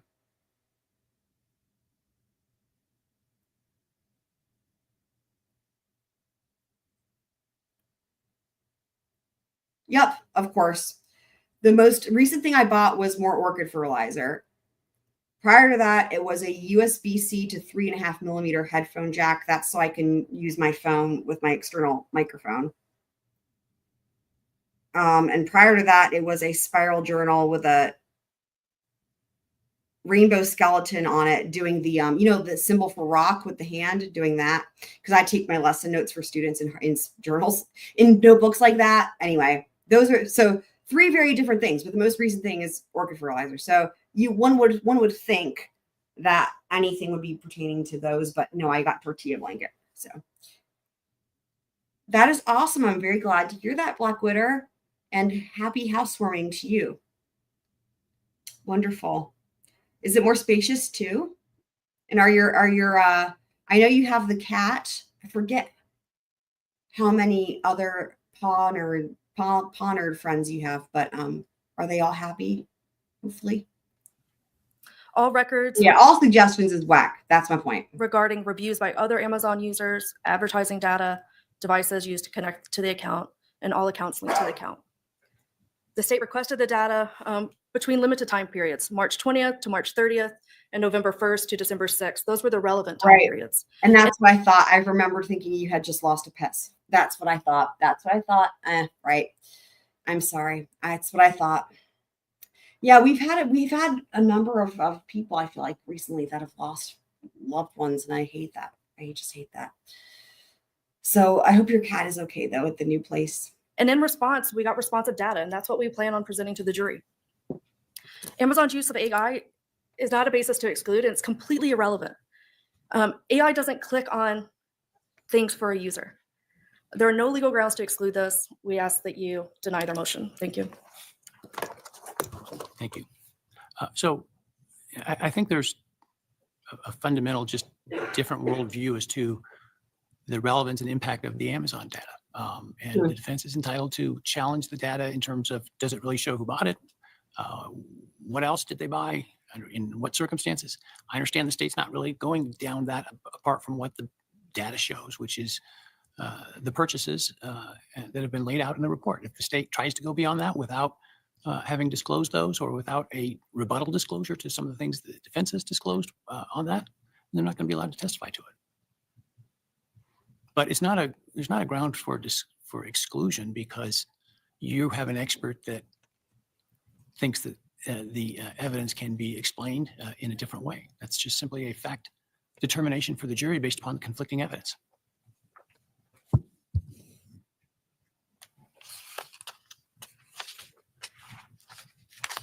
All right, let's take 10 minutes and then we'll Let's take see 10. if we can't bring this home. Bring it on home. So the song's about home. Anyway, I can't think of any off the top of my head. Okay, there. That was not a song about home, by the way. All right, here we go. Bring it on home.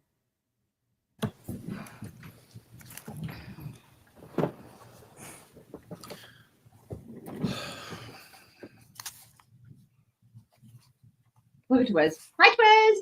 Hi. All right, we are now at the state's motion regarding neuropsychological and psychiatric evidence. Oh, as well boy. as then All right. eventually, followed by the defense's motion with respect to autism spectrum Oh, boy. disorder. Thank you, Your Honor. I hate to sound like a broken record, but once again, this seems to be a developing issue. The basis for our motion when we first filed it was in response to the defendant's supplemental responses on experts, the declarations of Dr. Orr and Dr. Ryan. Each of those talk about mental condition. And each of their disclosures right on the first page said that this evidence is not intended as mental element defenses under 18-207. So our response was, well, then it's not admissible. It's just very simple. The statute covers that. What happened after that is that it morphed now into a new position from the defendant that there are neurobiological and physical conditions that are come into play. Not to the exclusion of the mental conditions that were alleged before, but Dr. Lewin talks about the physical conditions are predominant as opposed to exclusive. So that kind of brings us to where we are for the issues for today, and I'll try to be as succinct as I can.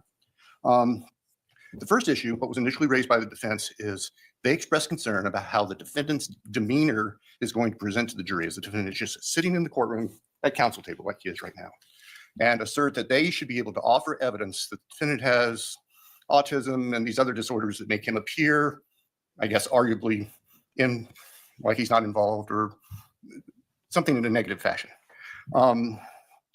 The defendant cites no authority for this. Indeed, I'm not aware of any authority. We can't find any authority to say that the defense can come in and even before jury selection say, okay, ladies and gentlemen of the prospective jury, here's this expert testimony that our defendant has this developmental condition, this autism condition, and so he might appear different in court. And so please don't hold that against him.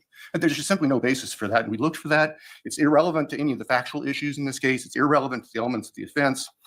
Frankly, all it does is confuse and try to play the sympathies of the jury, which is exactly what Rule 403 would prohibit.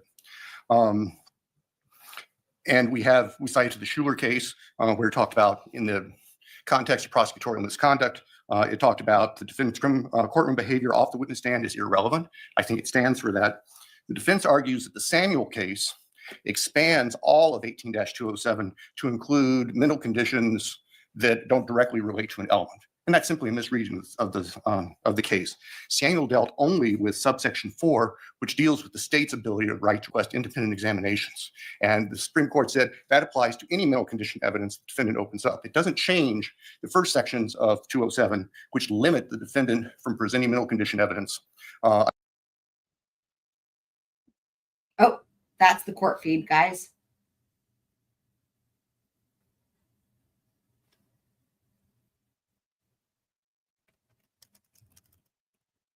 That's the court feed. Santa's on pause. So I was just going to type it. I guess I'll just say it. So I was just say as far as like I have so funny. I'm like, I have a fuck ton of instruments, but no gear, it's the gear, because I played in a lot of bands and stuff. So like when I see like Guitar Center, Sweetwater, CMS Reverb, I'm thinking gear, right? That's like, you're talking electric. Oh, look at them. That's not me, guys. That's not me. We are not planning on. Whoa. Wow. Technical difficulties.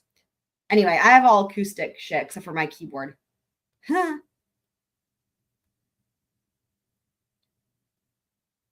Electric drill. That's cool. That's so modern. With that, a knitting machine. At the risk of going into assessing credibility, so I'll touch this very quickly, Your Honor, is what we already have. Santa, calm down. Jesus. What's going on with him? Judge Hitler looks like he wants to die as usual. With that, at the risk of going into assessing credibility, so I'll touch this very quickly, Your Honor, is what we already have from defendants experts, particularly Dr. Orr, is she talks about the developmental disorder impacts being limited to in the past, page 16 of her declaration. She said the motor problems have not impacted his functioning significantly in many years, page 19. She said she observed the defendant manipulating items effectively during her evaluation, which would be contradictory to what the defendant argues, which is not in Dr. Lewin's report. The defendant argues that he's physically incapable of committing these crimes. To whatever extent, that is irrelevant, we submit on the issue of guilt. It appears to us that what Dr. Lewin has to offer largely relates to penalty phase. Indeed, he wasn't By disclosed. the way, I have a balaclava. I always forget. I barely ever used it, but I do have one. It's I got it so that I could go cycling in the winter. Which, I mean, honestly, is just so shitty. That's why I barely ever used it, because it was like the hope was to be able to go cycling in, like, you know, single digit weather. And like, I can't. I'm just too cold. I'm cold natured and I'm always cold. It just is too much for me. But I tried. So I have one. And it's really funny. So like when I was taking Russian lessons from my teacher who's Ukrainian, but anyway, he's Ukrainian, but he's been traveling the world or whatever. And like, he was learning to knit when he was in some country, and like he was talking about balaclava. This is the first time I ever heard the word. This was like maybe two or 3 years ago. I never heard the word. And he was talking about making a balaclava. And I'm like, what's a balaclava? And then he like showed me a picture. And I laughed at him. I thought it was a joke. And I was like, are you serious? It's like a, you know, it was a really funny looking one with like just 2 holes for the eyes or whatever. Like the knitted, like from the 80s, like the kind that are funny, you know. And he said, here's what he said. He said in Europe, everybody wears them all the time. And I was like, I've literally never seen anyone wear anything like that here. But they're, you know, he's knitted a bunch of them. He made them for all his friends and family. And he even offered to make me one. I was like, that's okay.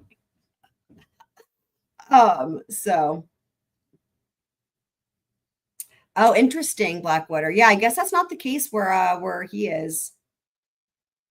Do not wear one in Ireland. Okay, that's good to know. Good to know.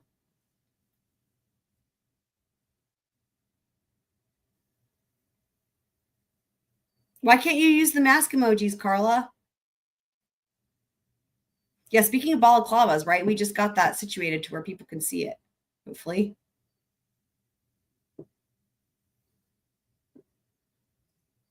As an expert, and we aren't going to play hardball with these deadlines, but his disclosures came out as we were moving into the disclosure for penalty phase experts, not guilt phase experts. So the state's position is twofold here. First, we'd ask that the court enter order prohibiting the defendant from offering evidence about trying to explain the defendant's demeanor in court when he's not on the witness stand. It's irrelevant, it's immaterial, it's certainly prejudicial, it's going to confuse the jury, it invites appealing to the jury's sympathies.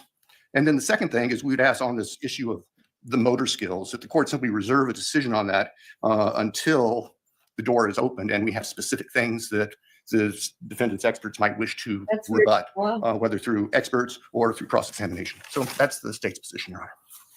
Thank you.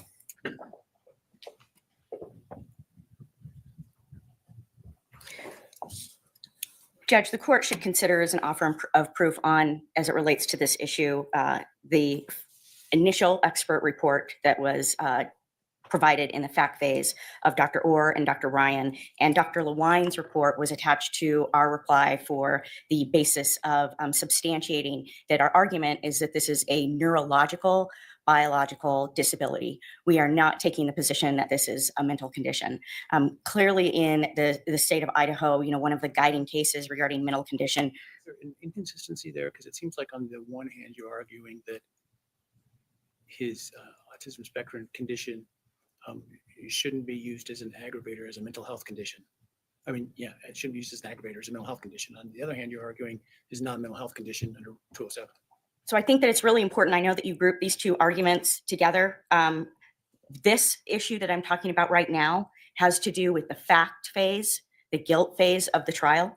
Everything related to aggravator is at a different phase. Are you taking the position that it's a mental health condition as it relates to aggravation and not a mental health condition as it relates to guilt phase? I don't think we've said anything about it being a mental condition as it falls under, 18207. We're talking about this being a neurological, biological disability. My understanding, just so that we're really clear about what constitutes mental condition in court on a mental health condition, is the Diaz case, which is pretty extensive about what you're talking about. That's not what we're talking about here. We're talking about a neurological disability that has to do with his brain and is a biological condition. The reason that this is important in the fact phase, there are a couple of reasons. But as we talked about with earlier about the juries judging him, the minute he is sitting in a courtroom and the first time that a jury starts to look at him, they are going to be evaluating his physical presence. They will be judging his facial expressions, his posture, his movements, his interactions with counsel, his responses to evidence that is up on the screen, his responses to emotional testimony, and his eyes. The jury will be studying literally everything about him. We must, as his attorneys, be able to tell the jury in opening statement that he has autism spectrum disorder and that they will hear testimony that it is a neurological and physical condition or a developmental disorder. Studies show that jurors pass judgment on the physical presentation of the accused.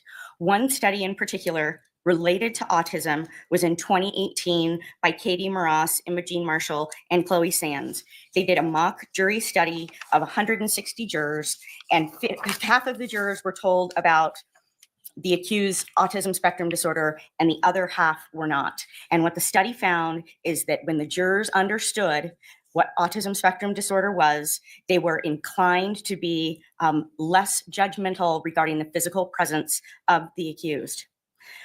While first impressions of autistic adults are less favorable, studies like the one that I just referenced show that informing of I don't know why your emoji won't work, Colin. Maybe it's like are you on a phone? I mean, I don't know. Maybe it's like I have no idea. Everyone else has been using observers of the ASD diagnosis results in significantly more Oh, you favorable. gotta do the exclamation point first there.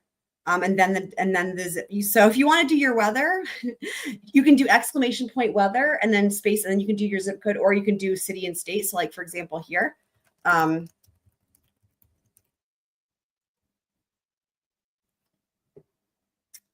Also, welcome Ronnie, new girlfriend here. We're all sleeping. I'm sure she will cross her at trial. However, my take on that, I've talked about this before. I wouldn't be surprised if the right strategy would be to go different. Because here's the thing, the DM could be a great witness for the defense. And it could be that the strategy there is you want to come in and, take a different approach instead of like trying to come in, like swinging, you know what I mean? Like, my thought is like the state is really relying on her and she doesn't want to be doing this, right? And that was clear. That's clear. And everything that we have, that's clear. And they're going to be trying to get certain information out of her. My guess is Ashley Jennings will be questioning her and she's going to be trying to get her to say certain things.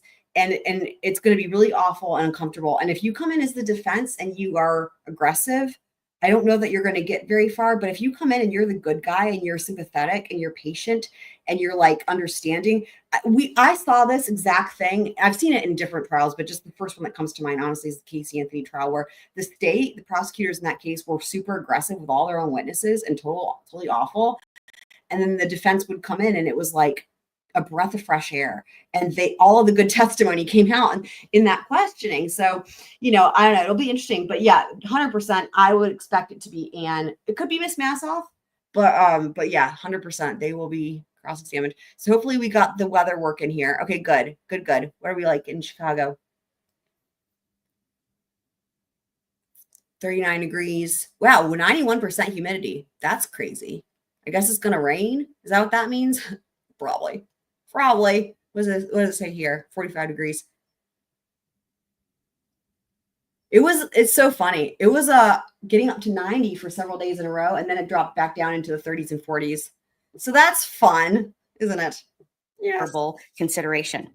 There are several cases for guidance to this court.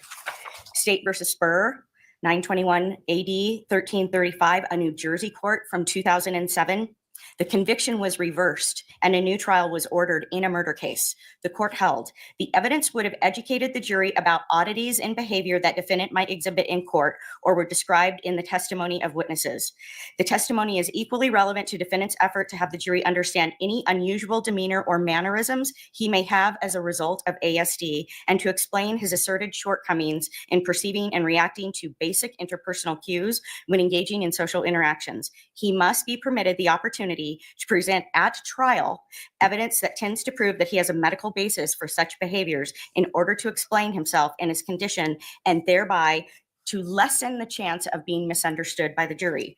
Another case out of Missouri, State versus Boyd, 2004. A Missouri case was reversed on appeal with the exclusion of expert testimony about autism. There were many similar issues as the case here, and it actually was also a stabbing case. The appellate court that the failure to allow expert testimony at trial had a prejudicial impact on the outcome of the trial. There were issues of clumsiness, awkwardness, and motor skills. Another example, State versus Suber, a 2008 Minnesota case. In an unpublished opinion, the Court of Appeals overturned a DUI conviction because the court, who conducted a bench trial, inappropriately weighed the evidence by ignoring expert testimony related to autism. Odd behavior and dexterity problems were at issue. Another case, a Ninth Circuit case, U.S. versus Cottrell, 2009, was not. Ronnie, that's interesting. You're saying yesterday was a disaster. My sound? I don't know why it would be any different. Unless you mean the court feed sounds better. I have no idea what would be a disaster. But I'm glad it sounds good. Published in West Federal Reporter. It's a California case. A conviction for aiding and abetting arson was overturned because the court excluded expert testimony related to autism on the issue of specific intent. The court held it was an abuse of discretion to exclude the evidence. There's also a brand new law review article out of the University of Alabama, March 4th, 2025, by Jenna Hayes, published, called Autism, Culpability, and Sentencing. It was just recently presented at the American Psychological Law Society conference, and it addresses many issues related to autism spectrum disorder in the criminal justice system with strong recommendations that expert testimony at trial is critical. The jury needs to know from the very outset that they will hear testimony about Mr. Kohberger's autism spectrum disorder generally and how his physical presentation in the courtroom should be considered.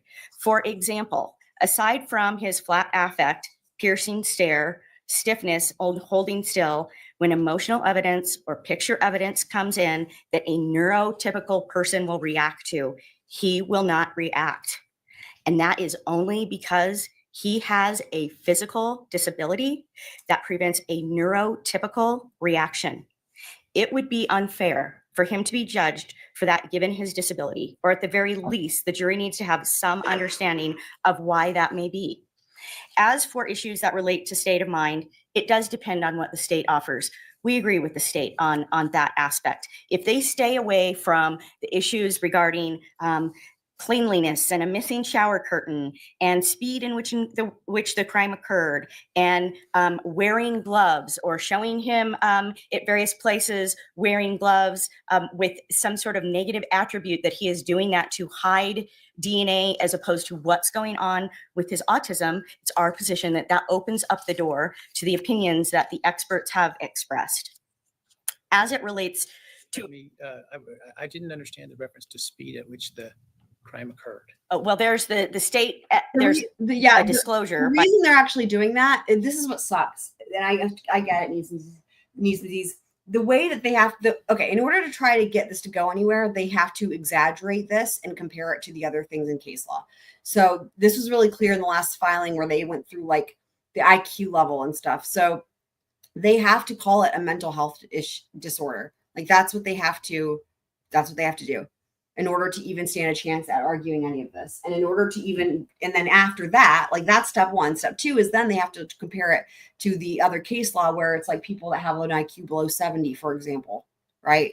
That's what they have to do. So they have to, you know, I get it. It's very awful. Yeah. Yeah.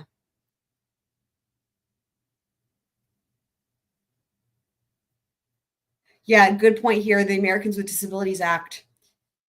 Yeah, no, I 100% agree. I 100% agree. And the thing is like, yeah, to me, and I've said this before, like, I really think it's relevant because his right to testify, he gets that to choose that right at that moment, right? It's like during the defense case in chief, even when defendants from the get-go are like, say they want to testify, they're always going to have that right to say no.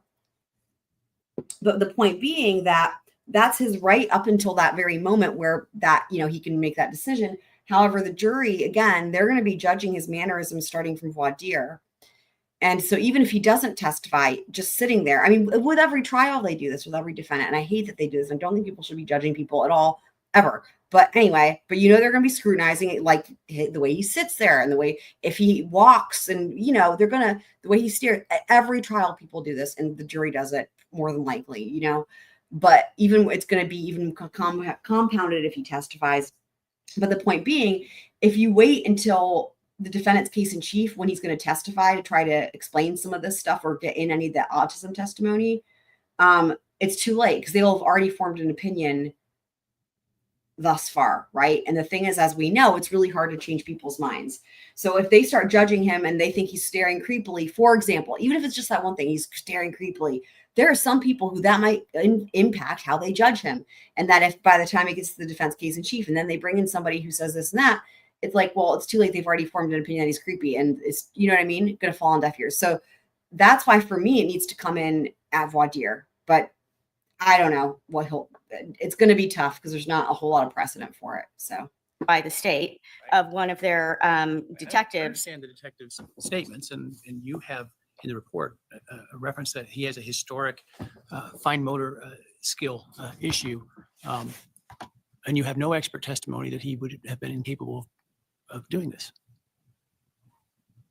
I don't know that we would seek to offer an opinion that took it that far into the jury province about no capability to do this, but in terms of his fine motor dexterity issues, is a historic issue with some fine motor disabilities, like not being great at tying his shoes. Well, I disagree that that's all that the expert said. The expert indicates he has problems with dyspraxia and went in great detail about the issues what she saw with fine motor dexterity as it presents to this day. He did absolutely have those issues as a child, and there are still things that are present in him. And to the extent that that's an issue, the best person to explain that to you is not me, but perhaps a more of an offer of proof beyond this outside of the presence of the jury. So what you would know the testimony would be that we would offer on that issue, or giving us direction to specifically go get information about that issue that we might try to elicit. But I don't want my representation to you as a non-expert, as a lawyer making this argument. I'm not qualified to tell you what's going on with his exact dexterity issues. He has fine motor skill issues. He presents odd physically, and it is a different presentation with what he's got than someone who might be sitting in a courtroom, perhaps with missing a hand, for example. Another significant issue that is impacted by his ASD is his decision and ability to testify. The Burr case is instructive because part of the basis for the reversal was that Mr. Burr was encouraged not to testify out of fear of how his autism would come across to the jury. Because of his ASD, because of Mr. Kohberger's ASD, decision-making is already very difficult for him. If we cannot let the jury know about Mr. Kohberger's autism, the decision about his testifying will be nearly impossible for him and for us as we guide him. We need to avoid misperceptions of the jurors, and the only way to do that is to inform them. The cases I have referenced discuss how the constitutional right to due process is violated when a jury does not get to take into consideration this specific type of evidence. There's one other way that I want you to think about this, one other frame of mind. Imagine if you do not let this testimony in phase one of the trial and the jury convicts Mr. Kohberger. How angry and misled might those jurors feel when they learn in mitigation, where without a doubt this comes in at mitigation, that he has this disorder and it has them second guessing themselves. We must avoid that possibility. We ask for an order to allow its admission. We are not asking for carte blanche ability to lay all of that out in opening statement. This is something where we have no problem, where we take a step-by-step approach, but we've got to be able to tell the jury in opening statement that he has ASD. Thank you.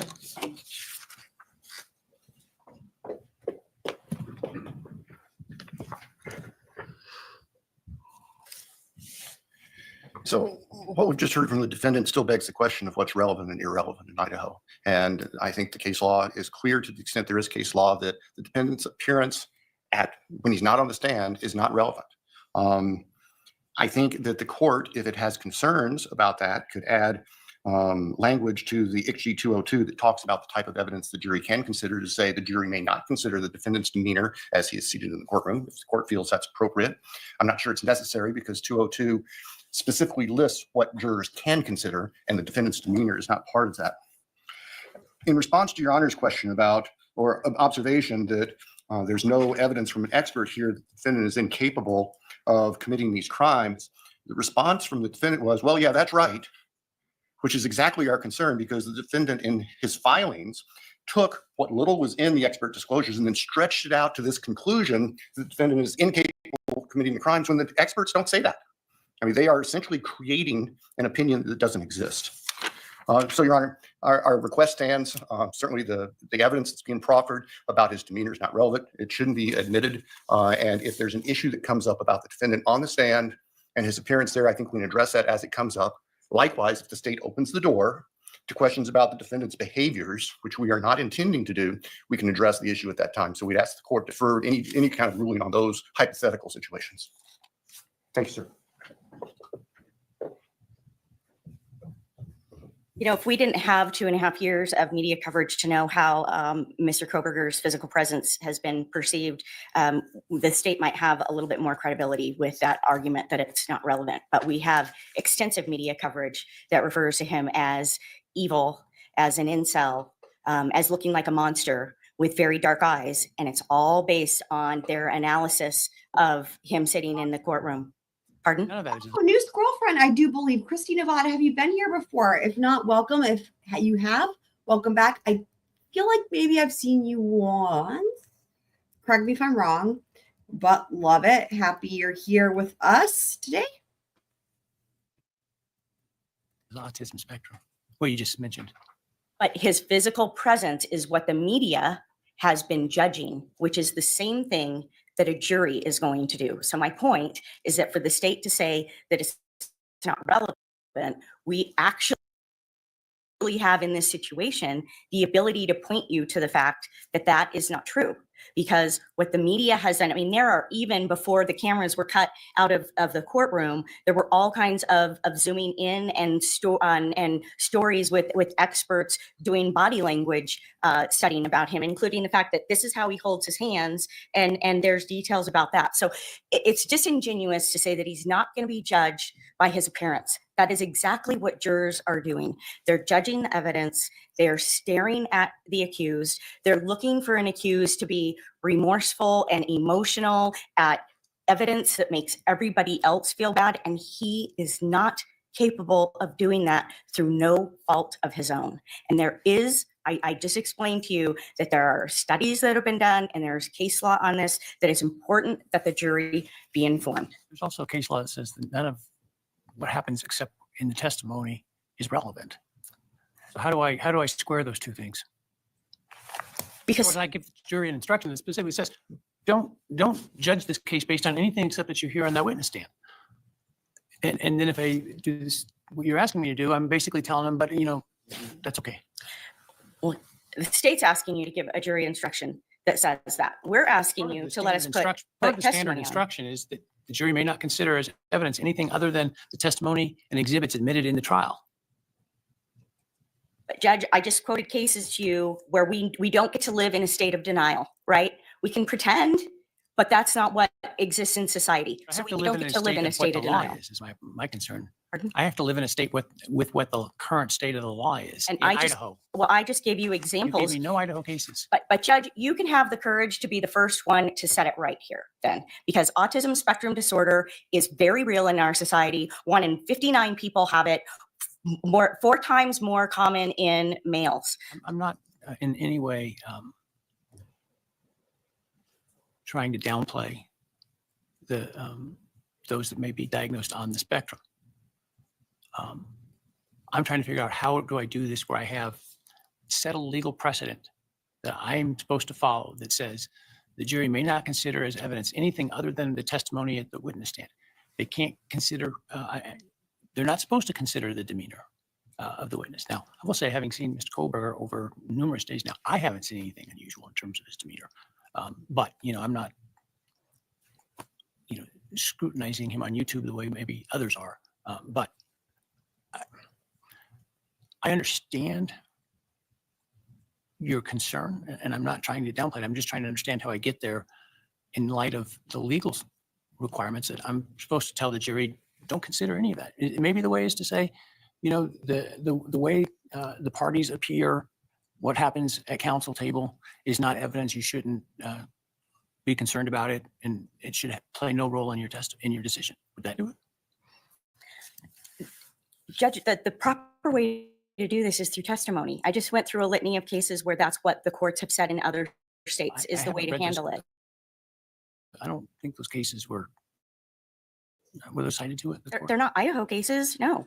But then it's an issue of first impression, right? And so you get to make the decision, and you can get it right. You can allow the testimony, right? I mean, if it's an issue of first impression and you're looking for guidance around the United States, then do what other states are doing. That's the solution, not a jury instruction. I'll take the matter under advisement. The counsel cited cases that weren't cited in the briefing, so I'll need to look at those.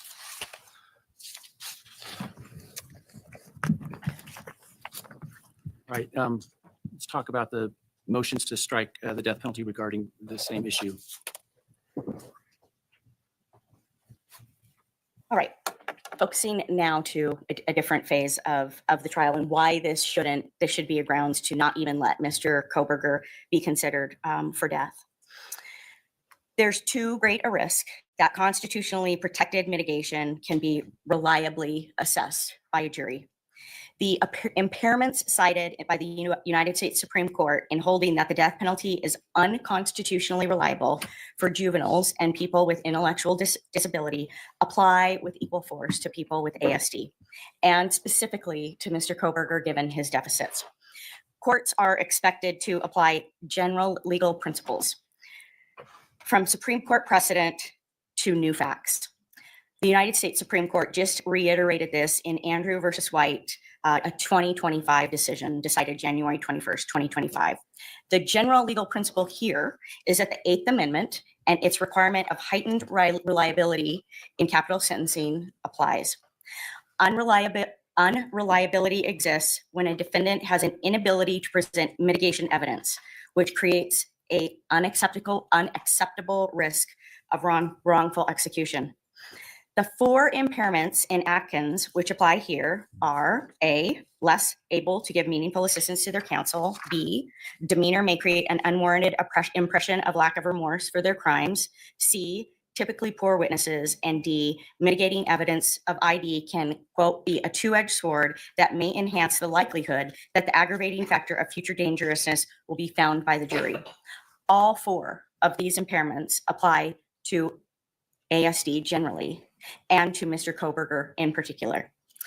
As to less ability to give meaningful assistance, extremely rigid thinking, he perseverates on specific topics, processes information on a piecemeal basis, struggles to plan ahead, and demonstrates little insight into his own behavior and emotions. He may understand the definition of mitigation, but he has no ability to assist us and understand what might be mitigating and why. The impairments that he has go all the way back to his very young years, where he walked on his tippy toes, rocked on all fours for extended periods of time, could not engage in imaginative play, wrote his fives upside down and backward. He was provided with extensive supports in school. He was evaluated for ASD, but not properly diagnosed, and bring that to current time where he is at age 28, where he has few personal relationships. He does not have any insight into things like the fact that he once volunteered at the Special Olympics is mitigating, or that he helped save someone's life on the job, and that's mitigating. He can see the logic in the word mitigation, but he has no ability to understand and help us develop a case for him for mercy.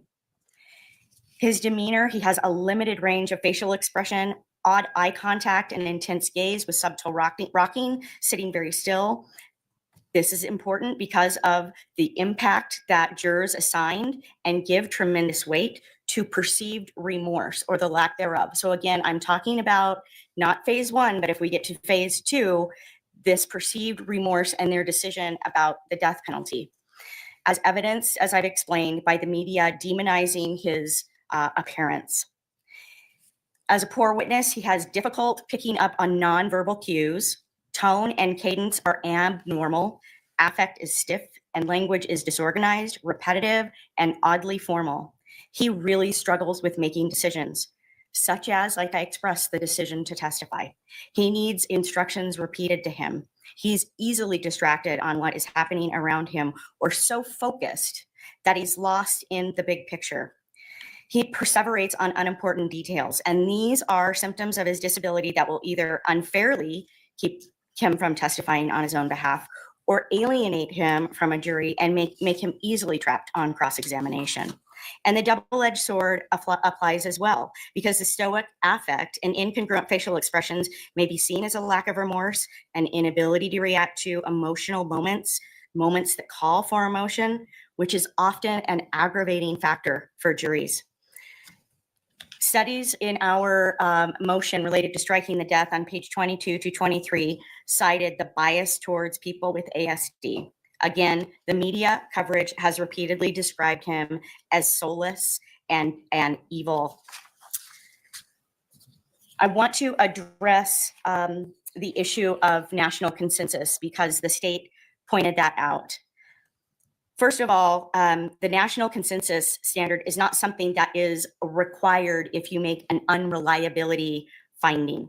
But even if you determine that a national consensus is required, there is one because of the factors analyzed, in Atkins all apply to ASD as the class of person that society wants to protect. They are the same vulnerabilities. ASD individuals like Mr. Kohberger are labeled protected handicapped students, below basic academically, unique thinking and reasoning make intellectual function difficult to summarize, poor fine motor skills, not comfortable speaking or overly verbose, can't make eye contact, require repeated instructions. Those were all specific statements in his school records. The Supreme Court has not established a clear Doctoral program? Pardon? Was that before his doctoral program in terms of his academics?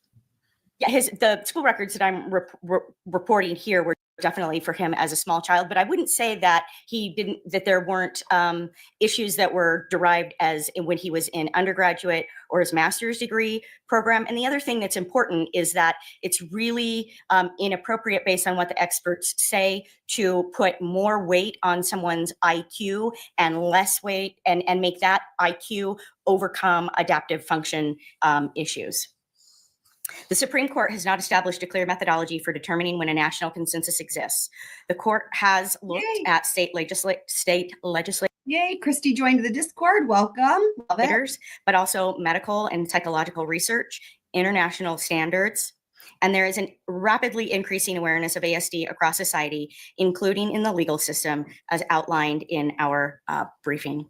As a society, there is a consensus to protect this class of persons. And if you don't agree that any of those arguments are convincing, then some court needs to have the courage to be the first to declare a consensus, and that should be you. Thank you.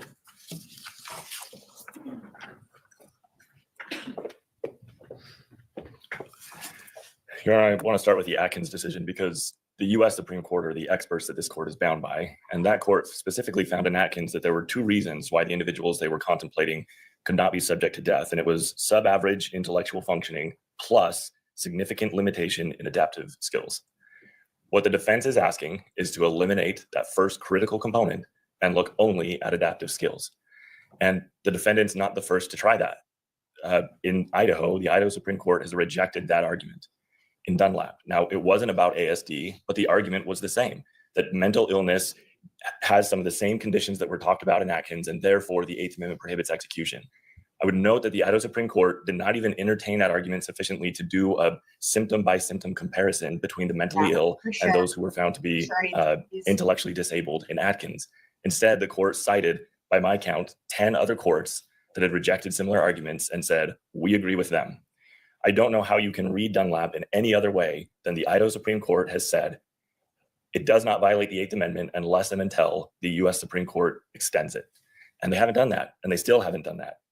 Now, on the national consensus issue, national consensus is a critical part of an evolving standards of decency claim. It's at the very heart of that claim. That's what it means. An evolving standard of decency requires some kind of national consensus. And the critical place you look for that are the actions of state legislatures. Not a single state has said that someone with ASD cannot be executed. They cited to 2 states in their brief to support their claim. Neither of them have laws that preclude this. In fact, their laws, both passed within the last 5 years, did add to the list certain mental illnesses, but they did not add ASD. That means those legislatures considered which mental illnesses should we add to this list and rejected the idea of adding ASD. So that's not the national consensus that the defendant would need for this type of claim. Based on Dunlap and the plain language of Atkins and the complete lack of any kind of national consensus, we would ask this court to deny the motion. Thank you.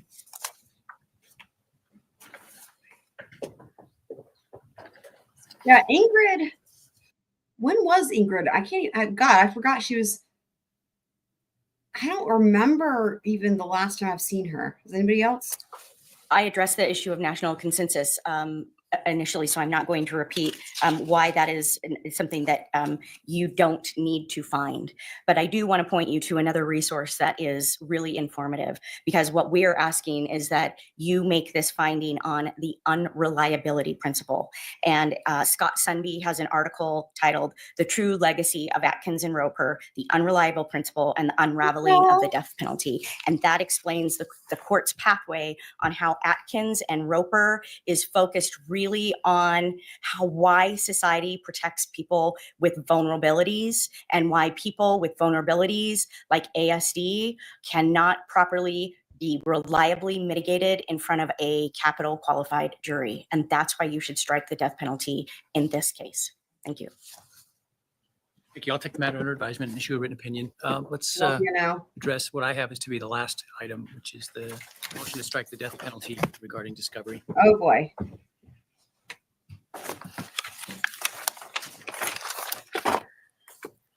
Your Honor, we are asking the court to strike the death penalty as well as issue some additional rulings in this case as it relates to the discovery issues. Your Honor, we're asking the court to look at this not as a Brady violation, but as a due process violation.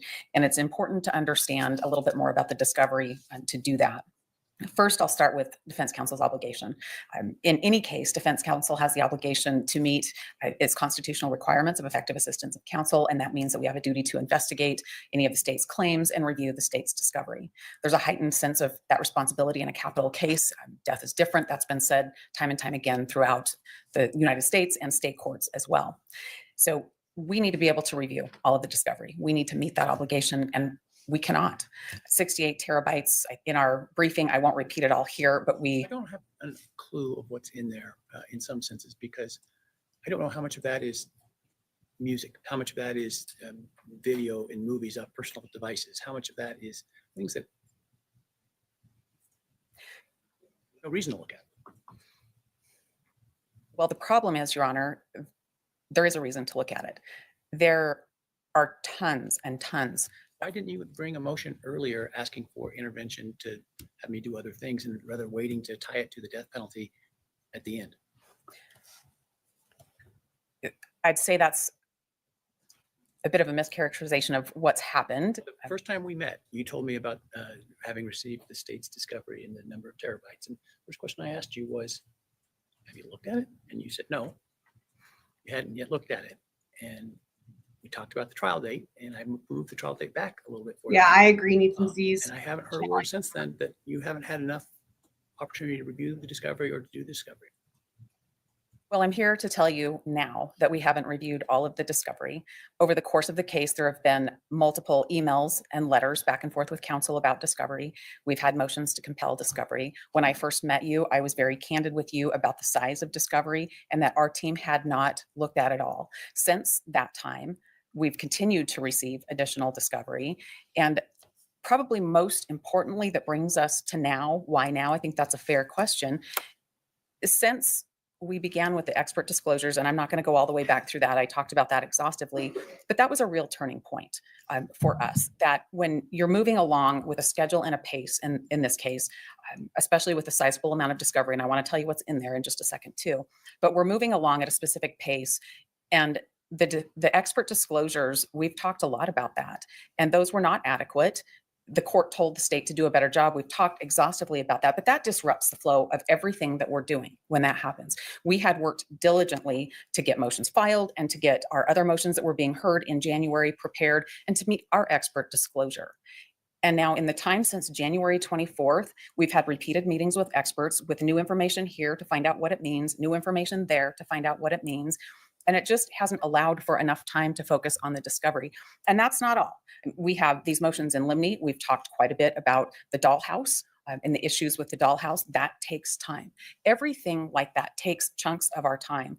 We don't have all the discovery reviewed. That discovery consists of thousands and thousands and thousands of pages of police reports. I know the court has a little bit of a glimpse of that. The court asked the state to give them Detective Mowry's police reports that he authored. I think it took him 10 days to get them all gathered up to the court. That's one officer. That's just one officer. We have, I think, over 15,000 photographs. 4 years in the fall? No, The homicide? no. It's 3 years in the fall since the homicide. Mr. Kohberger was arrested. All 26 is what I was referring to. So two and Uh-huh. 3.5 years. Wrong year. The homicides happened in 2022, November. So we are 2.5 years since that happened. We're in 2025. Would be 3 years in November of 2025. Happened in November of 2022. Oh, you're right. Never mind. It's been a long day, Your Honor. It's been a long day. I'm off it by a year, and I feel a lot older than that, than having aged more than just a year in this hearing. But Oh my God. Wow. regardless, Jesus at Christ. what point are you ready? Does that mean that in no case where there's a lot of data, can we have the death penalty?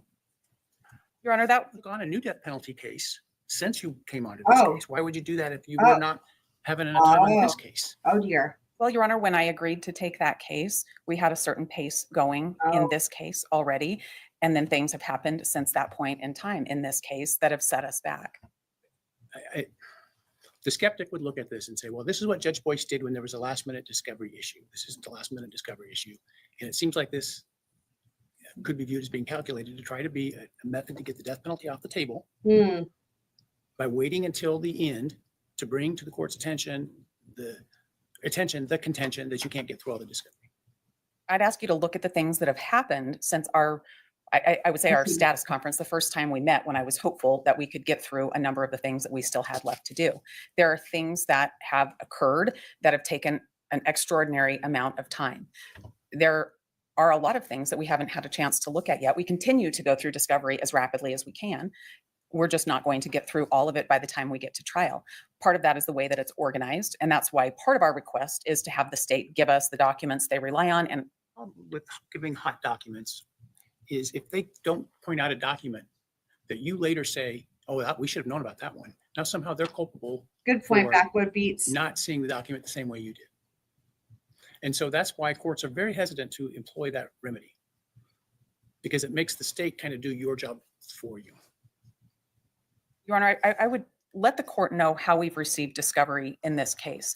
And this has been a topic between counsel since the initiation of the case. The discovery goes to the police department, and then sometime later, the state gets it, and then they get it to us. So there's a delay already, but the documents don't come in any organized fashion. When you received all of Detective Mowry's police reports, those would have been scattered over probably a year for us to get. Right. We litigated That's a the good video, point. 1112 King video. We litigated that for about a year before we got the full copy of that. Those are all things that take time. And we are now months before trial with the cumulative effect of what's happened. And we now are faced with the issues with expert disclosures. Hearing the state today, I don't expect they're done trickling in expert disclosure after expert disclosure. At what point is it enough when we can be counting on that's it, we can get ready? The court's discovery deadline came and went. A lot of additional discovery has come past that deadline. At what point is that enough? I'm picking up more discovery today if I can meet up with the prosecutor. Is it a penalty-based discovery? I don't know. I haven't seen it yet. That's part of my problem is I don't know Because you're very vague about what it is you haven't been able to do. Well, let me tell you then, there is surveillance video from all of the university, all of U of I, and there's probably some pretty critical places where that discovery or where that video exists. I haven't watched that. I've sat down to watch it on several different occasions, and other team members have sat down to watch parts of it too, to try to see what's there. The way we've received it, it's not labeled in any fashion at all. I can open up a folder and I can look at something and figure out what date and time that's from. And there's multiple cameras and multiple days. There's no index, there's no guide to what it is. So I haven't looked at all of that. There's a couple of additional video footages that I haven't looked at. Now, if we want to start talking about cell phone data and third-party digital data, I have an expert who said it would take 3 years for him, an expert who knows how to do this, to go through every single piece of that. Now, he's been through a lot because we've had a little bit over 2 years to work on that. Not a full 2 years because we haven't had that discovery for the full 2 years. But there's quite a bit that I haven't looked at. I don't have an expert giving me even a report. We're not completed with that. I think I've read most of the police reports in this case, but I haven't read the thousands and thousands and thousands of tips that came in on this case. Don't think they're all not relevant though. Recently, we came across a tip just in trying to work through some of these issues. We came across a tip that would appear to be an alternate suspect. And we're trying to work through that as rapidly as we can. It was quite a surprise to come up with that. There's got to be more in there that I need to know. We were disclosed a bunch of email communication between different law enforcement officers, different lab personnel. I probably have read about half of those by now, and different parts of our team have read different parts of it, but we don't have it completed yet. Those are some quick examples that I can give you. I've looked at every picture, and I believe I've read every police report. There's a lot left to do that could have things that are favorable to Mr. Kohberger. In January, I had to stop doing that because I had to start worrying about the expert disclosures that we didn't get. I continued that through February. We've responded to the motions in limine. We've responded to the dollhouse. We've met our deadline with our mitigation experts. We're meeting the deadlines that are set out, but there's only 24 hours in a day. This is what's happened here is not satisfactory. That the discovery is not in an organized fashion. It's not in a searchable fashion. We've encountered documents that have been locked, most critically, the entire DeSales record for Mr. Kohberger's education at the DeSales University. Those were locked documents. They were a complete mess. It took one of our team members probably 10 days to get them in an organized fashion where we could understand what document went with what other type of classroom or assignment or other event. I will tell you about the motion in limine we didn't discuss today. The self-authenticating records. When we received the state's initial list, these are the list of things that we want to put in with a certificate. We went through those discovery folders, and those didn't contain just one document. They didn't even contain a document that made sense about what the state was trying to do. That took me personally about 10 hours to go through all of those folders of discovery so that I could write a response to that. The state replied, abandoning wanting to use about half of those right out of the gate after I'd spent the 10 hours. And we come today prepared that the court was 100% right. Those pleadings weren't ready. There's not a packet with a certificate of authenticity for the court to make a decision on. The court was right. But that doesn't mean that I can't be prepared. Those things take time. And when we're talking about the amount of discovery that's left outstanding, everything that happens like that eats up those minutes. In this situation, Your Honor, it's not that we saw what Judge Boyce did in Vallow and thought this is a great idea. We are at the end of our rope doing everything we can. And I know about what Judge Boyce did. And I have to come to you and say, you need to do this too. This impacts Mr. Kohberger. I can't not bring this motion because somebody might think I was waiting to the last minute. I can tell you we weren't. We weren't. We've been working as diligently as we possibly can work on this case. We have understood the court's. Have you gone to Judge Monson to ask for additional resources? Well, Your Honor, we do have an additional resource. We recently added our attorney, Ms. Barlow, to a team of another 5 or 6 paralegals, for example, to go through stuff. I can definitely do that. I don't know how that puts the information in my head fast enough, but I can definitely do that. Having litigated many very large cases, you have staff to tell you, here's an important document. And then that comes to your attention from the, as you pointed out, the gigabyte or terabytes of probably pointless video cameras that nobody's ever going to rely on that don't show a thing. If I'd had a team of 5 more paralegals that understood the case already, that would be one thing. I certainly can ask Judge Monson for additional resources. I certainly can try to get somebody to understand what the issues are. I don't have a problem doing that, but that doesn't change where we are now. That doesn't change the things that have come up that have impacted our ability to prepare. I understand that the court has said this is the trial date, it's carved in stone. And I've done my best to adhere to it. And I'm here now saying that the death penalty needs to be struck so that there's fairness to Mr. Kohberger. The remedies for the court are to strike the death penalty and to have the state give us a list of Brady documents and the documents that they want to rely on. This is a huge amount of discovery, and we don't have the same resources of the state. I'm going to get a list of the documents here in terms of exhibits in the next few days, I would imagine. I'm not sure. April, what is that date? Well, it's just a little over a week away. Ours are due the same day. Well, but there's things on there that you didn't anticipate. This is a process where there's the ability to add things by your part if there's things that you didn't add, if you discover something else in there. The point is you will know generally the universe of documents that the state's going to rely on in 2 weeks. I will know those. I will know those. And when I produce mine, the state will know what I can rely on, but I don't know what I don't know yet. And it sounds like you would never know what you don't know, given what you told me it's going to take, 18 billion years to get through. Well, I don't think it'll take 18 billion years, Your Honor.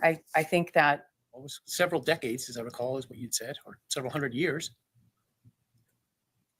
I can promise you I won't take several hundred years, but You see my point? That's what you said it would take to get through that of an individual. I have a hard time taking that at face value because Right. What he's saying here is like, so in their filing, and they did all this math, it was something like several hundred years.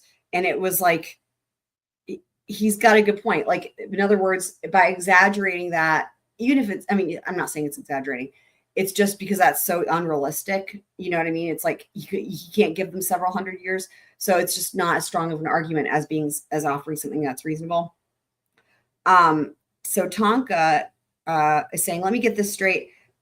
She was just informed, the state just informed them that they're investigating. No, that's not what they said. It's just that as she was going through discovery, she discovered like somebody who could be considered an alternate suspect. Not that the state is investigating them, and not that the state said there's an alternate suspect. It was something that she saw that she thought they're looking into the defenses. That's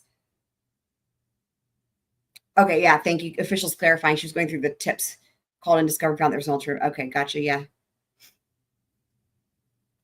that's not a realistic answer.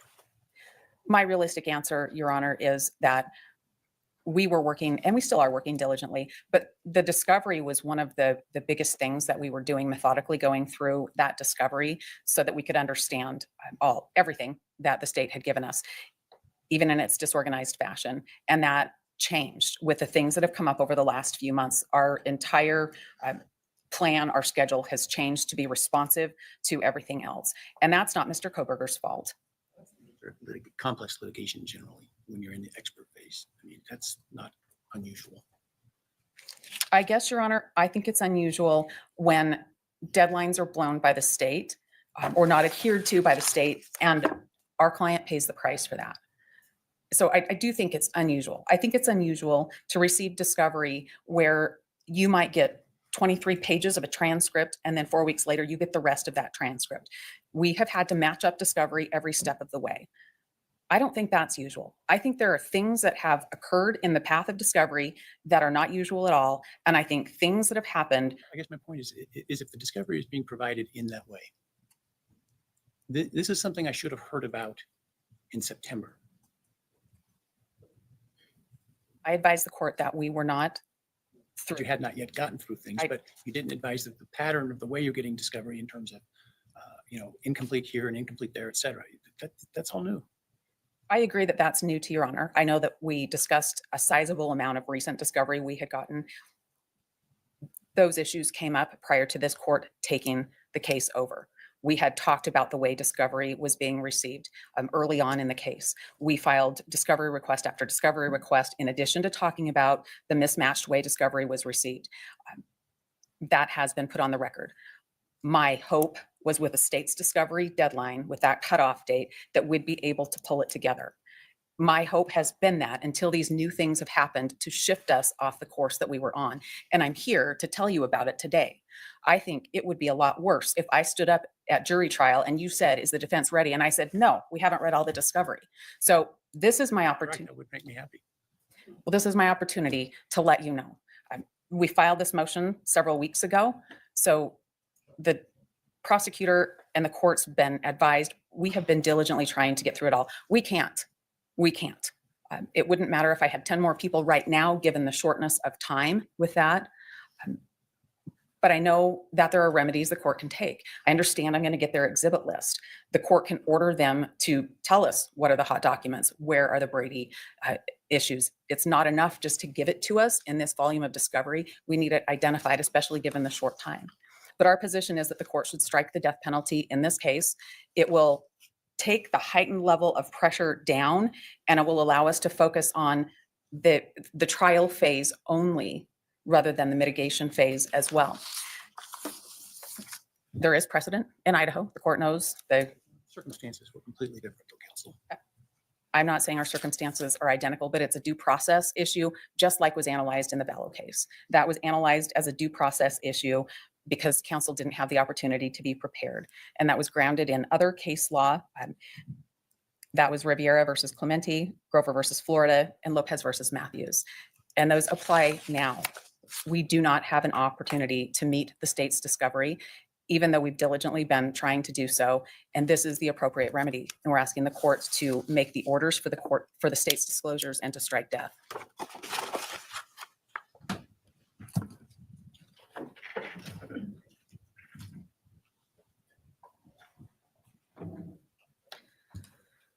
Judge, in this case, the state has made every attempt to try to comply with Rule 16. Oh boy. 7 days after a defense counsel entered her notice of appearance, she indicated she wanted everything that we had. And we started the discovery process. This was continued routinely throughout this case.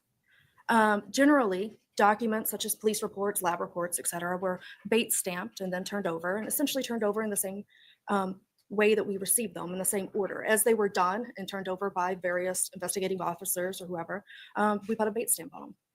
Photographs were done in the same fashion. Larger files, and I could say that, for example, most of the files that come from the FBI tend to be larger files that can contain a multitude of different things. Those were placed in an AV folder and discovered. Were they meaningfully indexed? I can tell you for FBI documents, the defense was provided essentially an index for all FBI documents because they requested everything that was on a shared drive for the FBI, and that was turned over with a searchable index. Mention of a problem because of the password protection of documents. Yes, and we addressed that. Actually, we first heard of that in, I believe, April of 2023. And Mr. Thompson wrote a letter to Ms. Taylor saying that he understood that some of the PDFs were locked, but advised counsel they could get around password protection by hitting print to PDF and then saving. And that allowed those documents to be searchable. They were advised of this over 2 years ago. It's true, there's a large amount of discovery. There was a 6-week-long investigation prior to a substantiated tip that led to Mr. Kohberger's arrest. So yes, there was a massive amount of discovery. We extracted cell phones for anyone that had any kind of connection to the victims. We gathered surveillance video for weeks, if not months, of random places throughout Moscow trying to figure out what happened. So to answer your question, there's a ton of discovery, and the majority of it is completely irrelevant. Are you aware of any Brady information that is in the the cameras that are not the ones listed in your route of travel? And No, Your Honor, I am not aware of any Brady material, any exculpatory material that's within those videos.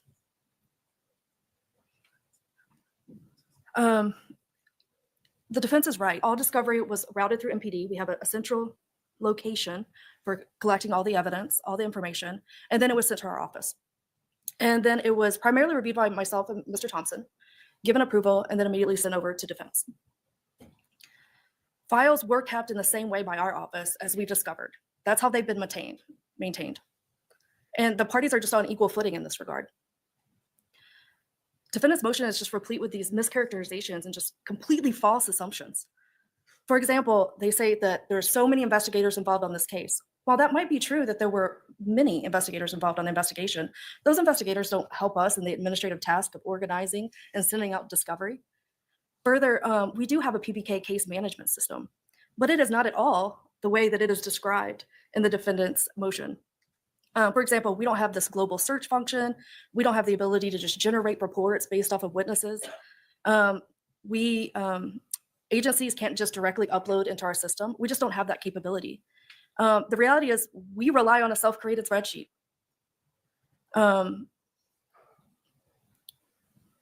Throughout the case, defendant has filed over 20 separate requests for discovery. Agencies can't just directly upload into our system. We just don't have that capability.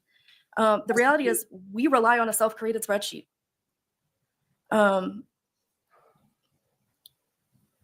Throughout the case, defendant has filed over 20 separate requests for discovery. There's been 400 itemized requests for different items, and the state hasn't just simply responded with whether or not we complied. We directed them specifically to where they could find that specific item, if it existed, the location, the description, and the date that it was discovered.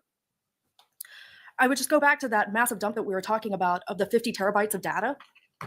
Defense has had that for over 2 years. Come on, Ashley. It's hard to, I guess, rebut a lot of the allegations because there's no specifics. They just talk in these general terms about all of this data. And I'm not totally sure how to respond other than we've given over the data as we've received it. And they've had the majority of it for several years. Most importantly, defendant has not specifically pointed to any particular piece of evidence that has been withheld or any actual prejudice suffered, and instead just points to the vast amount of discovery, which we have absolutely no control over. The state has in good faith complied with our discovery obligations, and there's just simply no basis for a sanction. And so we'd ask this court to deny the motion. Thank you.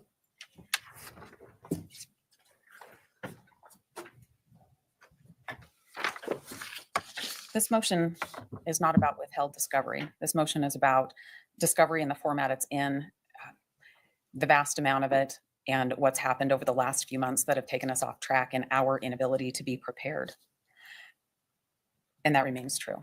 The 50 terabyte server that we received sometime in April of 2023 is the one that contains the U of I footage, and it contains a lot of footage around the town.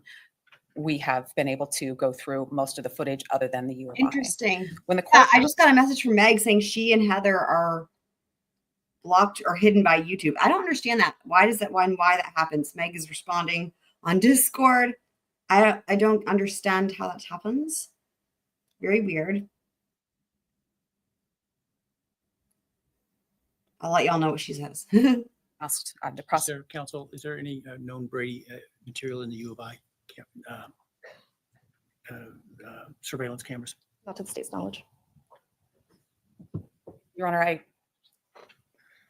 I think you'd have to watch that at various relevant times to know if there is or not.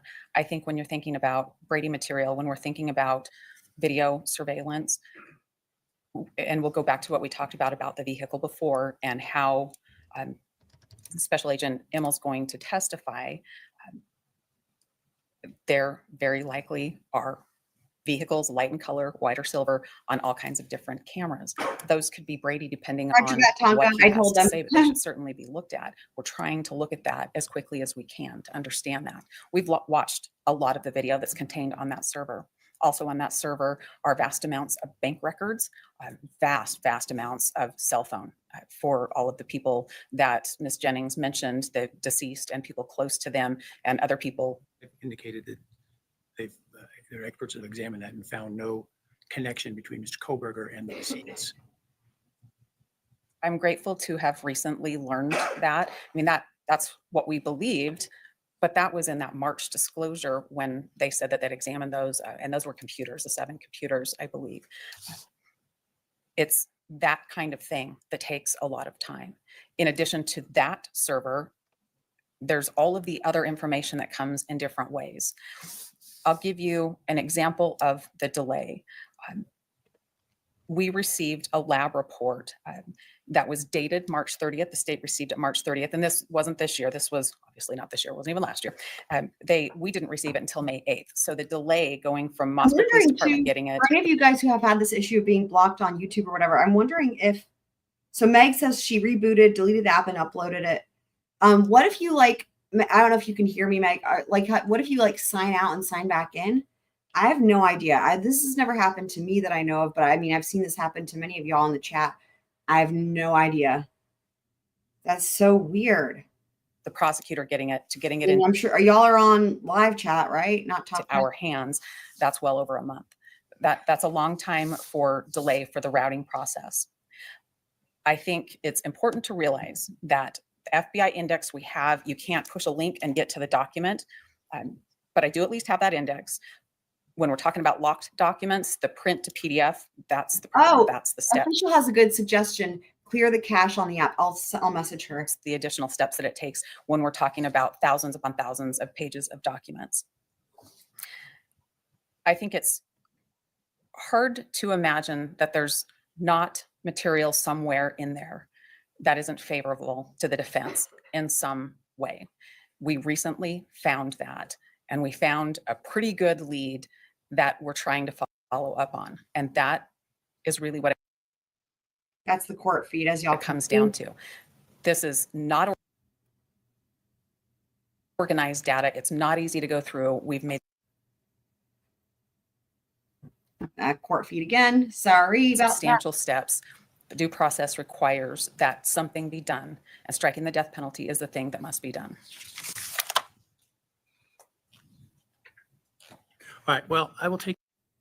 So Meg said she had not tried logging out and logging back in. So she said she's going to try that now. So we'll see how that works. With respect to the witness, with the exhibit list. Now, I will say the exhibit lists need to be specific and detailed, not exhibit 3 video, not exhibit 3 video from X bank. It's exhibit 3 video from X bank, minutes 25 through 27. Detailed, specific. I would also look at as a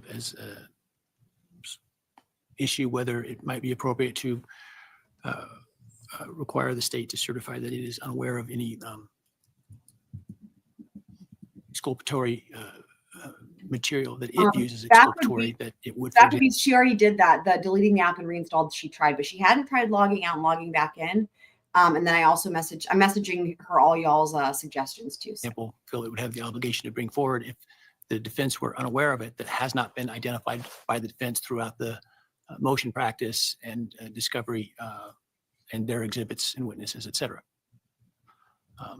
That's a good question. I will look at the issue and issue a written opinion on the matter, because I think obviously at a minimum for appellate purposes, you'll want that. So with that, I don't believe we have any other motions to take up today. Did I miss any?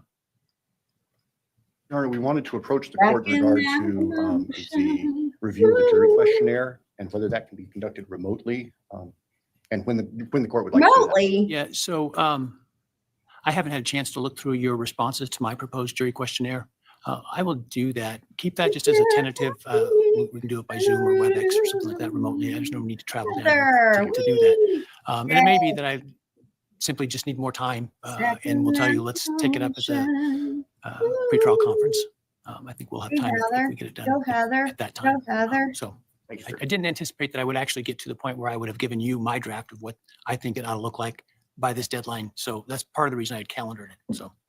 And I can tell you, we very much appreciate that the court was able to provide us with your draft, because I think that simplified the issues. And as you review them, there are just a handful of things that are potentially in dispute. All right. Anything else from the defense? Your Honor, with regards to the exhibits, because they're now scheduled to be due the same day, we'd actually like to see if we could have an additional week. I will give you additional 1 week after the state's exhibits are due. Thank you. We're still waiting to hear from Meg. All right. I think with that, we are adjourned.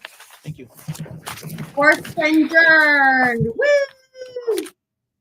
There we go. Party squirrels.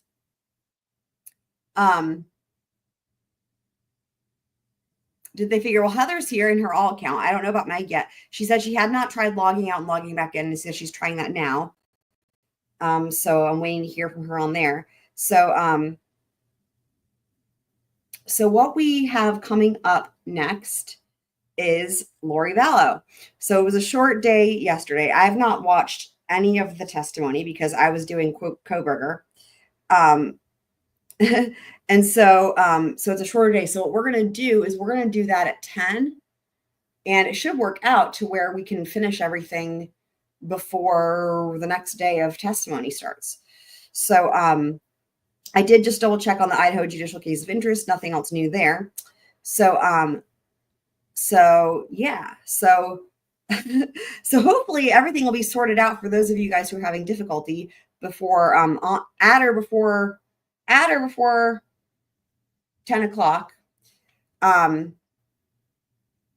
So, and actually I do have a little, I'm just trying to think if I want to, I have something I got to do at 9:30. I don't know. I was thinking I could start that and then, but then I'd have to stop it and then restart it again and be kind of clunky. So I'll probably just wait until 10.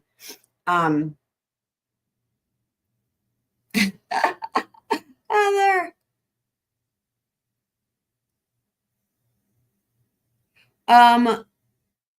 Anyone remember what Ann Taylor brought up that made the judge like, oh, I promised that wasn't going to be brought up? I don't know. You know what I think we will do though? I think what we'll do is this, guys. I think what we will do is this. How about a treat? You guys ready for a nice treat? I have an idea. I have an idea. I have an idea. Woo, woo, wee. Okay, here's what we're gonna do. Y'all can make guesses if you feel so inclined.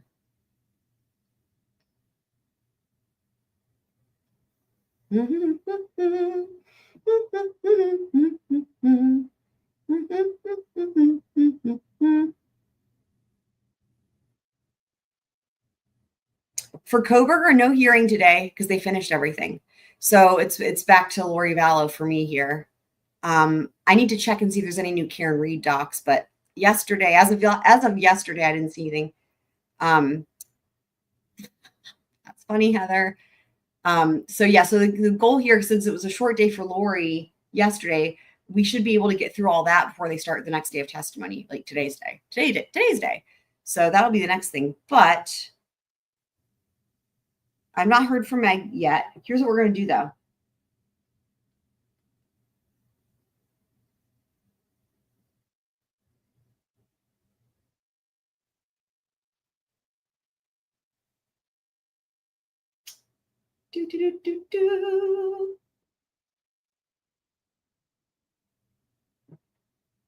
Okay, y'all ready?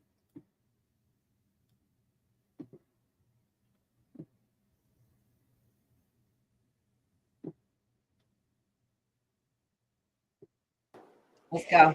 Hi, welcome back to our channel. I'm Shalia. And I'm Jeff. And we're talking about it's already the funny. Real reason why your twin flame won't contact. If I say I'm in a lesson, it means I'm teaching. Yeah.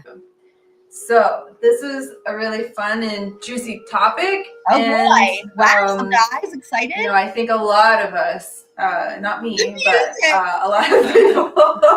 And you know, I say that with respect, right? Like a lot of people experience, you know, their twin flame not contacting them, and yeah, it can feel very painful. It can feel very difficult and challenging, and you know, not sure what to do, or like, you know, you've been blocked on like Facebook and your phone. Anyone who's like, what is this? This is not Bryan Kohberger. We're just gonna watch a couple little bits of this because I've got some time before I gotta go do something else, and then we'll be back for Lori Vallow.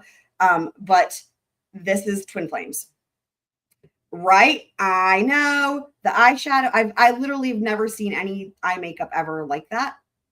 It's very special. But this is where Jeff and the Tiny Waterfall comes from. Phone and email, all of it, right? And all you want to do is just like desperately get in touch with them, you know, and hopefully reestablish your line of communication and connection. It's a fun one in Ascension School. Yeah, I mean, a lot of people that are in our classes, yes, of course, they experience this issue too. So we're going to talk about why your twin flame won't contact you.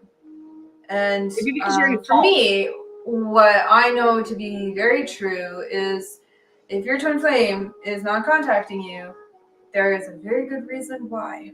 And it's not because they're a douchebag. Right. You should trust that. You know, and I mean, yeah, trust that they're not being a douchebag, even though that feels like your experience. But at the core of this issue is a jewel. And it's that your twin flame is mirroring something for you. Okay, you and your twin flame are one. This is something that you just need to really integrate into your consciousness and understanding that you are not separate from your twin flame.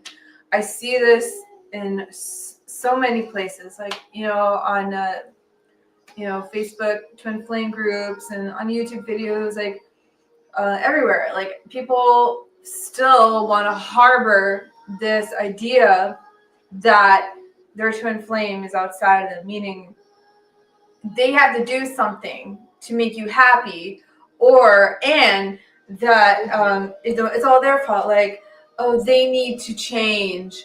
They need to spiritually grow and develop. They need to. Great question. What is this? How does one summarize twin flames? Okay, it's an LLM pyramid scheme cult that forces people to change genders.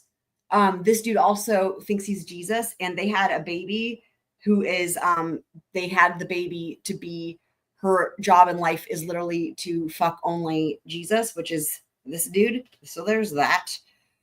Tiny waterfall delusion, also that. Yep, his name is Jeff. That's Shalia. They look completely different in every single fucking video. They have a church. We've done some of that. Shout out to Church of the Union. The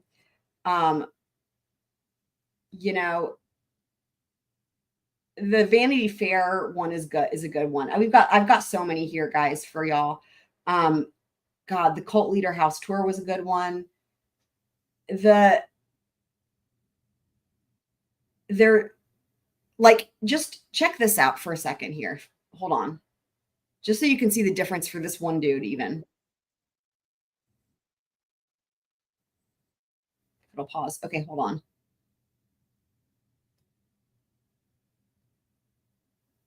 So this is the same dude.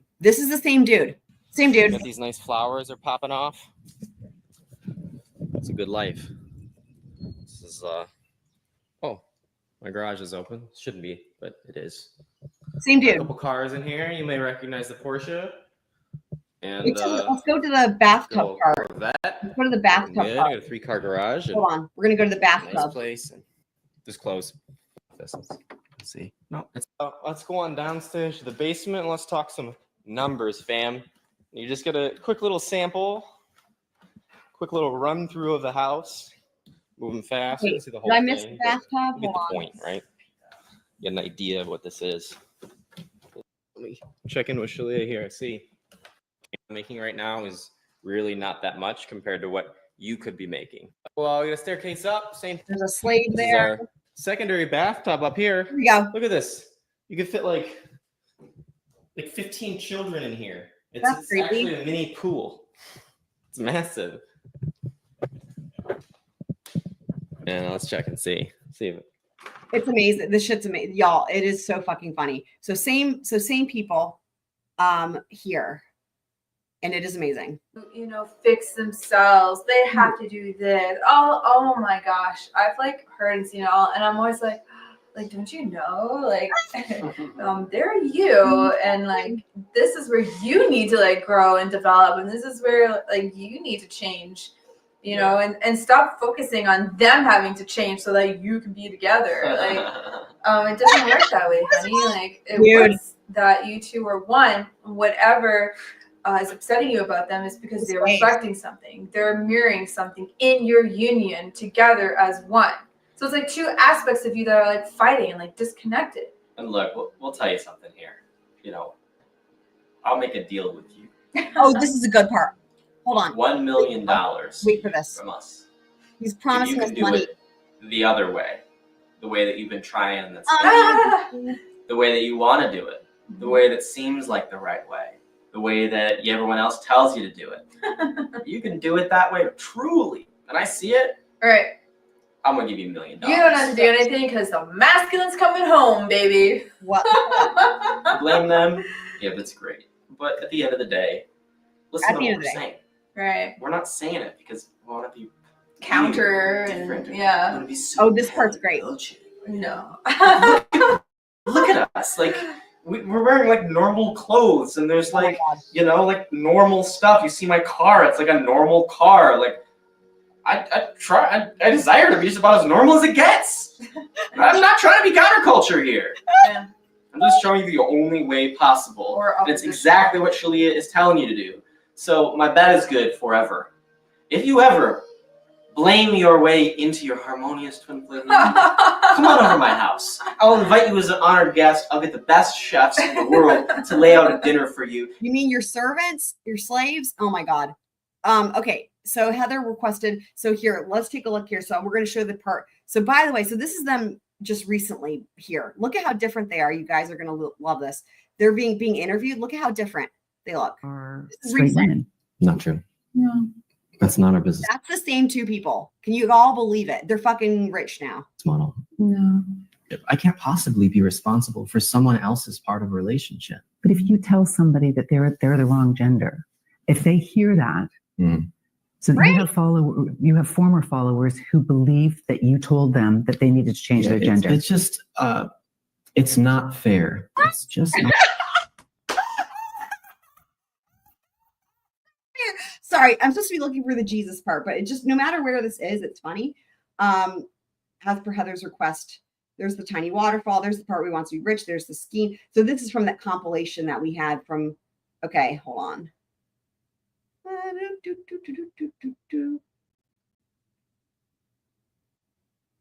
think it's right about here. Holds everyone else up.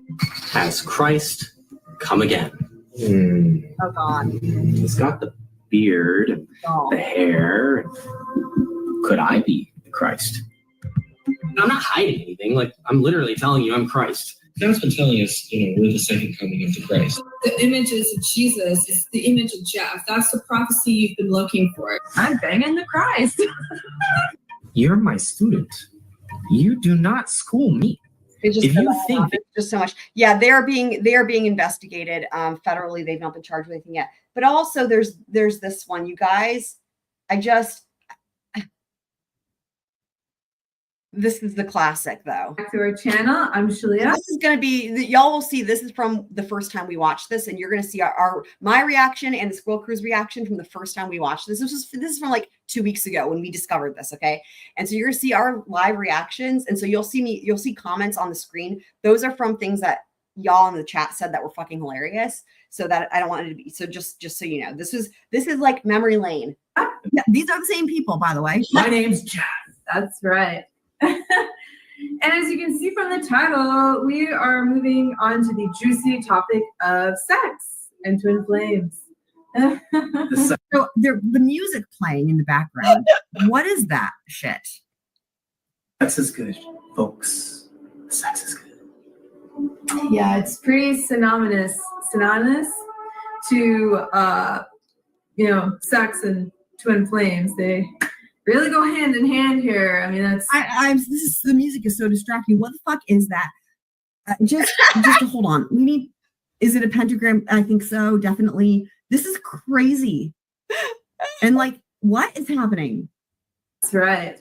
And as you can see from the title, we are moving on to the juicy topic of sex and twin flames.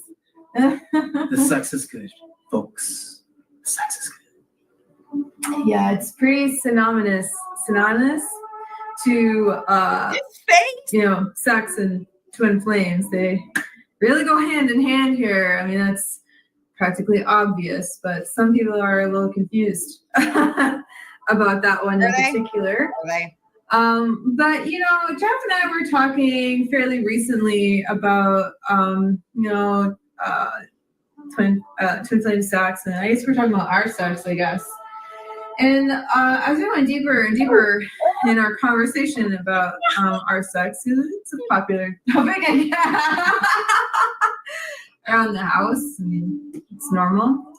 But the point is when we're talking about it, as his face, this is just, there's something not right, more than what we even thought. Like, watch this thing with his face.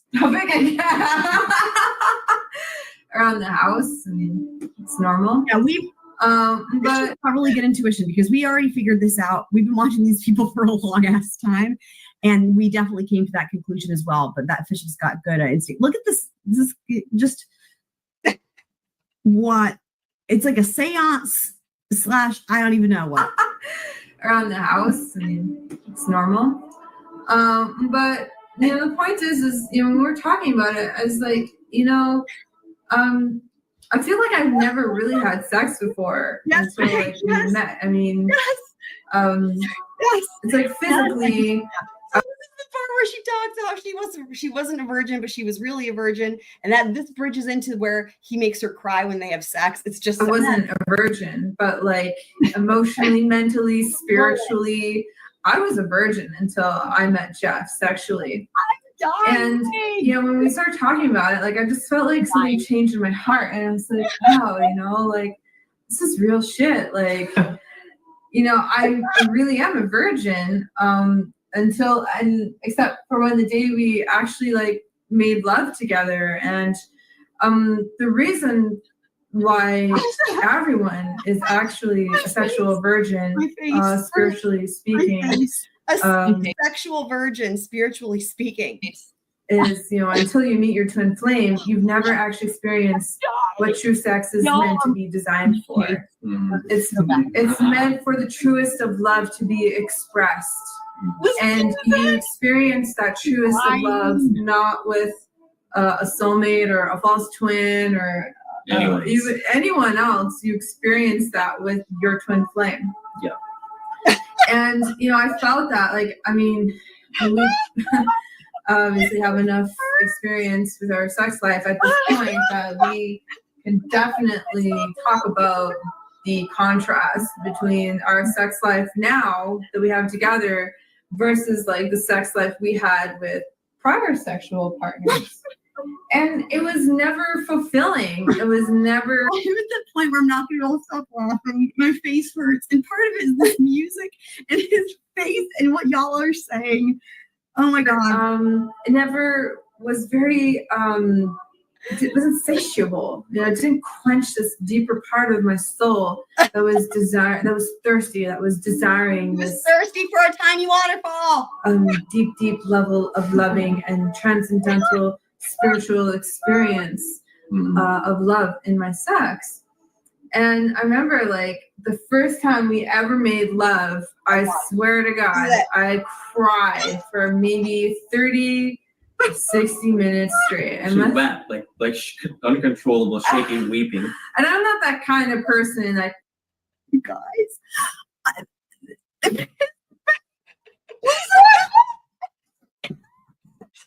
to say, we have a new girlfriend. What a time to join.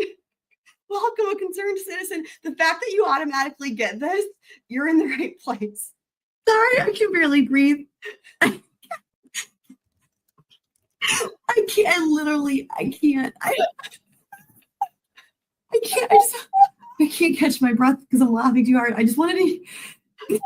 Face was very. Oh my God! It was insatiable. It didn't quench this deeper part of my soul that was desire. That was I'll thirst. tell you guys that when we first discovered these people, we watched them for like 12 hours or something ridiculous, and then again the next day, and then again the next day. I was so injured from laughing so hard for so long that it went beyond my face hurting. There was that one day, if you guys remember, if you were there, where my abs were hurting so bad because I'd moved past the face and my abs are like, not like I have abs. Like it's not, anyway, they were so sore that I was like, you guys can't make me laugh anymore because it's like I'm getting injured. Anyway. That was desiring this deep level of loving and transcendental spiritual experience of love in my sex. And I remember like the first time we ever made love, I swear to God, I cried for maybe 30 to 60 minutes straight. And she wept, like uncontrollable, shaking, weeping. And I'm not that kind of person, that type of person, just like cry like during sex. I was like,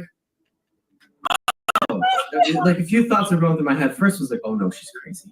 Oh, shut And then that one passed, and I was like, oh damn, I'm good. And then that one passed, and I was like, oh no, Well, like yeah. she's never been loved before. Yeah, that was it. Like, well, you never were, you know, same with you. I guess you're having a different experience. I don't think you've ever wept. That's hilarious. I didn't weep after our sex, not like you did, but This is great.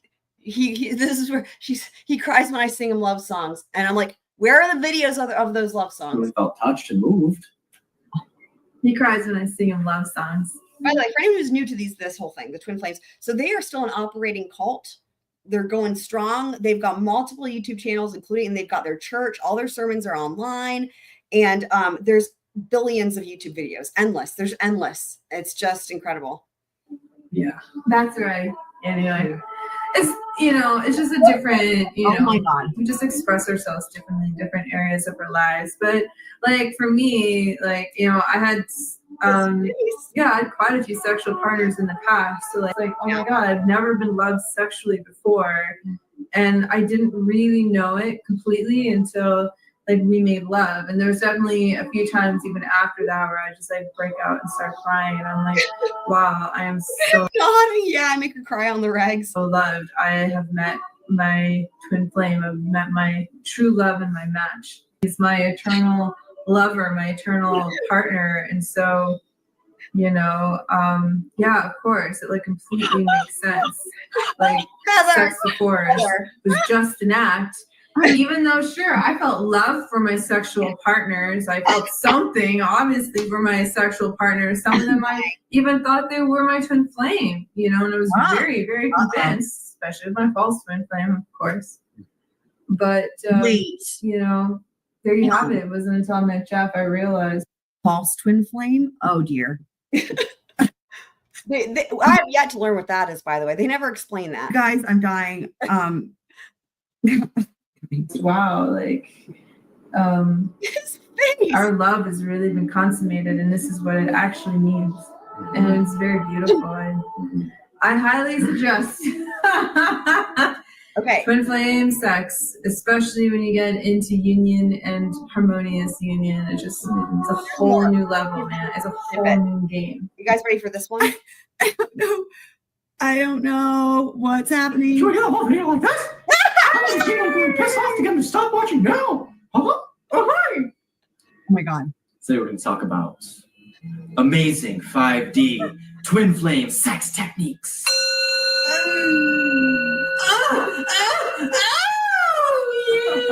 It's real. And it's on you. Oh my God. Oh my God. Like, you guys, my face hurts so bad. I'm not kidding. My face hurts and I'm crying. Oh boy. Don't worry. You'll learn how in this video.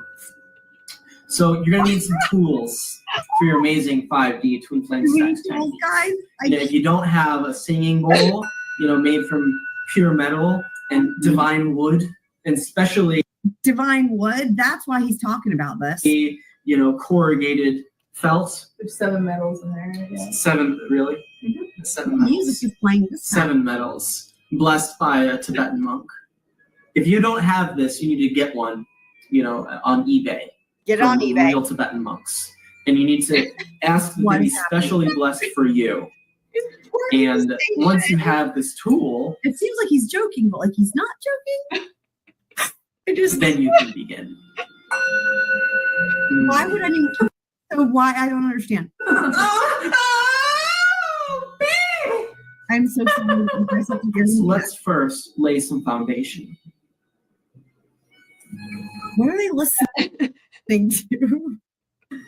So we can't object to lack of foundation, people. Now that you know it's possible, amazing 5D twin flame sex. We're going to teach you some amazing sex techniques. Okay, guys. First, let's define the difference between 3D and 5D. We already have a baby, Megan. 3D is the everyday, usual stuff.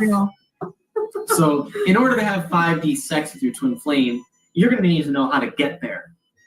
And you get there through your imagination. Oh boy. That's right. The 5D doesn't exist except in your imagination. That's not to be confused with your inner world. Oh God. Oh my God. You can't have sex in your inner world either. You can have sex through your inner world into the 3D because there's no difference between the inner world and the 3D. However, The 5D right? For sure. is a different place Yes. entirely. The 5D is imaginary land. So here's the amazing sex technique. First, you get your singing bowl, the special An one, imaginary and land. then sorry. Fox, you're totally onto something. I've done the sex technique so many times, I just can't help but trigger orgasms, you know, when I hear the sound.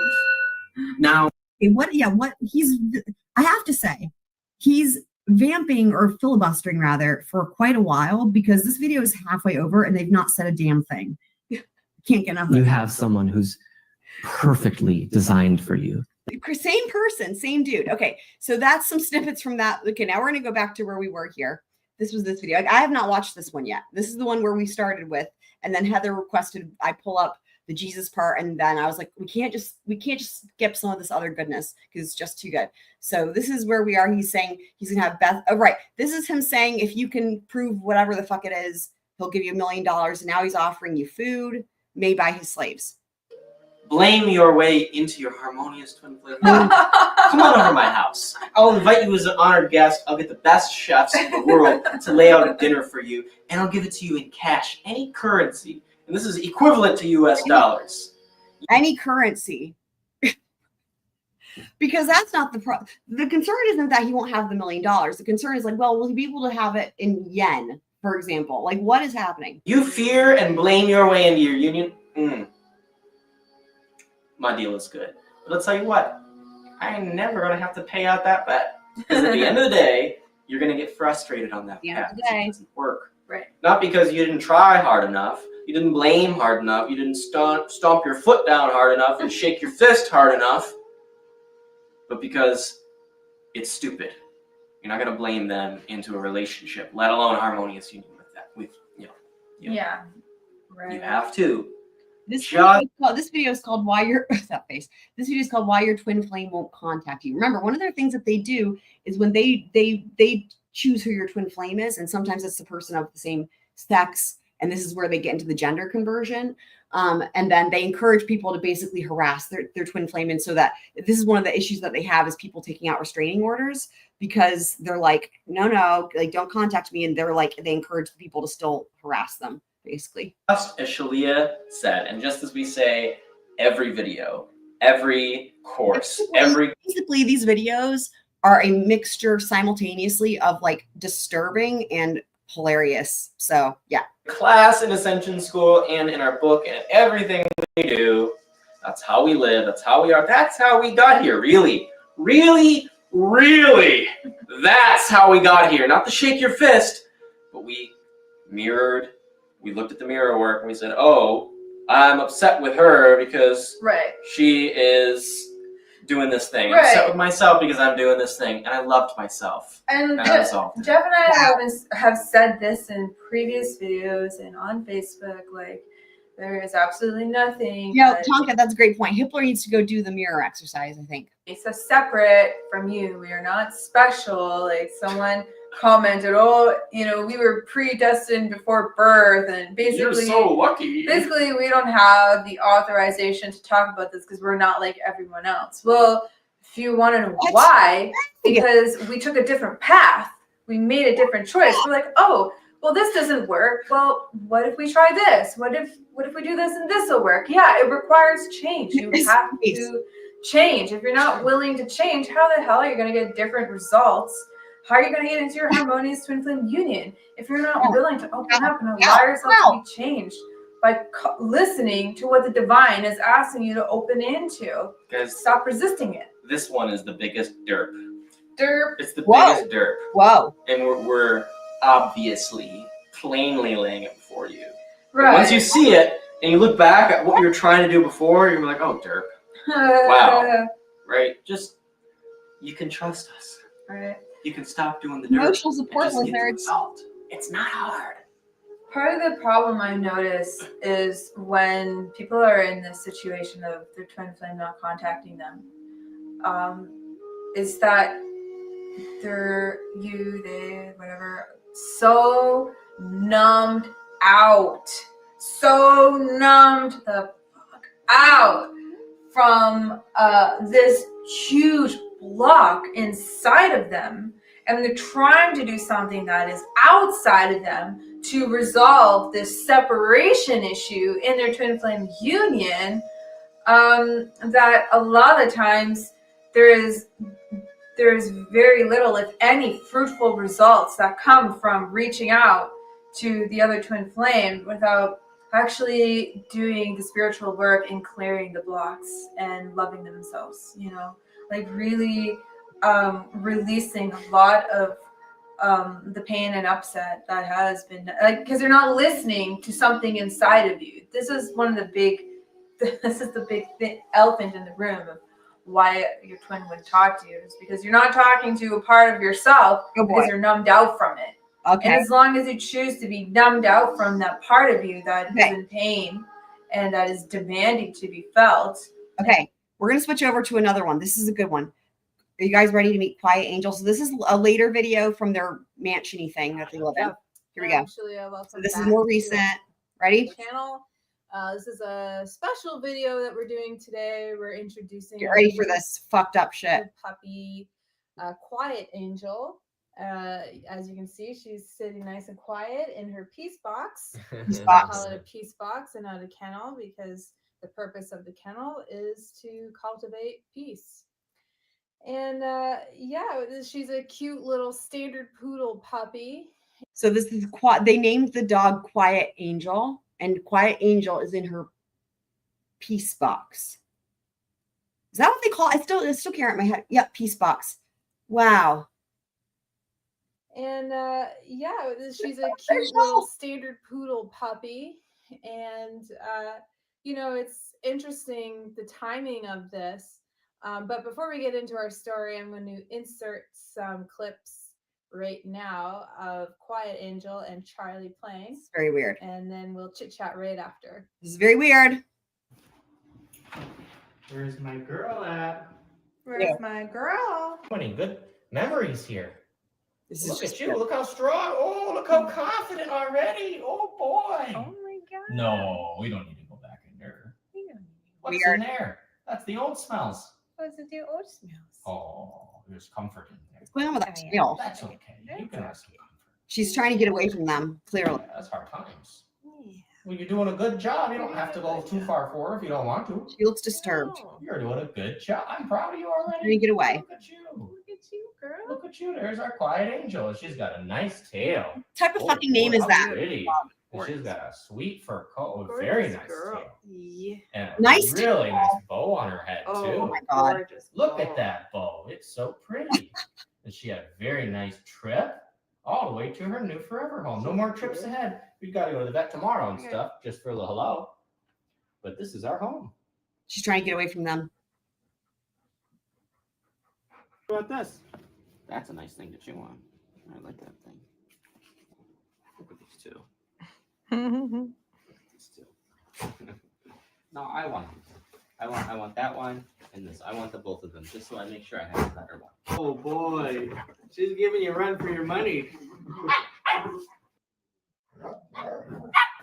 So this is her house that looks really big. But 25 bedrooms. We did a deep dive on the house on a different live stream where we went on the tour of the house. We pulled it up on Reddit. Whoa! Oh boy! Those are some fight notes. Those are our clips of Charlie and Quiet Angel, and they were so cute. Quiet Angel. Someone said they look like two fluffy white clouds, you know, playing together, and that's all I see now when I see them playing together, and they look so similar. So this video is very interesting. She's gonna there's so much in here. She's gonna start talking to, dude. Well, you just play. Same color. Yeah, I actually wasn't planning We'll be that. here. Like, he's an English cream golden doodle, and Like the psychology that this gets into is insane in terms of her and her pregnancies and stuff. And y'all, it's just level. you know, she's like her color might change. She's supposed to be like a white poodle. Standard white poodle. Standard white poodle, and she's a little bit lighter than him, but we'll see. I think puppies, like, their color like changes and stuff over time. So we got the cat here too. And, Yeah, and it's all Charlie's pets on over- deck. Oh yeah, all this is pets very except for weird. Bay. He's over there. He he's might come for a visit. Bay's always over there, and then he comes around when it's like nice and quiet. So anyways, we wanted to talk about our new experience with the puppy. This has been a very interesting time in our life that a puppy came into it, and we got her on the very first day of spring. I'm like, that's a perfect time to get new life. You know, it's literally the first day of spring. And I went back in November and I was checking to see, like, that's when I put our deposit down for our poodle. And she's what we've talked about this before in previous videos.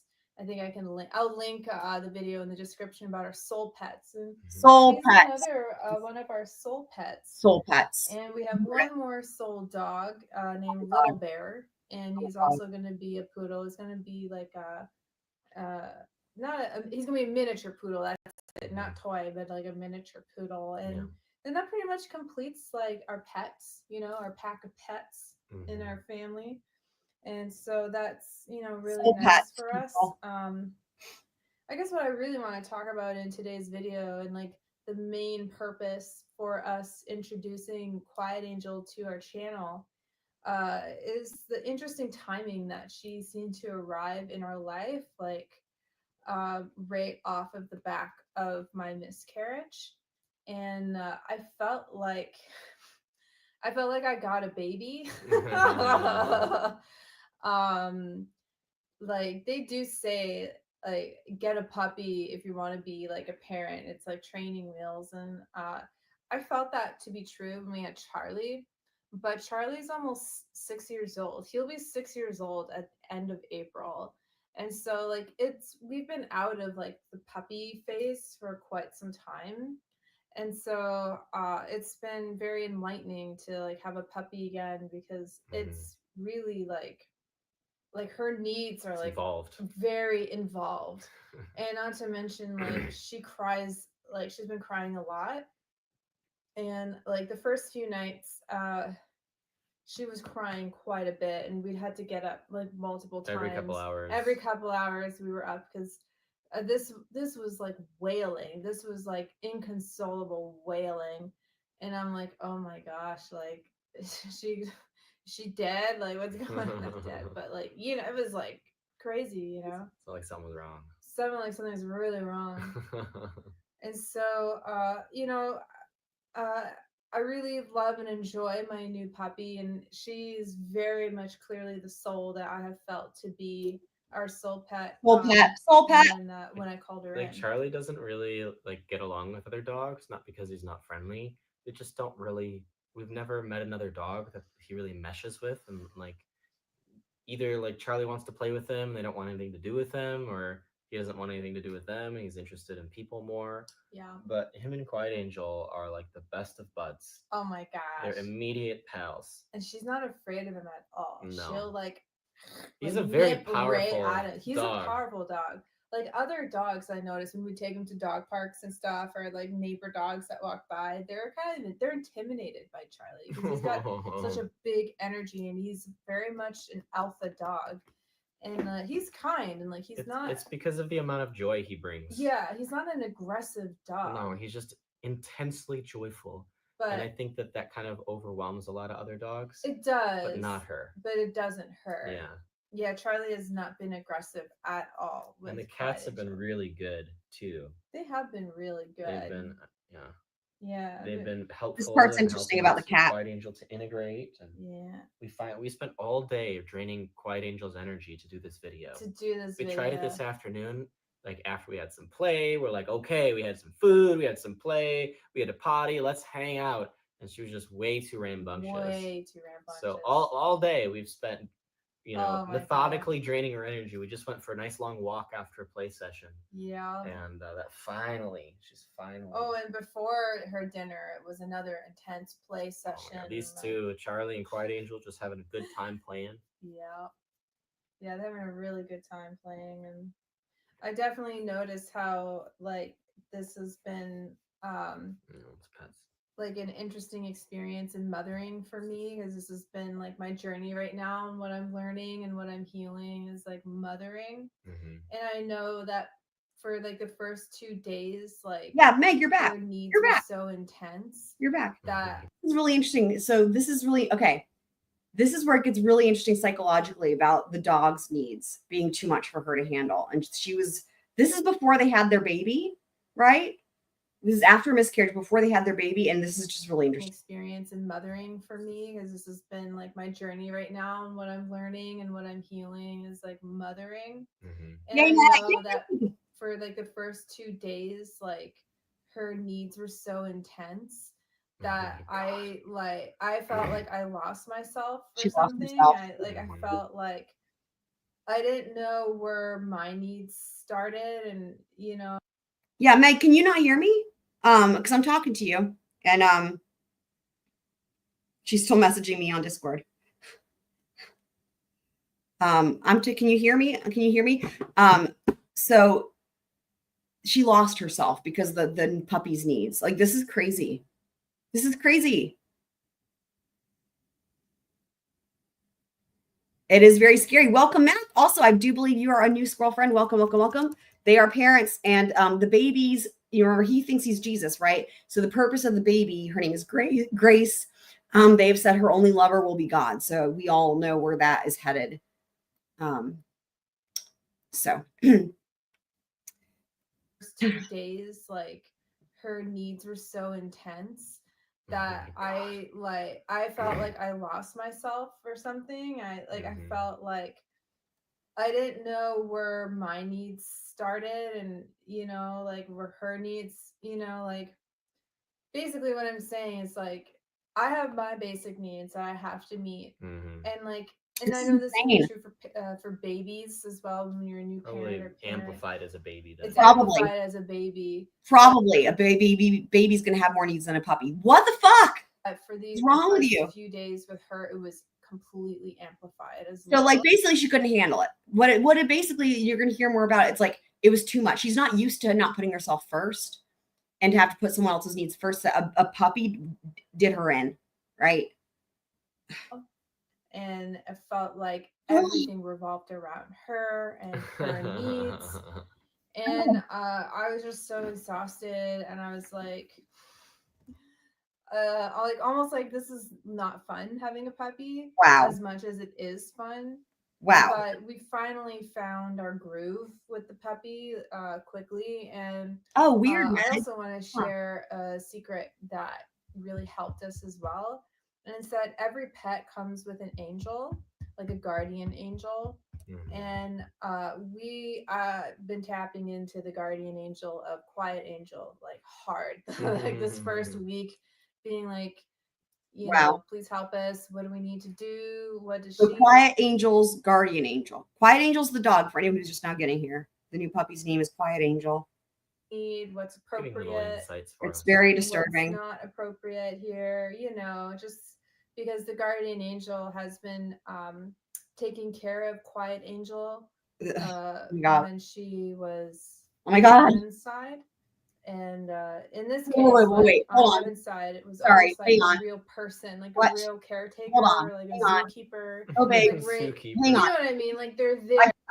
My brain lost my mind for a moment and then all hell broke loose. Let me back that up. What? What?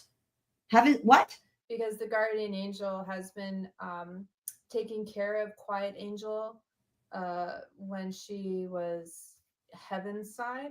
Okay, I did hear that correctly. That's what Heaven's side. Okay.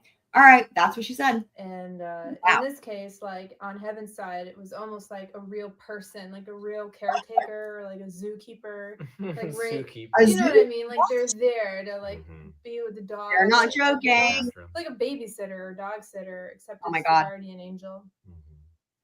And so that guardian angel has Okay, so there was a babysitter sitting next to guardian angel in heaven while Quiet Angel was still Heaven's side with the guardian angel and the babysitter / zookeeper. That's what I'm taking away from this so far. Makes sense. Makes perfect sense, right, guys? Perfect sense. It's been helping us a lot. And so now we feel like, okay, great. we got this now, and I finally was able to like start washing my face again at night and like. All right. You know, So having a puppy was so difficult for her. She was not able to wash her face. It probably shouldn't have a child, Missy. And that, but yeah, I think we've noticed that she definitely brought up a lot of like family healing and family stuff because it's whether it's a pet or a child, like it's not easy. Well, pets are your family. They are your family. You're right. They don't have to be, but they can don't be. have to be. You can treat your pets, and pets can be family members. Yeah, exactly. We got 4 family members. But there's an adjustment that goes into like, and there's upheaval as well when you're bringing in a new family member into your pack or into your family.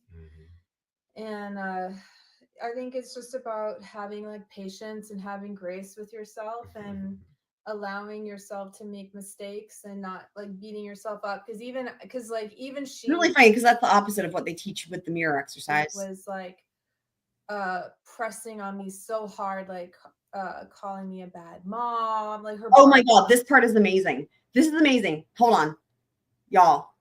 Okay. Beating yourself up because even she was like pressing on me so hard, like calling me a bad mom, like her barks were, and like.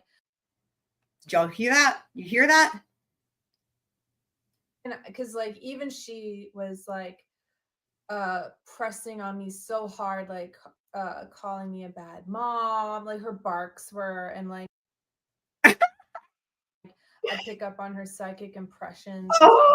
Mom for not giving her what she wanted, her demand, and there's a difference between like here's the thing. I have no doubt that she's a bad mom and that dog hates her, but still, the way that she says she was calling me a bad mom, like her barks were, and then she says she picks up on the psychic impressions. It's just great. You can't make this shit up. You know, your family member acting like a tyrant versus they actually need you and sincere needs. They have a sincere need and you do need to tend to them. Oh, and sometimes it felt like this last week, this very delicate balance or delicate line of like, I don't want to abuse my dog and I never will. Yeah, this is like, dude. And I felt so pushed. I'm like, what do I do here? Like, wow. Do I just, if I keep her in her kennel and ignore her, is that abusive?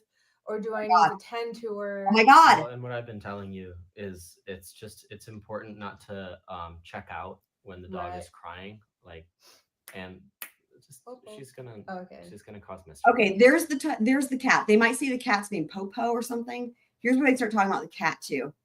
For Tonka, who was asking. Telling you is it's important not to check out when the dog is crying. Like, and just she's gonna cause mischief. Okay. She's a lot. We don't usually allow the cats on camera because we love attention, and there's a whole lot of attention going on a YouTube channel. And then they. Are you guys hearing this? Like the cats know they're on camera. This is insane. She's gonna cause mischief. Okay. She's a lot. We don't usually allow the cats on camera because we love attention, and there's a whole lot of attention going on a YouTube channel. And then they get like. Wow. They like the attention to be on them. So when there's attention flying around, we're paying full attention to you guys. She wants. Well, what it is, I'll tell you what it is. What it is this: when the cats or dogs are on the show or on their videos, I guarantee you the people watching pay more attention to the animals than these two. And especially this mother right here, he wants all of the attention on him. That's what it is. Basically, it's because the pets steal the attention away from him and he can't handle it. That's what it is. But to say that the cat wants attention so it gets on camera because it knows it's on YouTube is beyond me. Beyond that attention. She's a little kitten. Victorine, welcome. But anyway, it's about staying present with I think you need to get rid of her. She's taking off. We'll be right back. Well, they don't be right back. Hi. She's so offended. Well, you know. Poor quiet angel in her peace box. We tried. We did. We made a strong attempt. Yeah. Didn't work out. What's Bay doing? It doesn't matter what he's doing right now because he's not here. Oh, I see. It's great. They just like kind of bicker. Lovely. Yeah, Opal was a little too saucy. She couldn't handle being on the camera.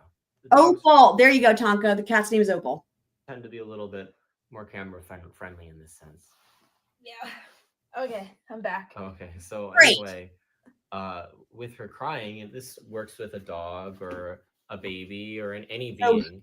they're you gonna have to- they're continuing on with their explanation of how you decide to abuse/ignore a baby puppy, which would also translate into a human because that's what they're talking about. You ignore them when they need you, basically. Great. be present in that relationship Yeah. with the cries. And she might have been crying for one reason for days, but she's now crying the same sound, appears to be the same reason, but for a new reason. And that moment can change quickly. And so He doesn't know anything. By the way, these people have no training or of any kind. So this is just bullshit. it'd be really challenging because, you know, for Quiet Angel, her nervous system was, you know, shot, Sorry. set maybe from just the transition, a long car ride, Not all the that environment, quiet. the We need to difference, rename. Right. whatever it may be. Her We nervous need to system rename her to Loud Demon. was really shot and upset, and she had a lot of anxiety. Lie down, Charles. You don't need to be like the cats. Please Oh don't my do God. that. Yeah, lie down. Just You don't lie know. down. Lie down. Wow. Okay.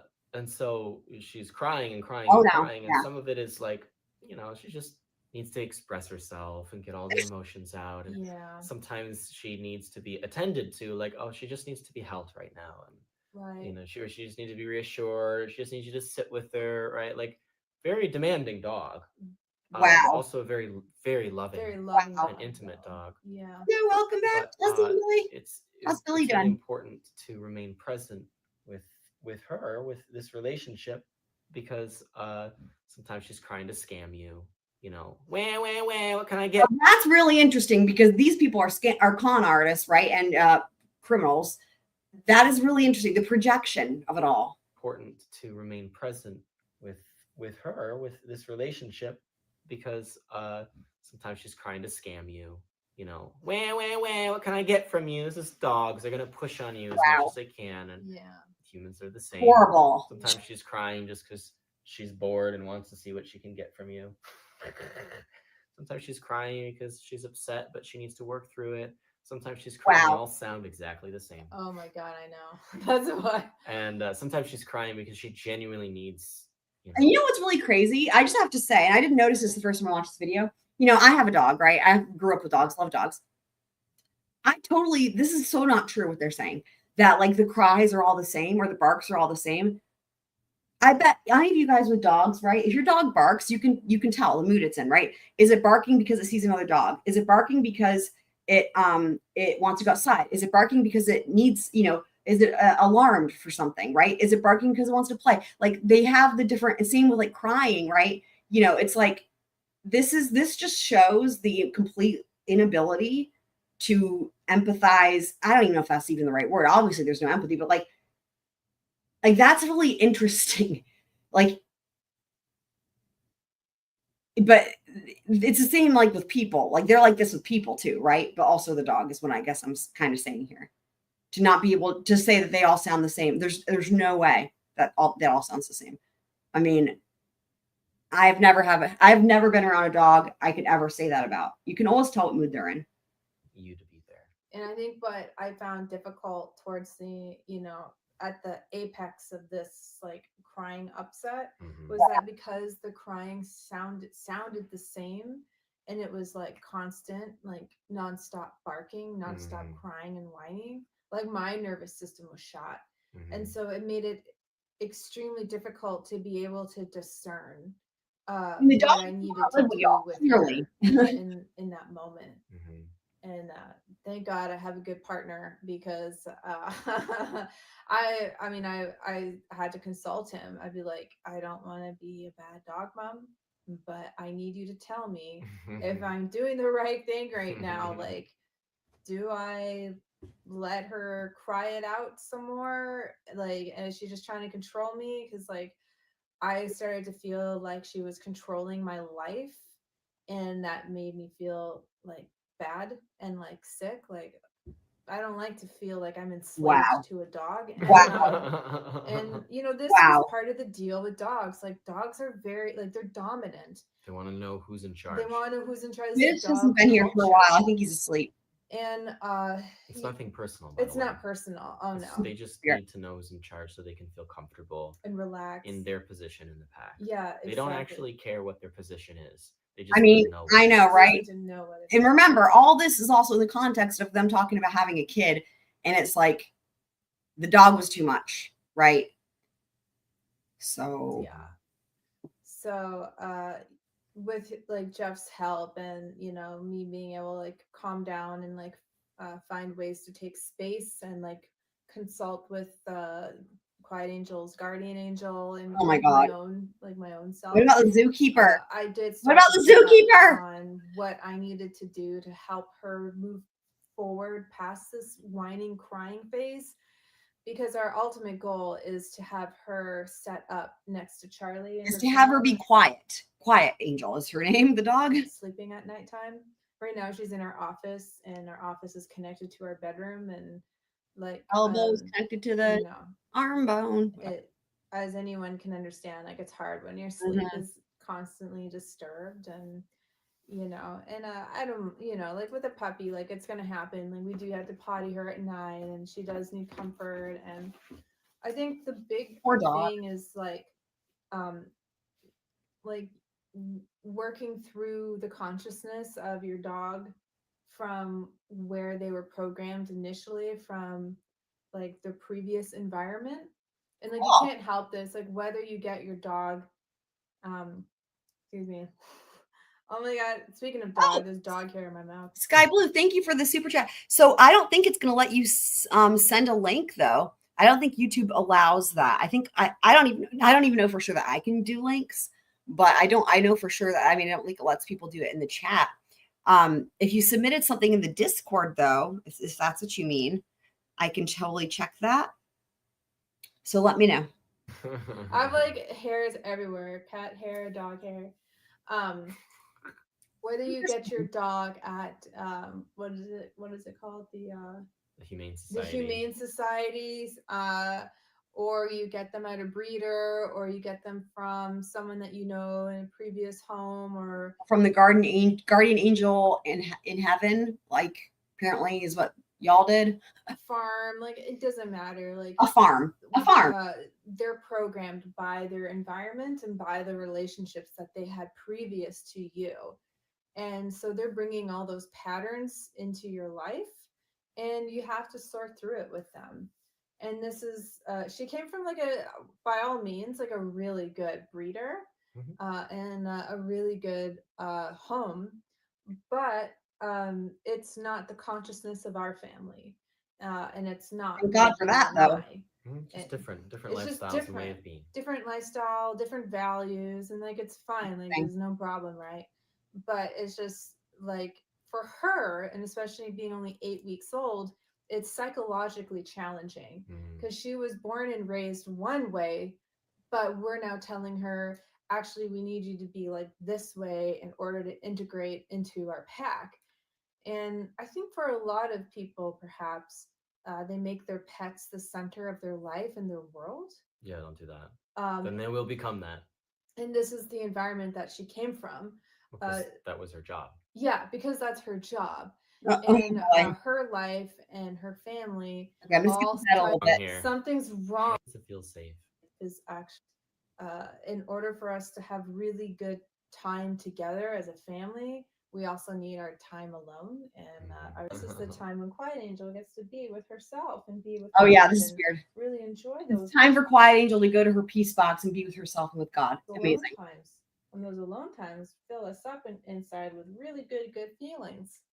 If you could make any recommendation or provide any tips for a healthy relationship with your pets, it's to talk to them, to have a dialogue, and to treat them as if they.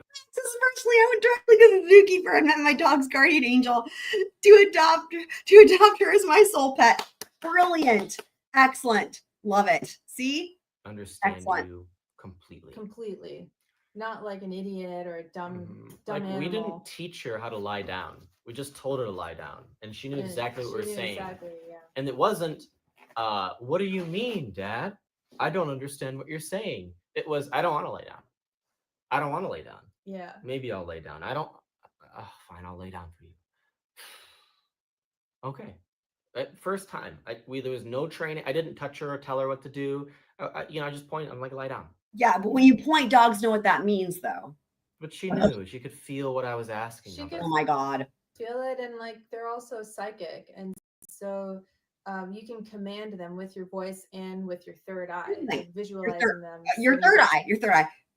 Here's the thing, I believe dogs are the best and so super amazing and super in tune with people and everything, right?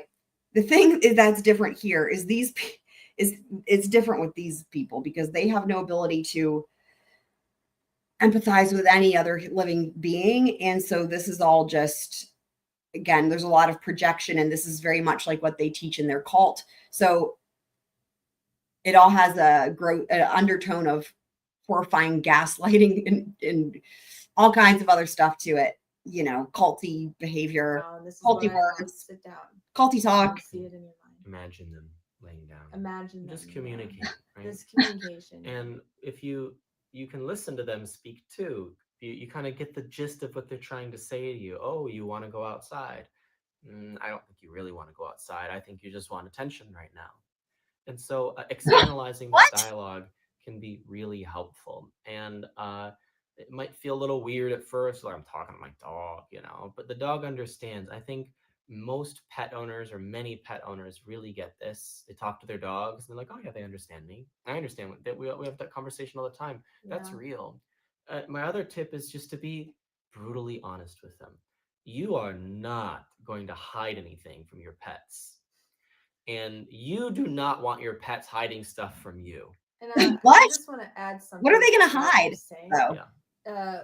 One of the reasons why you cannot hide anything from your pets is not only, like I was just saying, like they're telepathic, but your feelings, your emotions, they cast off a scent, and the dogs can smell your feelings.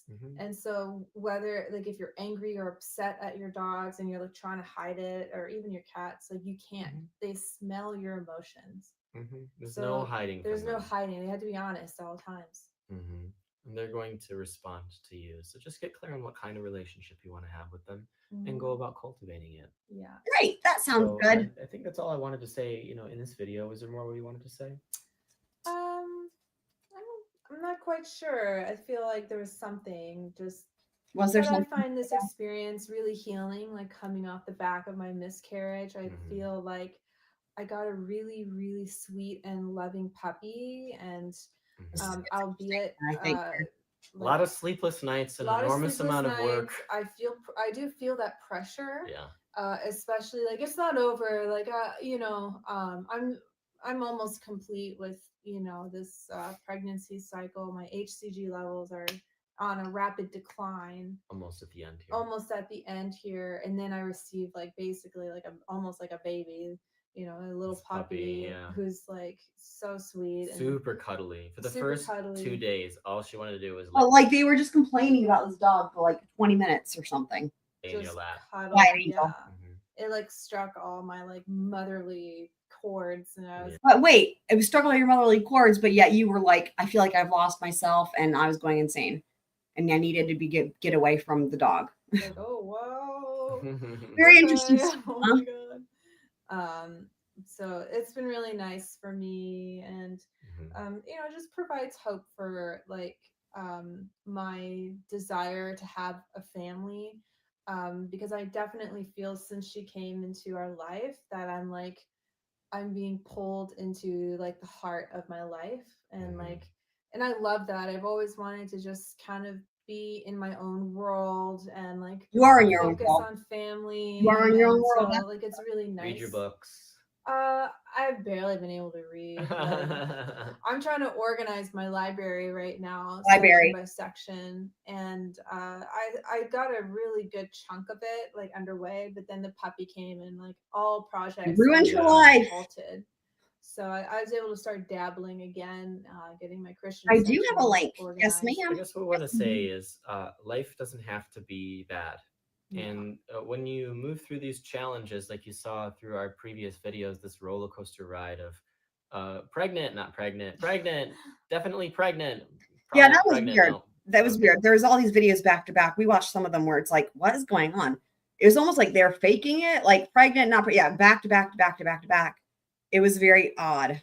And then me lying in Miscarriage. bed in like constant pain and crying, just like, feeling like, when does this end? Well, I had a thought that part of that I have to wonder, because it's clear that they only wanted one child and they want it to be a girl. And I have to wonder, I think, can't forget who, I don't remember who it was. There was someone else who was thinking the same thing in the chat when we were talking about this, that it seems like maybe they were wanting the goal was to have a girl so the girl could be his lover, and that maybe the other pregnancies were boys.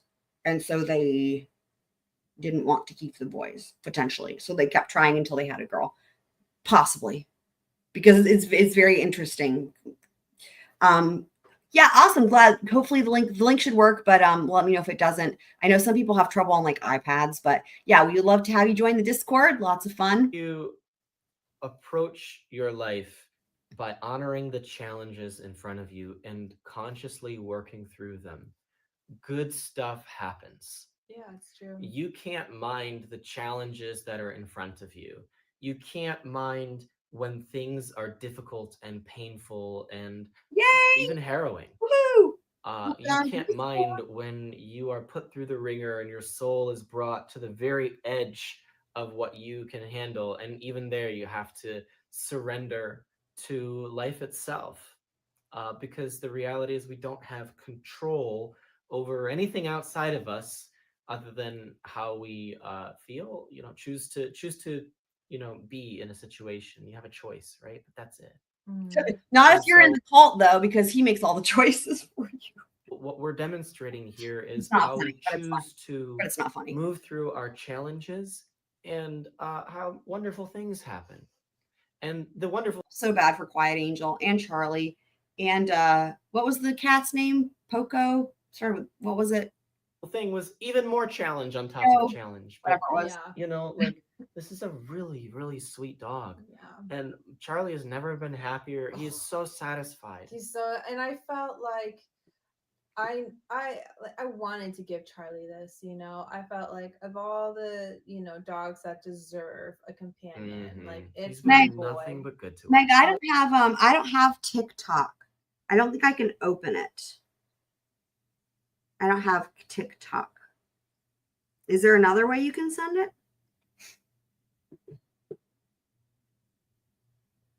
Oh, thank you. Yes. So Heather did say this. AT&T Nilos has a 90 days. Right. That's what Heather said last night on the live stream. But like we were talking about that, I know we're not, clearly this is not Kohberger, right?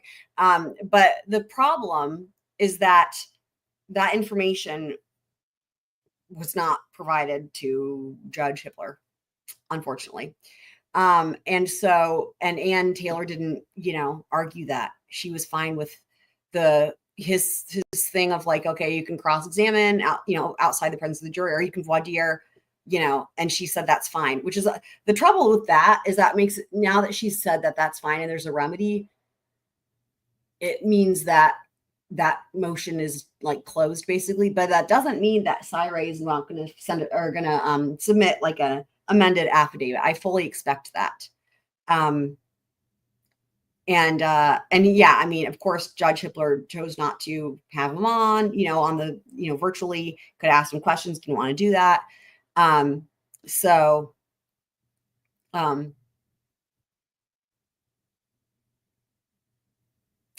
yeah,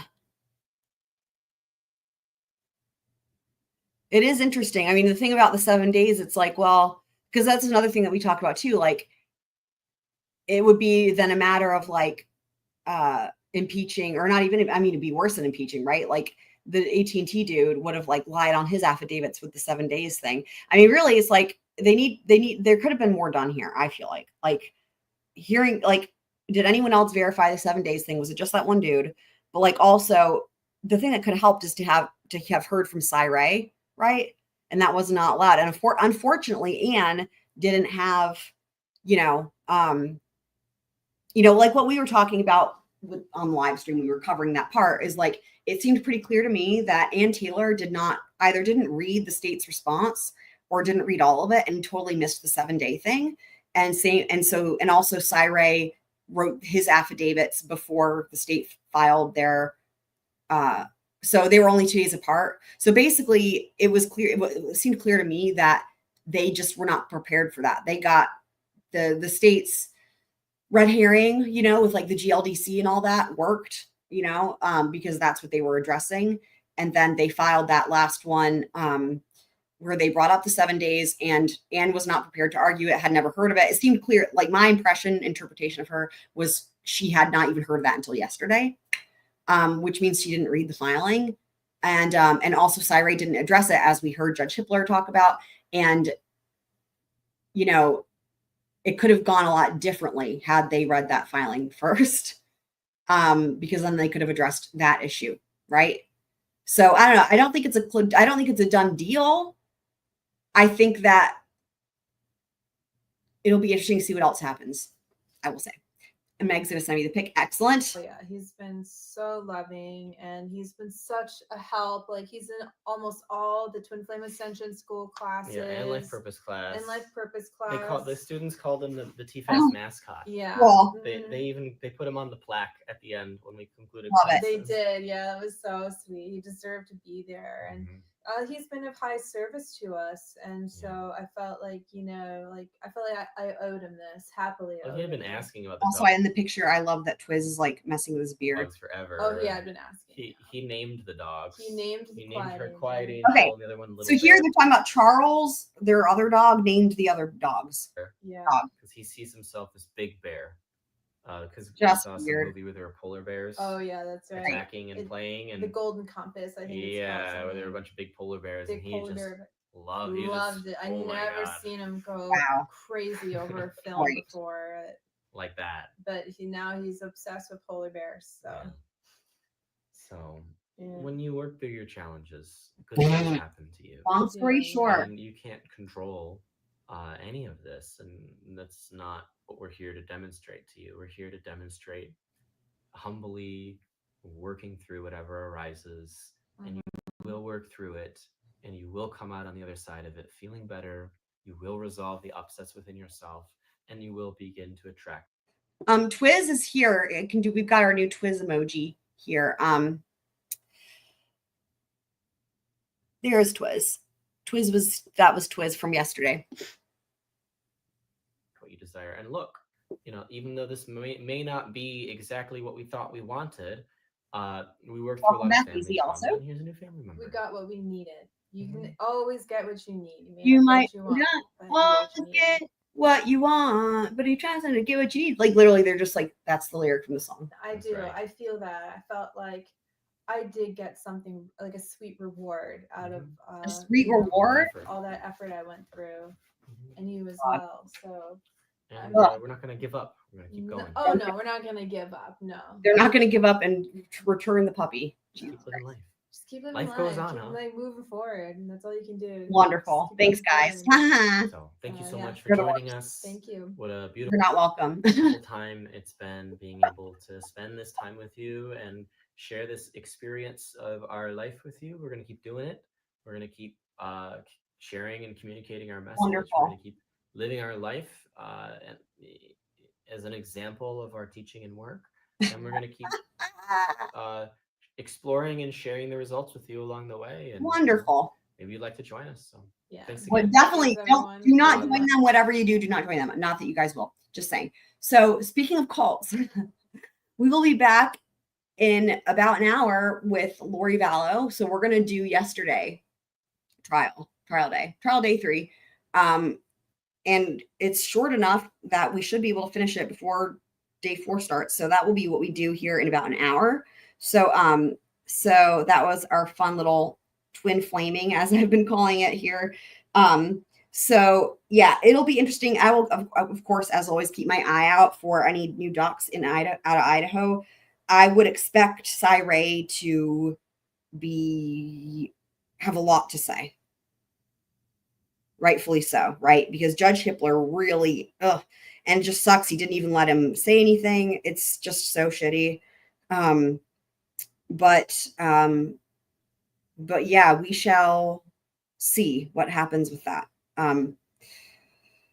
So Anywho, but yes, we will be back in about an hour for Lori. So hope you guys can all join us for that as well. Welcome to all our new Squirrel friends. Love it. Love to always be expanding our Squirrel family. Squirrel Crew is the absolute best. You guys are going to just love it. Many of you guys already know each other, but some of you guys don't. But it's just the best. We love the Squirrel Crew here. So, but that'll be it for this one. We'll be back, like I said, in about an hour. And I'll see y'all then. But until next time, I'm going to go ahead and just roll the outro.